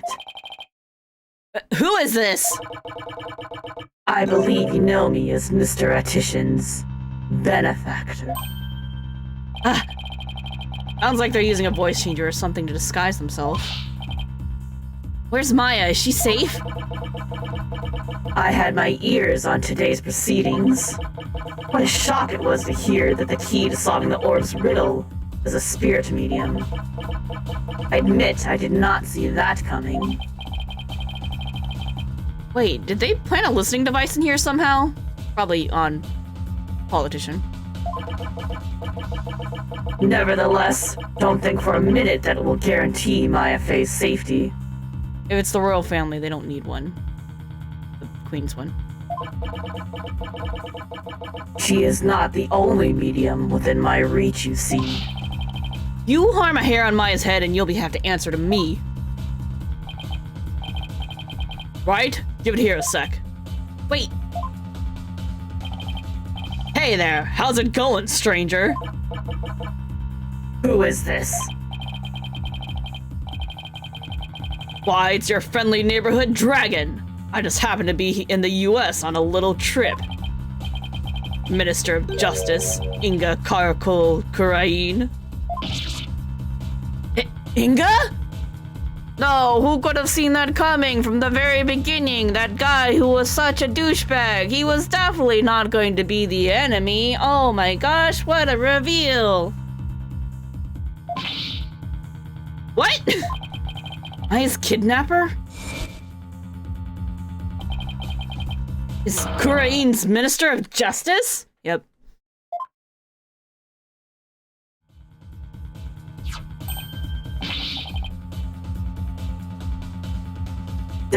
Dirk?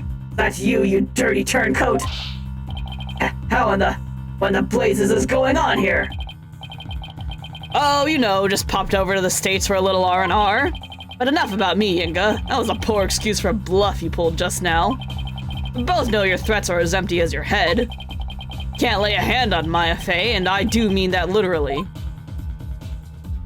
What is he talking about? You can kiss your chances of getting the orb goodbye. Maya Fey ain't my only, how shall I say, insurance, you know, Dirk. What? I've got someone dear to you right in the palm of my hand, see? He has Nayuta! We gotta save him too! Oh, Lord. Now that one, well, you can imagine what kind of things I could do, right? Glad you're seeing things my way. Meet me at Amara's tomb tomorrow, 3 p.m. sharp. You better come alone, got it? All goes well, the orb is all you'll need to get Maya Fey back.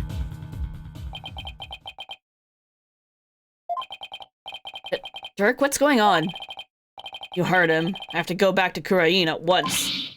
What? Why? No time to explain. But are you even gonna make it? What if there's no seats left on the next flight? Plus, you're a wanted man. They're not gonna just let you on a plane.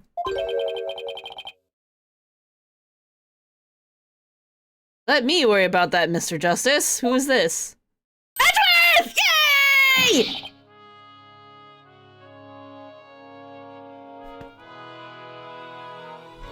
Chief Prosecutor Edgeworth?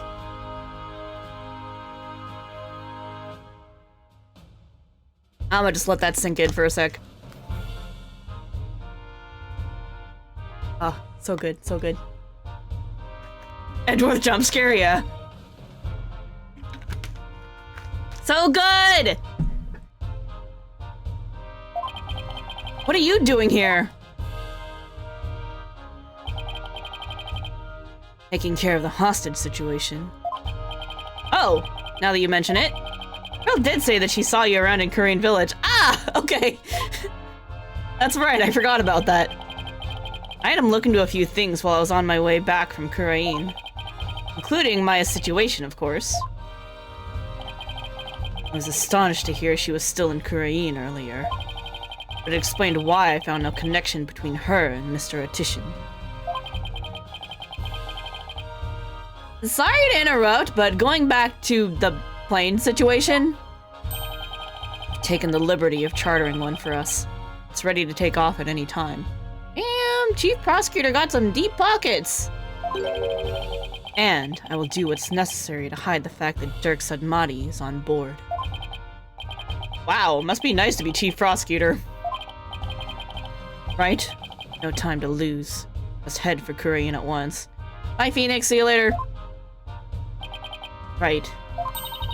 I'm going too. After all, you're bound to need my help. No fair. I want to go too. This isn't a vacation, Trucy. Besides, I'll need you to hold down the fort. Daddy! I guess I should only bring what's necessary. Sorry, Trucy, but would you mind holding on to this stuff for me? Unnecessary. Here you go, Trucy. Take all our unnecessary evidence. Fine, but you'd better bring me back something besides just more evidence. Excellent. Now, let us make haste. Kurain!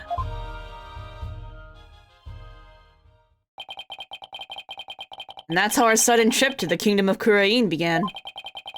Never imagined I'd return to the country of my youth under such circumstances, though.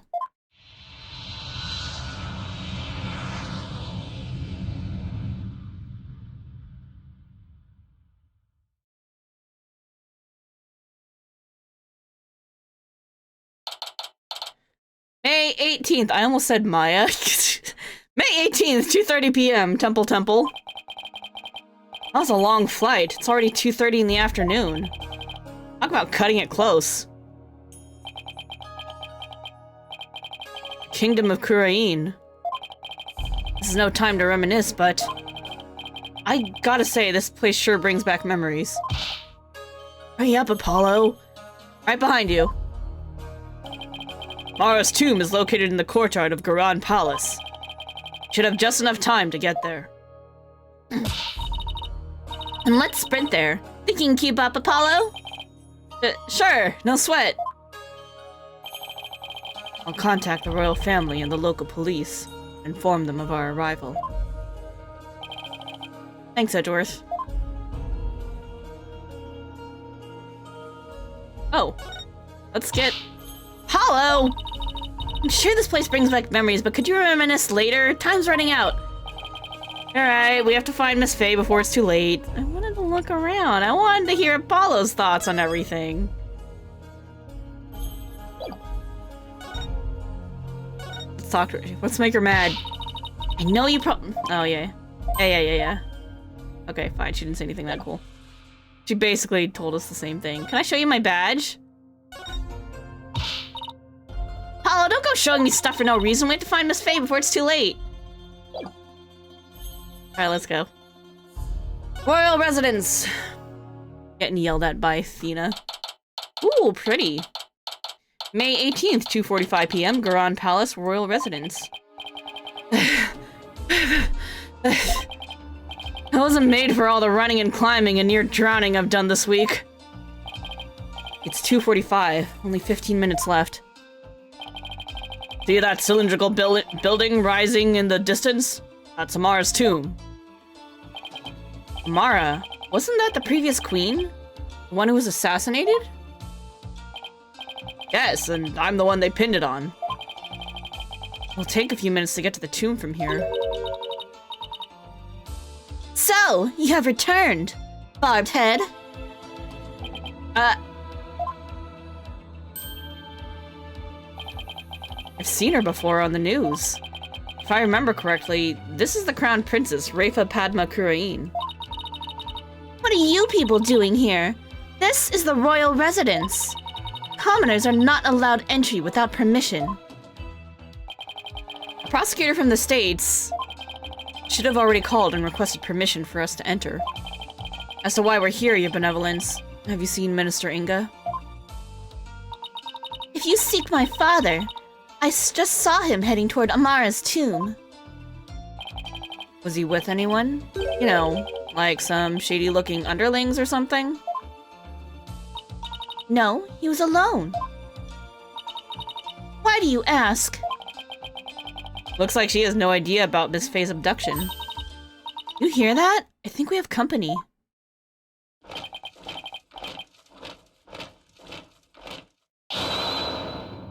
Bow down before her glory! Eminence Queen Garan, Grand Pieces of Kurain approaches! Huh? Garan? Is she gonna stop us? We gotta get going. It's... Queen Garan!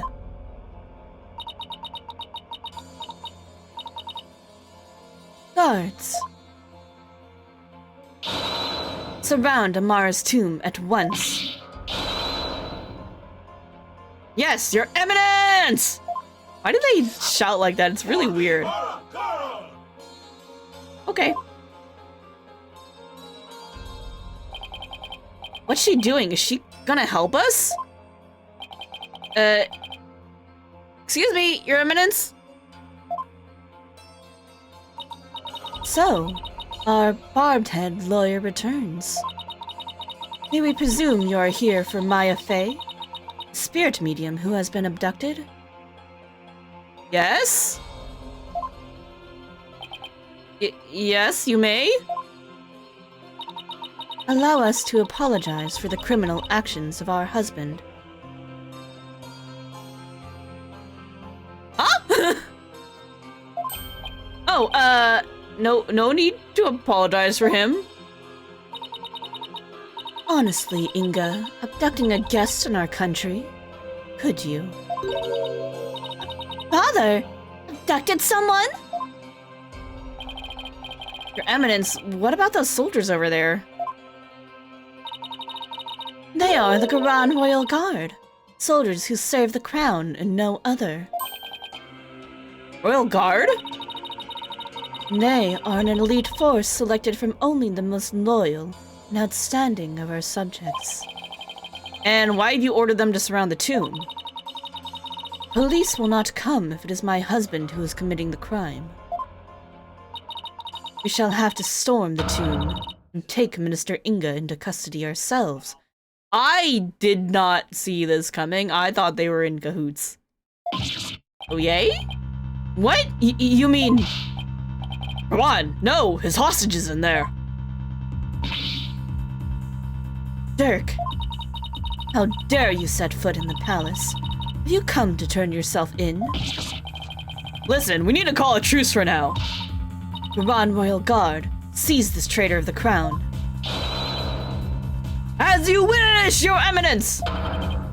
Resist and you die! Wait a second!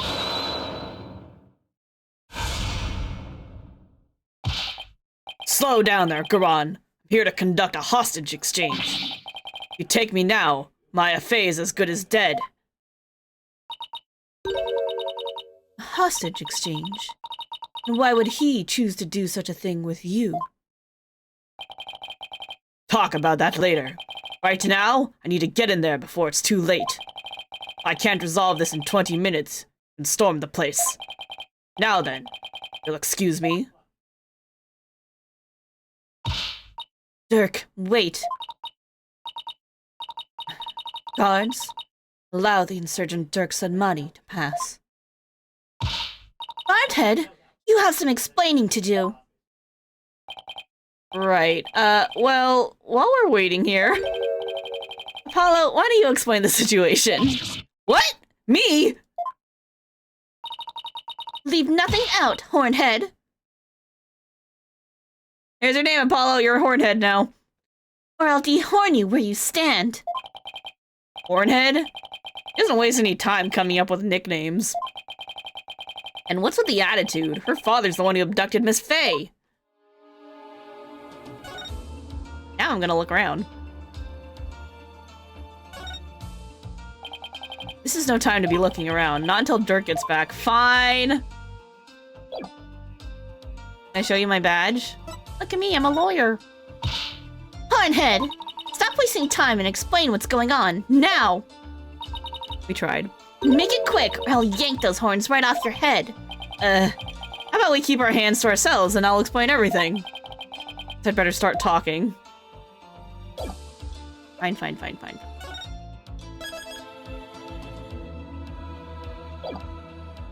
Alright. Hostage taken by Inga. Do my ears deceive me, or did I hear talk of my father abducting someone? Oh, yeah, you heard right. He abducted Maya Fey and... Insolent fool! Pardon my rudeness? A gentle soul such as my father could not possibly have committed such a crime. Gentle? You think he's gentle? I'm afraid it's true, Your Benevolence. He's holed up in that tomb as we speak. Really? I find this difficult to believe. Why would he do such a thing? Talk about your dad. Your Benevolence, you saw your father heading toward the tomb? I did. I was over on that veranda, deep in thought, when I saw him hurrying toward the tomb. I'd say it was about 10 minutes ago. Why was he rushing? Maybe he was worried he'd be late? No, he's probably setting up a trap. Did you see anyone else heading for the tomb? I saw no one after he entered. So, Minister Inga and Miss Faye are the only ones in there besides Dirk? Who knows, but I wouldn't be surprised if he had a minion or two with him. Dirk, I sure hope he's alright. It's only been 5 minutes? Feels like an eternity. Patience, Apollo. Patience.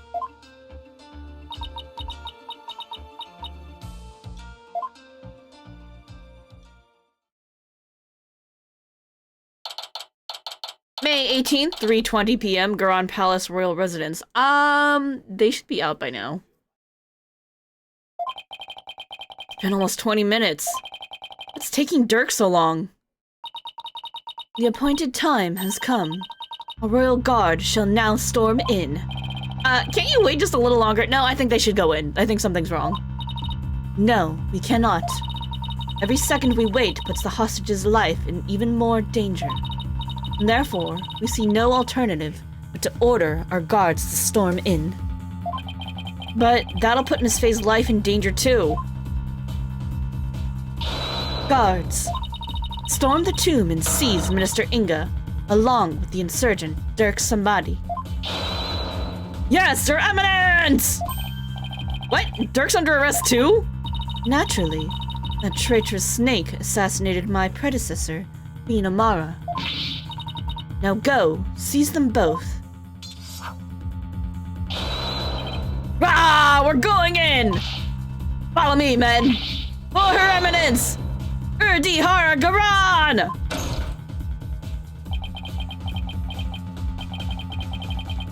I hope no one gets hurt. Concerns?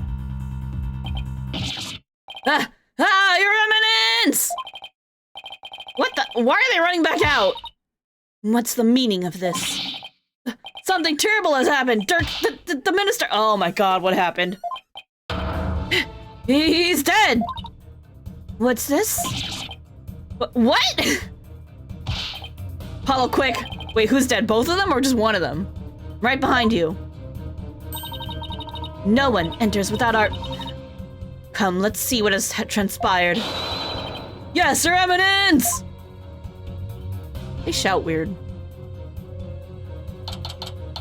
May 18th, Garan Palace Amara's tomb. But where's Dirk? Apollo, over there.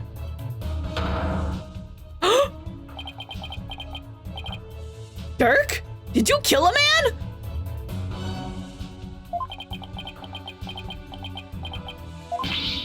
Dirk, what have you done? Apollo? Look. So it is Minister Inga who has fallen? Guards, seize this murderous man at once. Yes, Your Eminence! Surrender now or perish, rebel scum! No, wait! Ah! Uh-oh.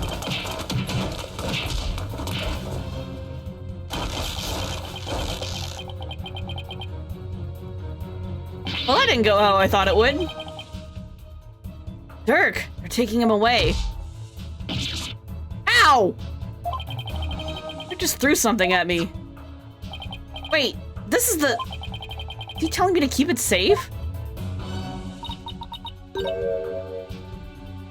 Nick, is that you? Maya! You alright? Dirk, he saved me. I feel exhausted. I can't keep my eyes open. Maya!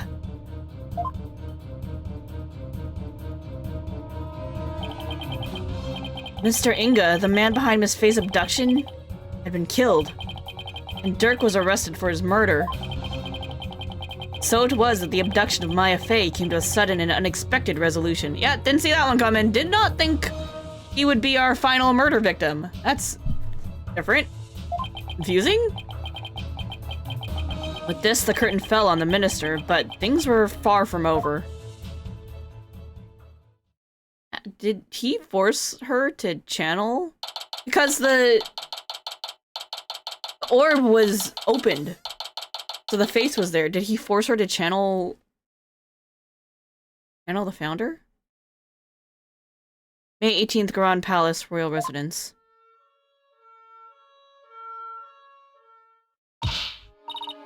Apollo, what happened? I can't say for sure. But from what I can tell, it seems Dirk has killed Minister Inga. What? Think he did it to save Miss Faye? Most likely, but who knows? I'm really confused right now. My father? He's cannot be! I must see for myself. No, no, no, no, no, no, no. That's not healthy. Benevolence, we cannot allow you to pass.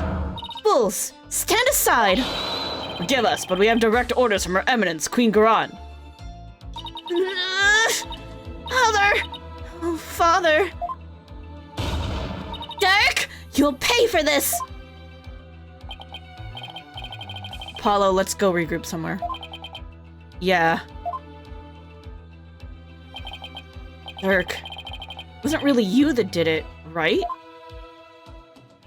Maybe he just... I don't know, there's no good answer to this. If she channeled the founder and then the founder killed Inga, that's still not good. May 18th, Temple. You okay, Apollo? Yeah. Edra's speaking with the local police, so let's sit tight until he returns. Okay. I know you must be in a state of shock right now, but I need you to stay with us, Apollo. Right, I can't go to pieces now. Thanks, Mr. Wright. I'll be fine.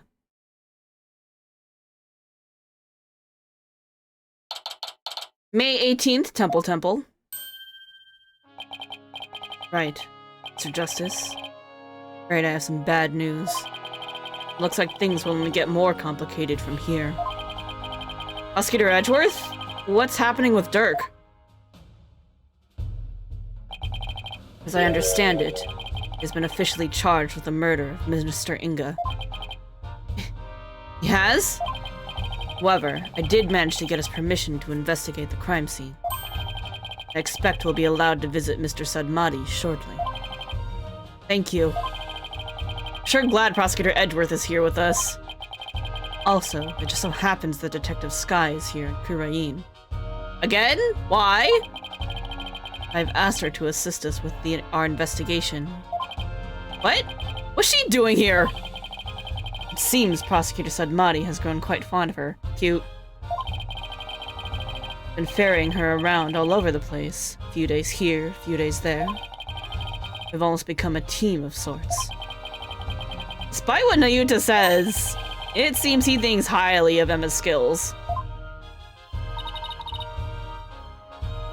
So, what now, Apollo? I think I'll go pay Dirk a visit at the detention center.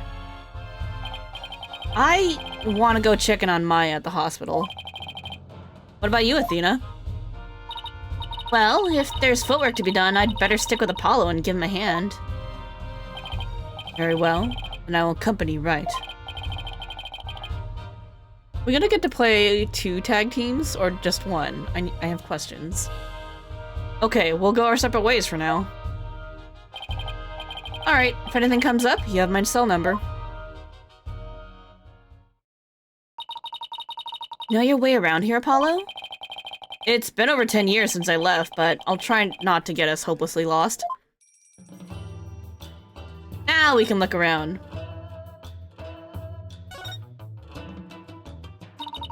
Mr. Wright stayed there the entire time he was here, apparently. Why would he stay at a temple instead of a hotel? He says it helped to cut costs. Long stays at a hotel really add up, you know? I had to sleep on the floor with a load of strangers. There weren't any showers either. Ooh. Wow, that's worse than staying at a youth hostel for backpackers.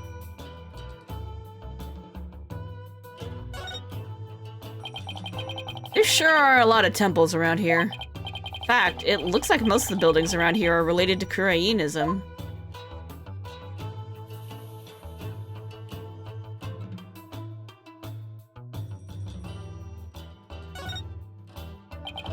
This is said to be a sacred spring and a pathway for souls to follow. People of Kurain believe the spring draws souls to the temple.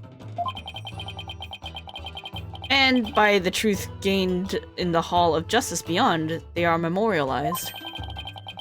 It seems that the legal trials and funeral rites are inseparable in this country. Now we can talk to you. Queen Garan sure has a lot of personal attendants. Yeah, the Garan Royal Guard, they're like her own private army. More like an elite fan club made up of carefully selected soldiers who adore her. That's how I see it anyway. That's a pretty blunt way of putting it. Derek Sudmati, the charismatic leader of the Defiant Dragons, arrested? This is going to deal a major blow to the rebels. Yeah, I can already see Dats having a heart attack when he finds out. Speaking of Dats, he was on the plane with us. Was he? But I haven't seen him since we landed. Oh, great. Dirk said he wanted Dats to go home before he caused any more trouble. Yeah, he strikes me as a troublemaker. I just hope he doesn't do anything crazy, like trying to break Dirk out of jail. Nah, that sounds right up his alley.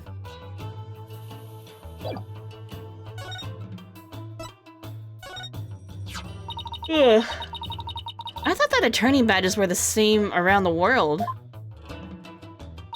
But I just realized that this type is only used back home. You've had your badge for a while now and you're just noticing that? Hey, I'm still getting used to things after all the time I spent in Europe. But as they say, when in Rome... Wait, what are we even talking about even more? The orb. It was a real surprise to find out that it's hollow on the inside, wasn't it?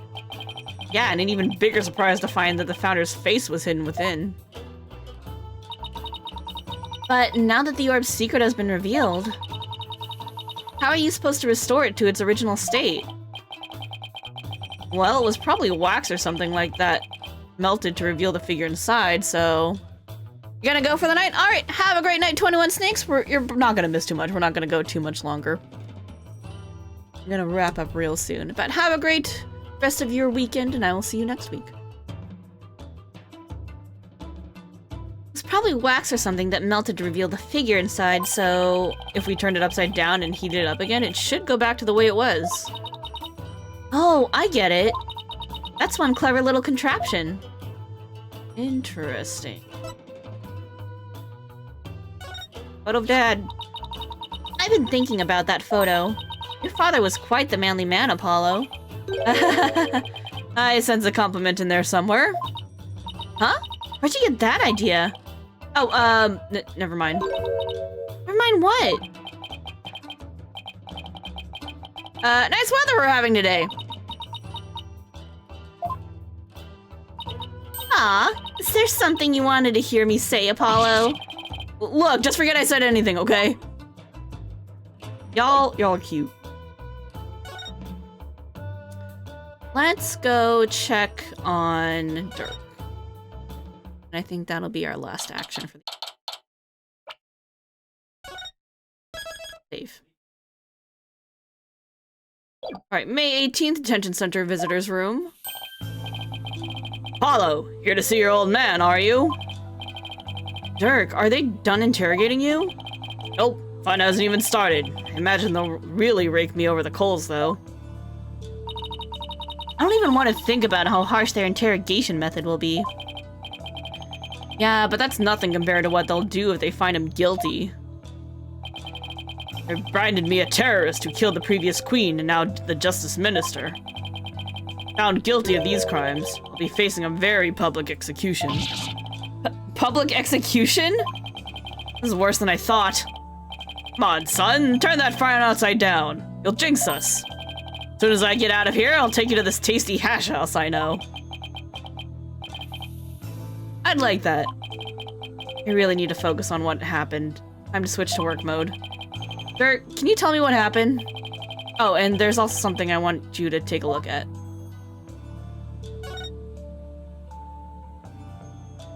Hey, guard. That guard's standing so still and with such great posture. What if he spends his days just watching the dust dance in the sunlight? Wait a second. Don't you do that in court sometimes, Athena? You mean you noticed? Don't think you can take it easy just because I'm the lead lawyer on this one.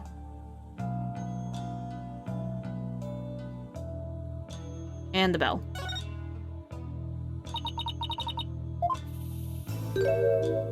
Don't ring it, Athena!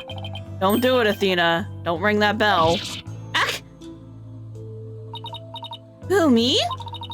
Perish the thought. I mean, would I ever do something so childish?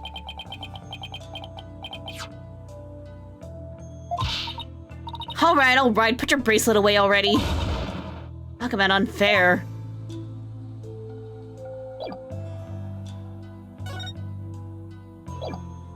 I'll show you my badge again. Need to show it to everybody.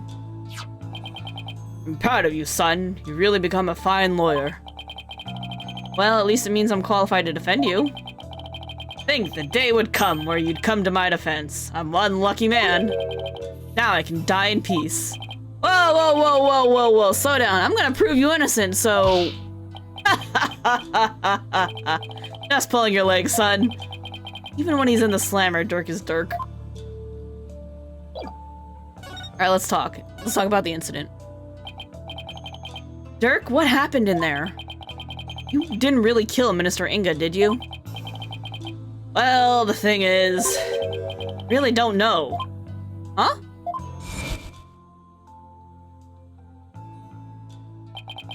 I remember seeing the mural of the founder right as I entered the tomb. But I got all dizzy immediately after that. The next thing I knew, I was standing there with a bloody knife in my hand. Ah! Covered in Inga's blood. Oh, you don't remember meeting with him? No, last thing I remember after entering the tomb is feeling really dizzy. There's no way he can explain what happened if he can't remember anything. Yeah. Suppose there's no getting out of this one. We can't give up yet! I was just messing with you, son. Well, stop, it's not funny. Sorry. Sheesh, nothing seems to faze him, not even being arrested for murder. Oh, he's kind of done it already. This is not the first time. It's gonna be one tough case, Apollo. Not only have I been charged with Inga's murder, but I've also been charged with Amara's assassination from 23 years ago. You're on the trial for 2 charges? Oh my god. Ron is practically licking her chops just thinking about my public execution. Guess that means we can't afford to lose our heads, huh? You know, the Defense Culpability Act is still a thing, right? I don't know how you can laugh at a time like this. So, son, I take it you'll be defending me at my trial? Of course, you can count on me. That's my boy. Looks like your nerves are as steely as those vocal cords of yours. After all, you've got the Defense Culpability Act to contend with, too. Oh, right. So if you're found guilty, then I'll be charged with that same double homicide, huh? Don't tell me you forgot about that! I'll be fine. I just have to make sure we win this one. You sure? Because you don't sound very fine. Apollo? What was that about an assassination 23 years ago? Let's talk about this, shall we? About the incident 23 years ago. That was when the previous Queen Amara was assassinated, wasn't it? Yes, someone set her private residence on fire. Ooh, arsonist. She lost her life in the ensuing blaze. You were arrested for the crime? Why would they arrest you, Mr. Sadmati? Weren't you just a lawyer back then? What relation could you have had with the Queen? About that. Amara was, well, she was my wife. What? What? You were the previous king? What the fuck? May not look the part, but I was once husband to the Queen. In short, I was royalty. Wait, doesn't that mean Garan is his daughter? Holy shit.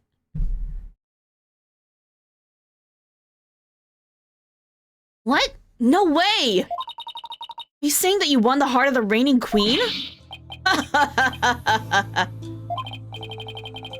God, you're talking to a guy who honed his prowess against witnesses on the stand. So, Nayuta's mom is also...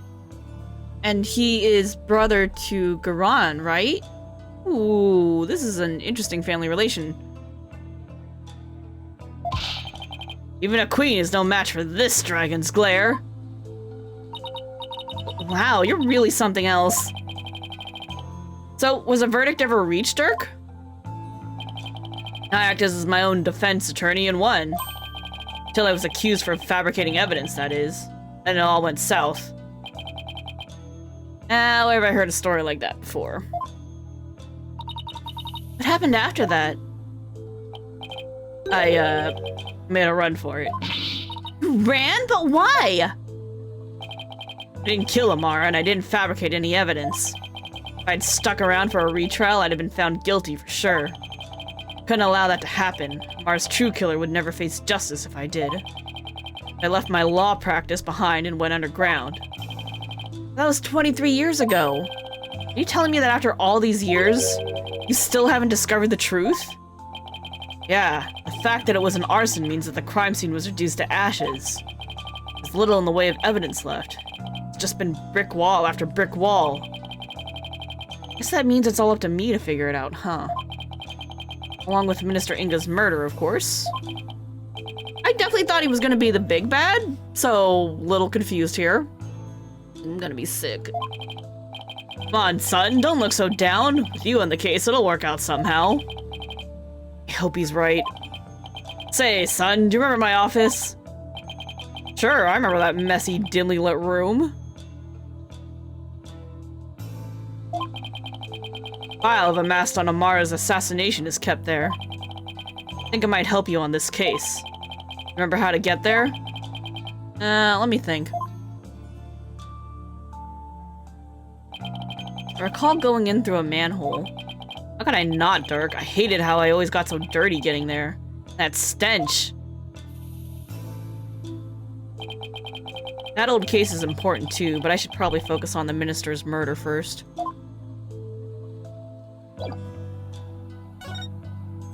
We talk about the orb. I see you got it safely out of the tomb. Why did you throw it at me like that? I want you to listen carefully, son. The orb must not fall into Garon's hands. Not ever. I thought Minister Inga was the one after it. He was the one who lent it to Professor Buff to study, after all. So, haven't you exposed his crime now? I have, but it's more connected to this relic than meets the eye. Much more. Whatever it is, I can't help feeling that it could turn this entire kingdom upside down. You said something like that before. Looks like Dirk's intuition is at it again. Ron will do anything to retrieve this. Guard it well, son. At least until tomorrow's trial. She wants the power, doesn't she? Afraid your time is up. Oh! Nayuta! Nayuta! It's time for the prisoner's interrogation. So be gone, you putrid-headed, criminal-abetting lawyer. Wait! Don't tell me you're the prosecuting attorney? What? But that would mean... Is there a problem here? I bet there is. He's your father! And your point is? My relation to the accused is irrelevant. The fact remains, I am the prosecutor. No, that's not what I don't think I'm getting through to him. Nayuta, long time no see, son. How have you been?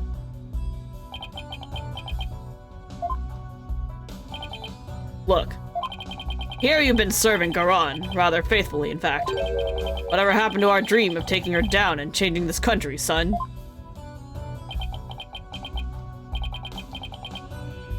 Past is the past. What do you mean? Why are you doing this? It's simple. Will change. Nayuta you knew exists no more. Listen, son, I don't know what made you change like this.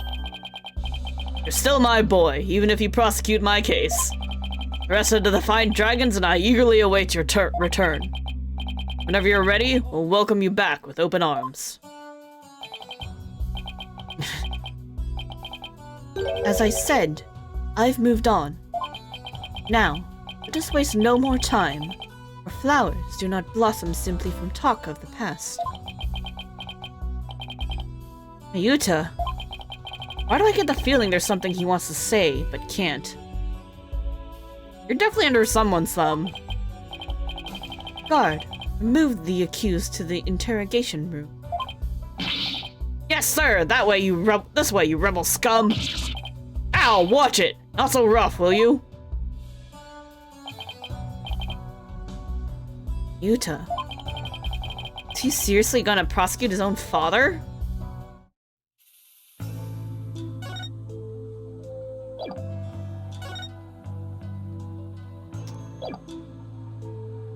Well, we're gonna stop here for the evening. We've got some investigating to do. We gotta go gather evidence at the hideout. Gotta check out the scene of the crime. Whew, it's been a time here. Gonna be a time. But it's a time that we'll have to wait for next week.